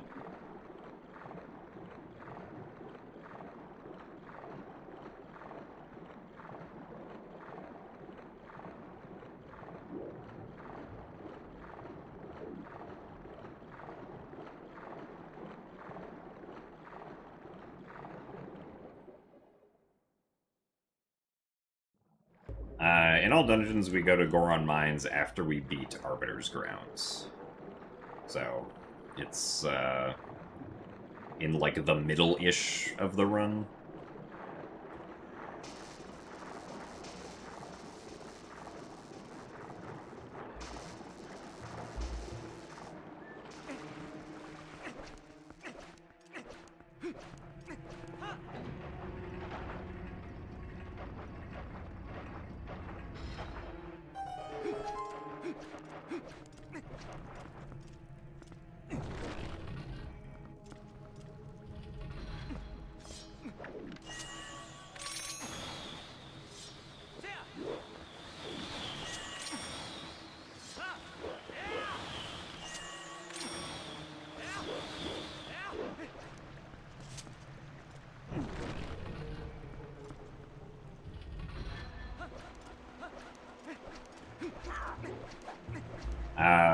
Well, so any percent doesn't complete Snow Peak, so technically the first deviation is after getting Ball and Chain, but... yeah.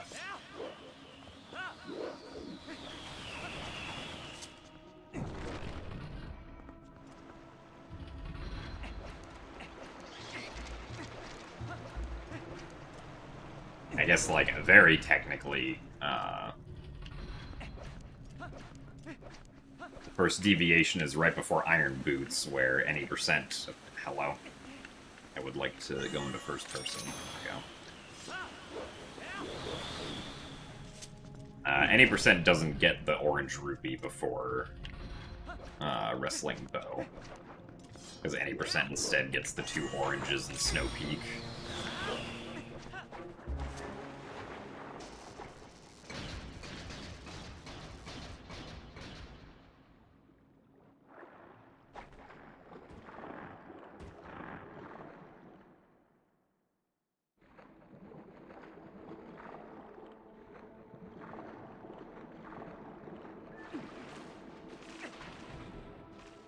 So yeah, the reason that Goron Mines is stuck later in the run is because if we do it after we have Master Sword, we can just warp to the top of Death Mountain Trail instead of having to like manually go all the way up dodging Gorons.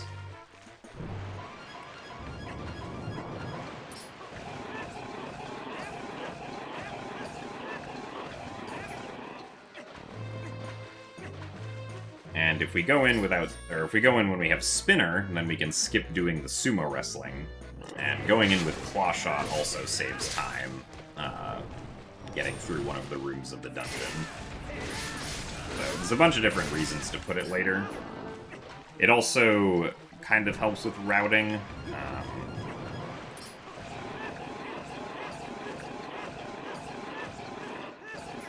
Really? Okay, that was just getting unlucky. Shoutouts to the one frame where the tongue hitbox disappears, which is the exact frame that the sword was going to contact it there.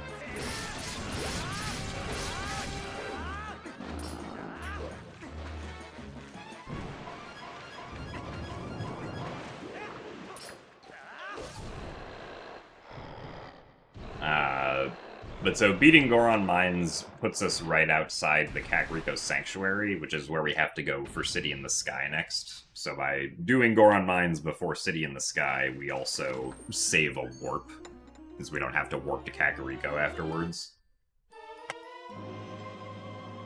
Wow, that was unfortunate.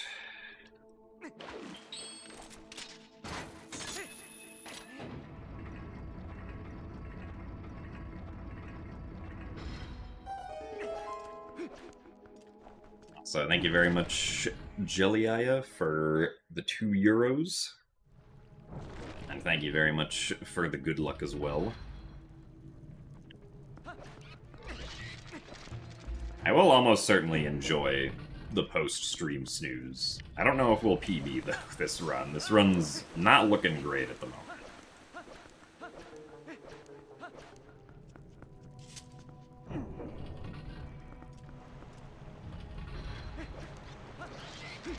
Yeah, Temple of Time you can do before or after Palace.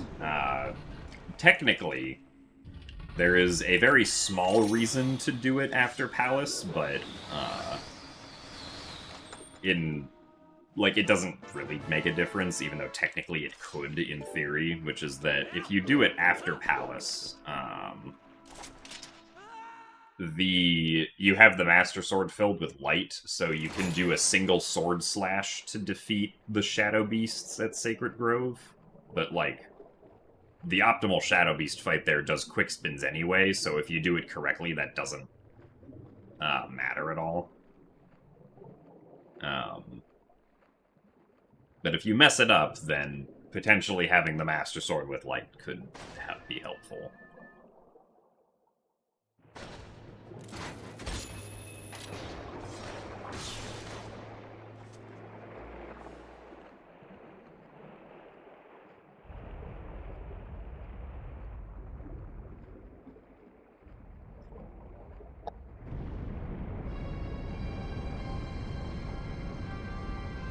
Also, hello, Orion.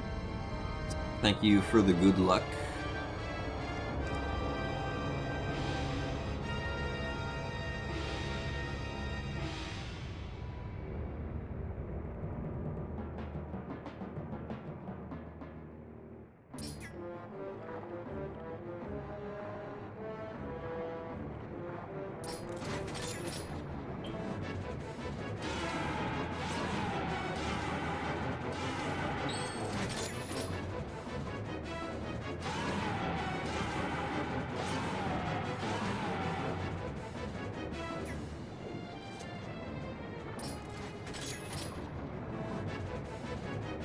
Thank you for the good luck as well, Cody.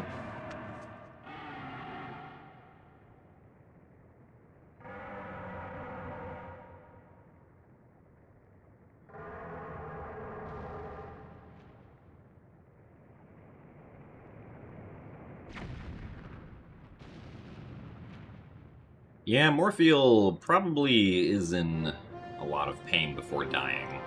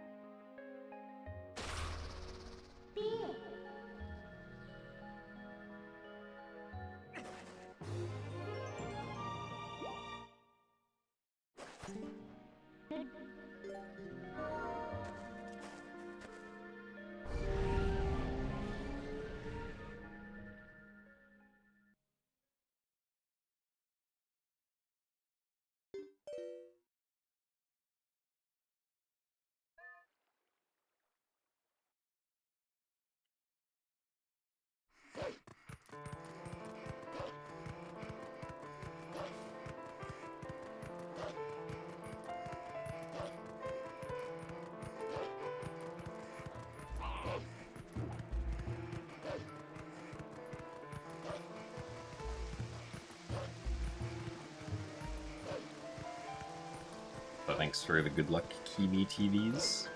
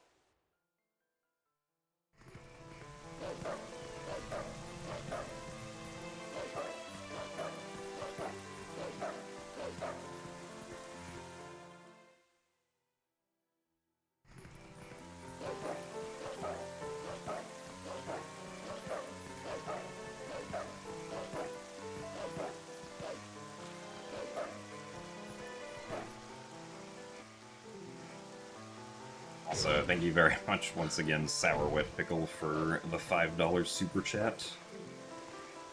At 129 behind, what is my cutoff point for being able to PB? I mean, like, at this point, I would still say that the run is, like, viable, right? If I was, like, 2 minutes behind, it would probably start getting into territory of, like, not very viable. But, you know, like, if we have a good Master Sword segment and we get early Snow Peak first try and whatnot, and, like, continue playing well through Snow Peak, then I would say the run is still pretty viable. Because it usually all comes down to how good Arbiters goes. Because Arbiters is definitely the most volatile dungeon in the run. At least compared to, like, my best segments. Like, the other dungeons, I can generally stay pretty relatively close to my best segments somewhat consistently. But Arbiter's Grounds is like, all consistency goes out the window.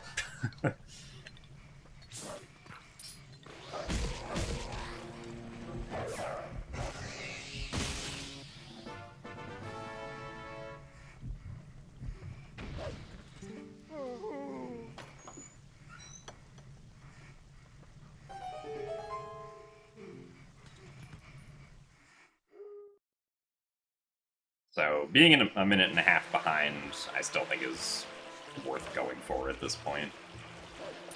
Of course, if we lose a lot of time to early Snow Peak, that might change, but...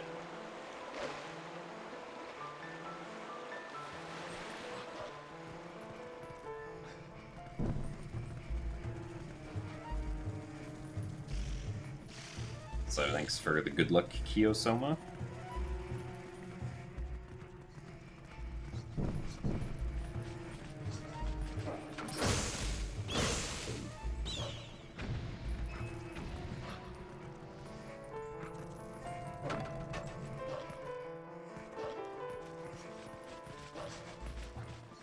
So thank you for the additional $5 super chat, Sour Wet Pickle.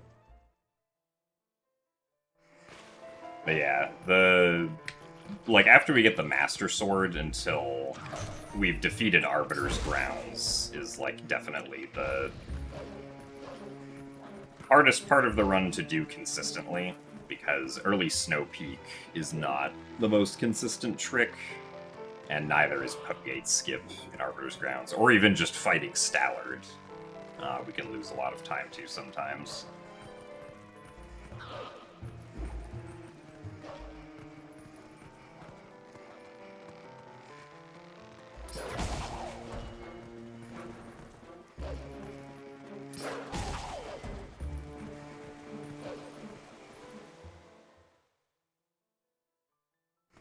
Yeah, it's a little unfortunate how the enemy music interrupts Midna's Desperate Hour.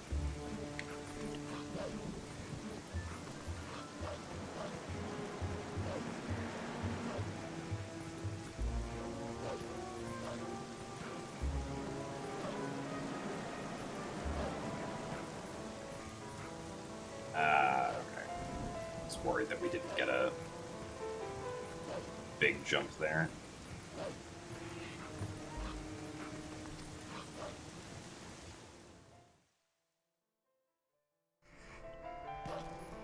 Sub count? I think the current sub count is like 240, at least on Twitch. That doesn't include like YouTube memberships. But I'm pretty sure YouTube memberships is like 10 at this moment, so. It'd be great if I could remember where I want to warp to. I think the sub score, which like multiplies differently depending on how many tier 2 and tier 3 subs there are, is like 260, I think.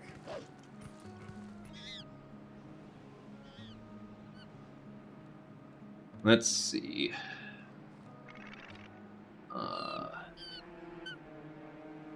Okay, 244 individual subscribers on Twitch, and a sub score, or like the amount of sub points, is 265.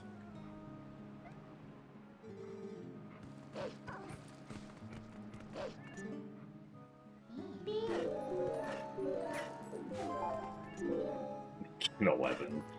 Well, yeah, thank you very much once again, Sour Wet Pickle, for the Tier 1 membership gift to a random chatter.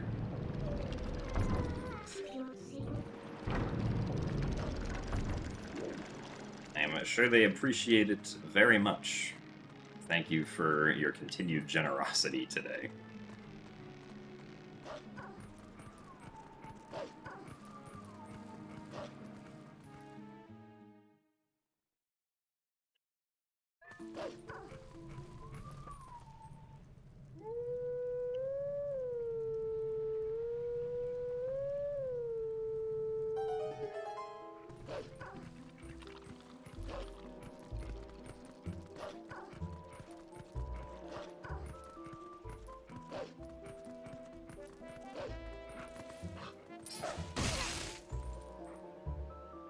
Do I live off Twitch? I wouldn't say that I live off Twitch specifically, but like, I live off the combined income of Twitch and YouTube together, which is generally like a fairly consistent 50-50 split between the two. Though it kind of like sometimes shifts in favor of one or the other depending on like if I upload a lot of YouTube videos in a month, then like the YouTube portion will probably be higher than the Twitch portion.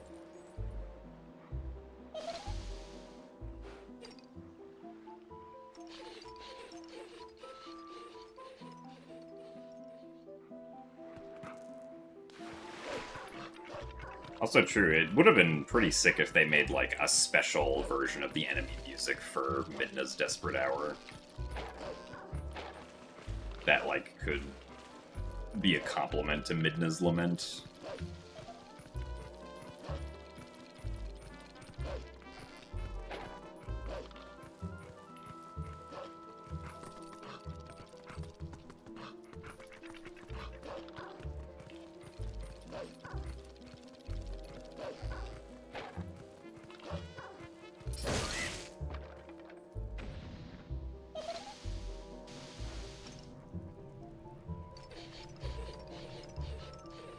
I find the fact that they inverted the entire world just to make Link right-handed insane.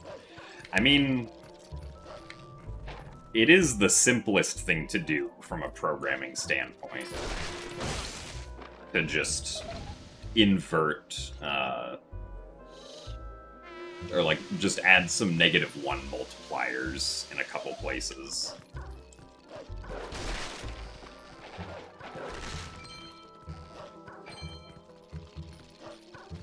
And also then you don't have to... Really? That was too close? I'm sad. I'm not... Okay, yeah, I was like... Bro. What's going on? That should not have taken as long as it did.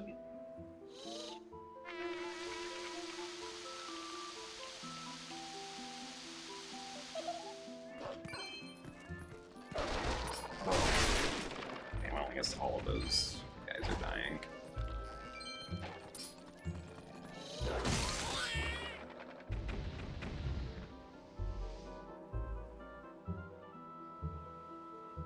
But yeah, so by essentially just mirroring the world by adding some -1 multiplications at various points in the code,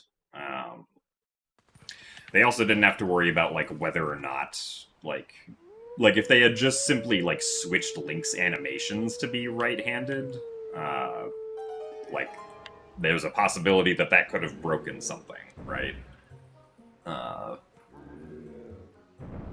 So you would have to then retest all of that over again, which you don't have to do if you just multiply a few things by -1 to, like, mirror how the viewport draws the game.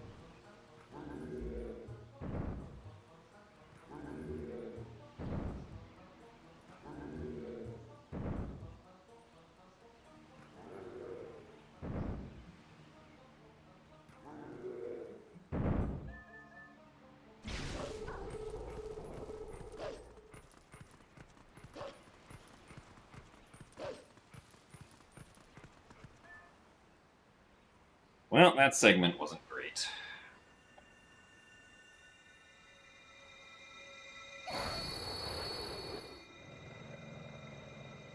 This run's not doing so hot. Unfortunately. But we'll see how early Snow Peak goes.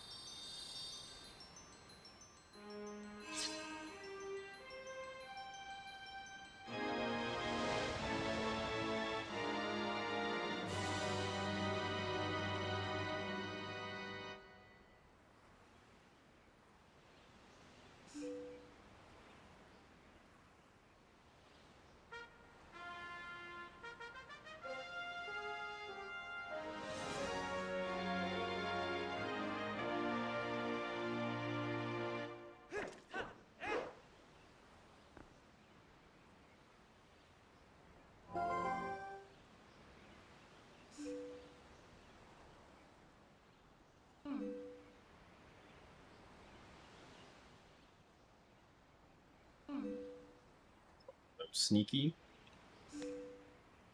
Welcome to a run that it's gonna have to go really well for the next few segments if we want to have a chance at PBing.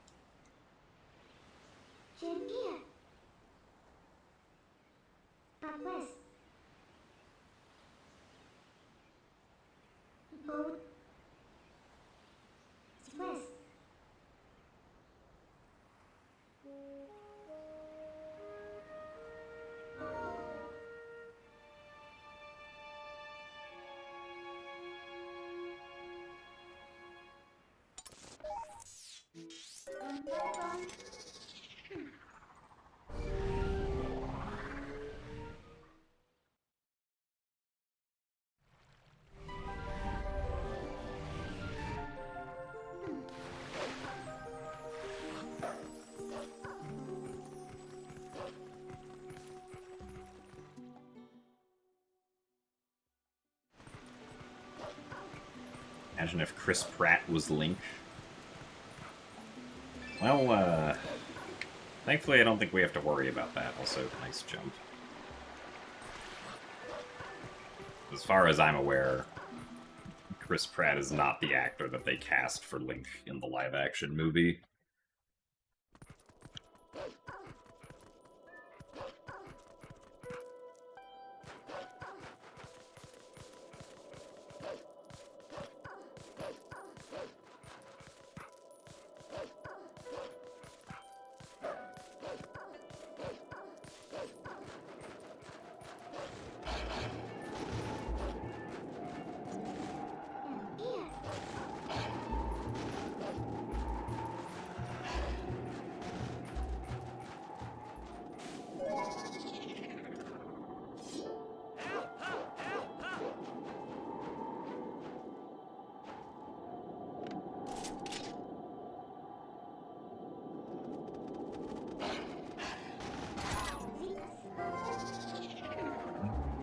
do that too early. Yeah. Well, this isn't great.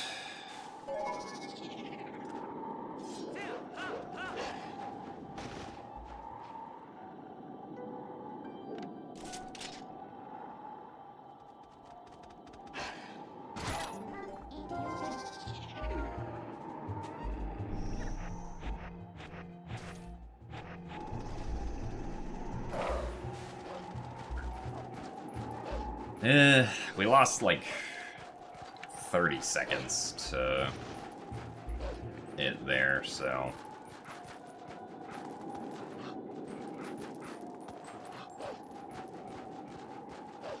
Not what we were hoping for.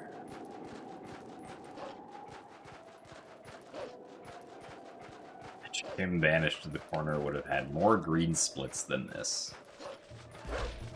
Well, the gym in the corner was comparing against different splits for a completely different run, so...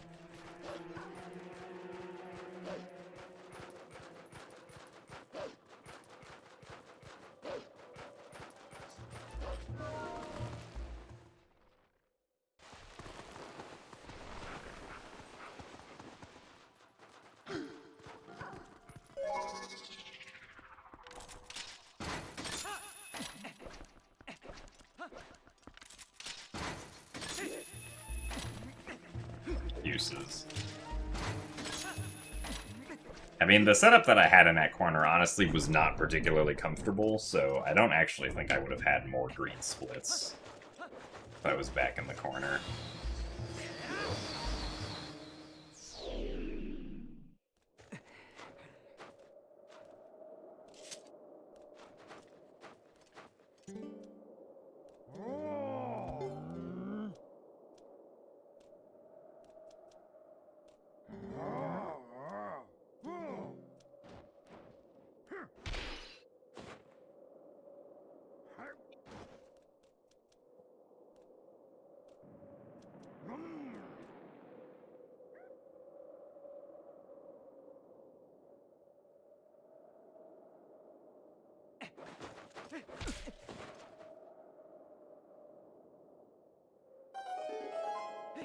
Like Breath of the Wild speedruns? Ah, yeah, I mean, I've enjoyed Breath of the Wild when I've done speedruns of it. Though I've only done the any percent category, so... That's where all of my speedrun experience for it lies.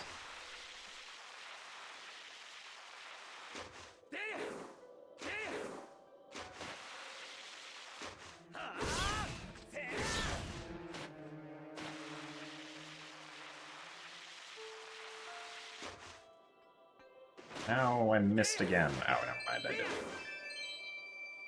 I missed the first one, but...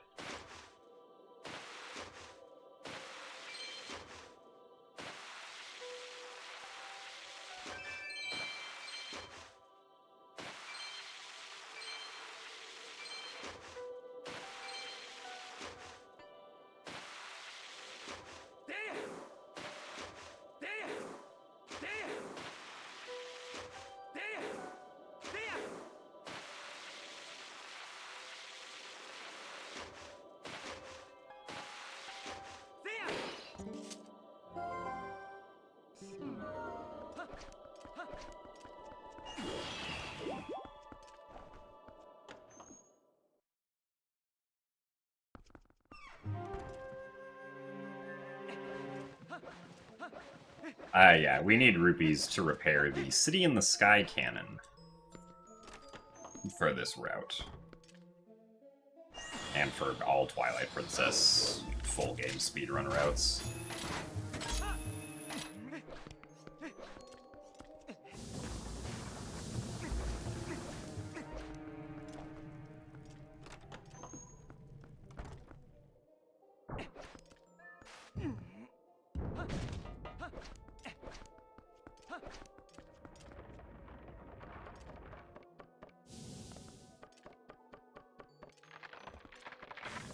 About Twilight Princess? I don't know. Maybe I enjoy Twilight Princess speedruns. It's a bit hard to say sometimes.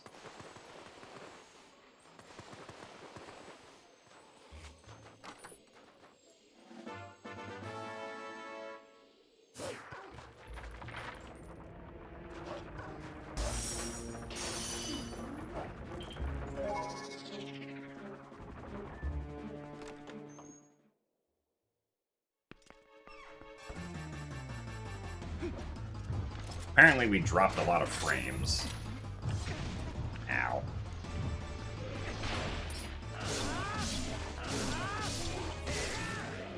Actually, wait, maybe that's a better strategy to use, because that puts the ball and chain closer to the door.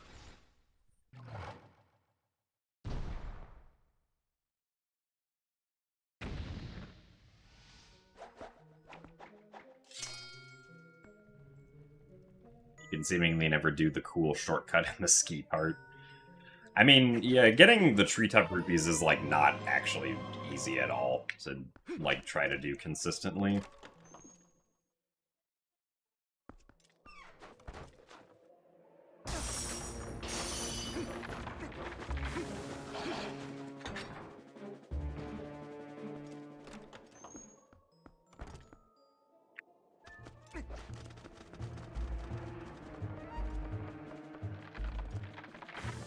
The fight starts without us having to trigger it because we still have what's called the boss flag active from having gone through Sacred Grove.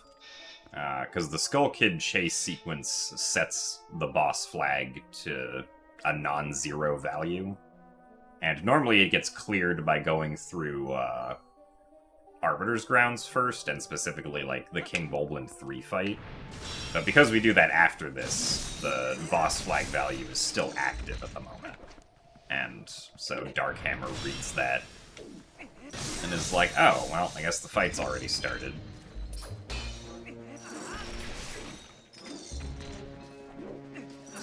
Hello. I wanted to target this guy.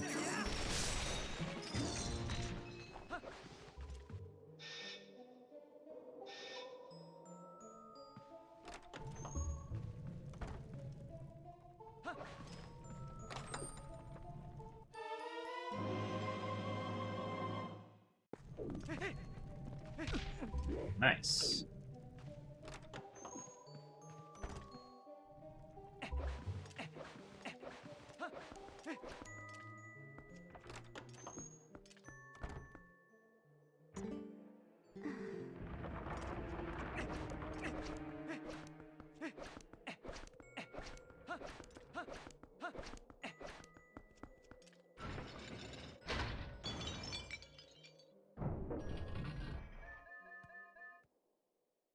Yeah, it is kind of just like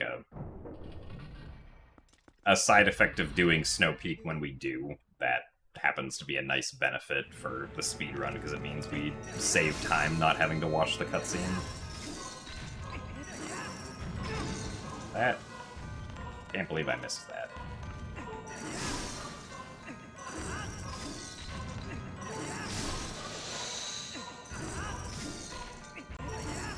No.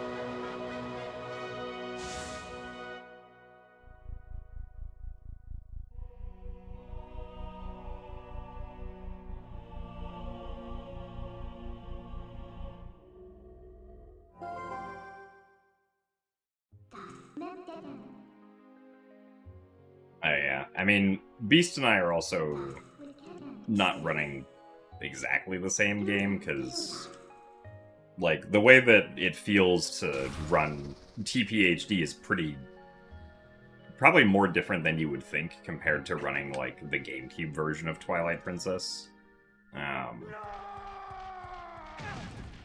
Like, HD is, in a lot of ways, much easier because there are not as many difficult tricks that you have to do in the run. Look into eyes of Yeto. Their true beauty.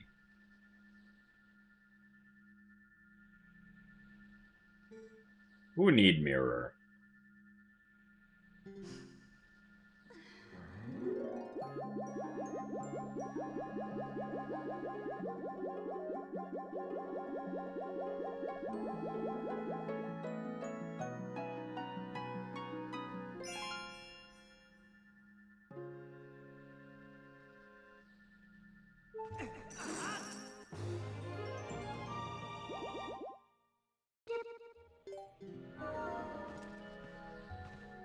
Alright, well, I think unfortunately that is where we're going to call this run, since even if this run did really well for the next 2 hours, I probably wouldn't be satisfied with it as a PB anyway, just because the first 2 hours were not great in some parts. Granted, some of the time losses here were not really my fault, like, the Elden Vessel time loss was just Gate Clip and the Kargarok both being slow. And, like, the Claw Shot time loss was just me getting unlucky with the Deku Toad tongue hitbox, because for some reason it just disappears for a frame sometimes. Anyway, so next stream will be on Saturday.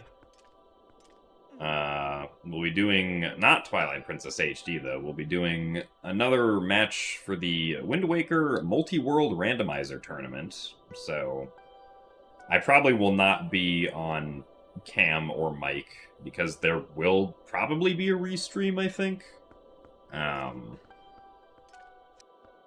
And then on Sunday, we actually are gonna, we have plans to do a new TAS reveal. Not made by me, but one that I think will be pretty cool. So we can be excited for that as well. So yeah, TPHD runs will be back next Monday. So yeah. In any case, I will see you guys all later. Hope you guys have a good rest of your Thursdays and Fridays, and goodbye. See ya.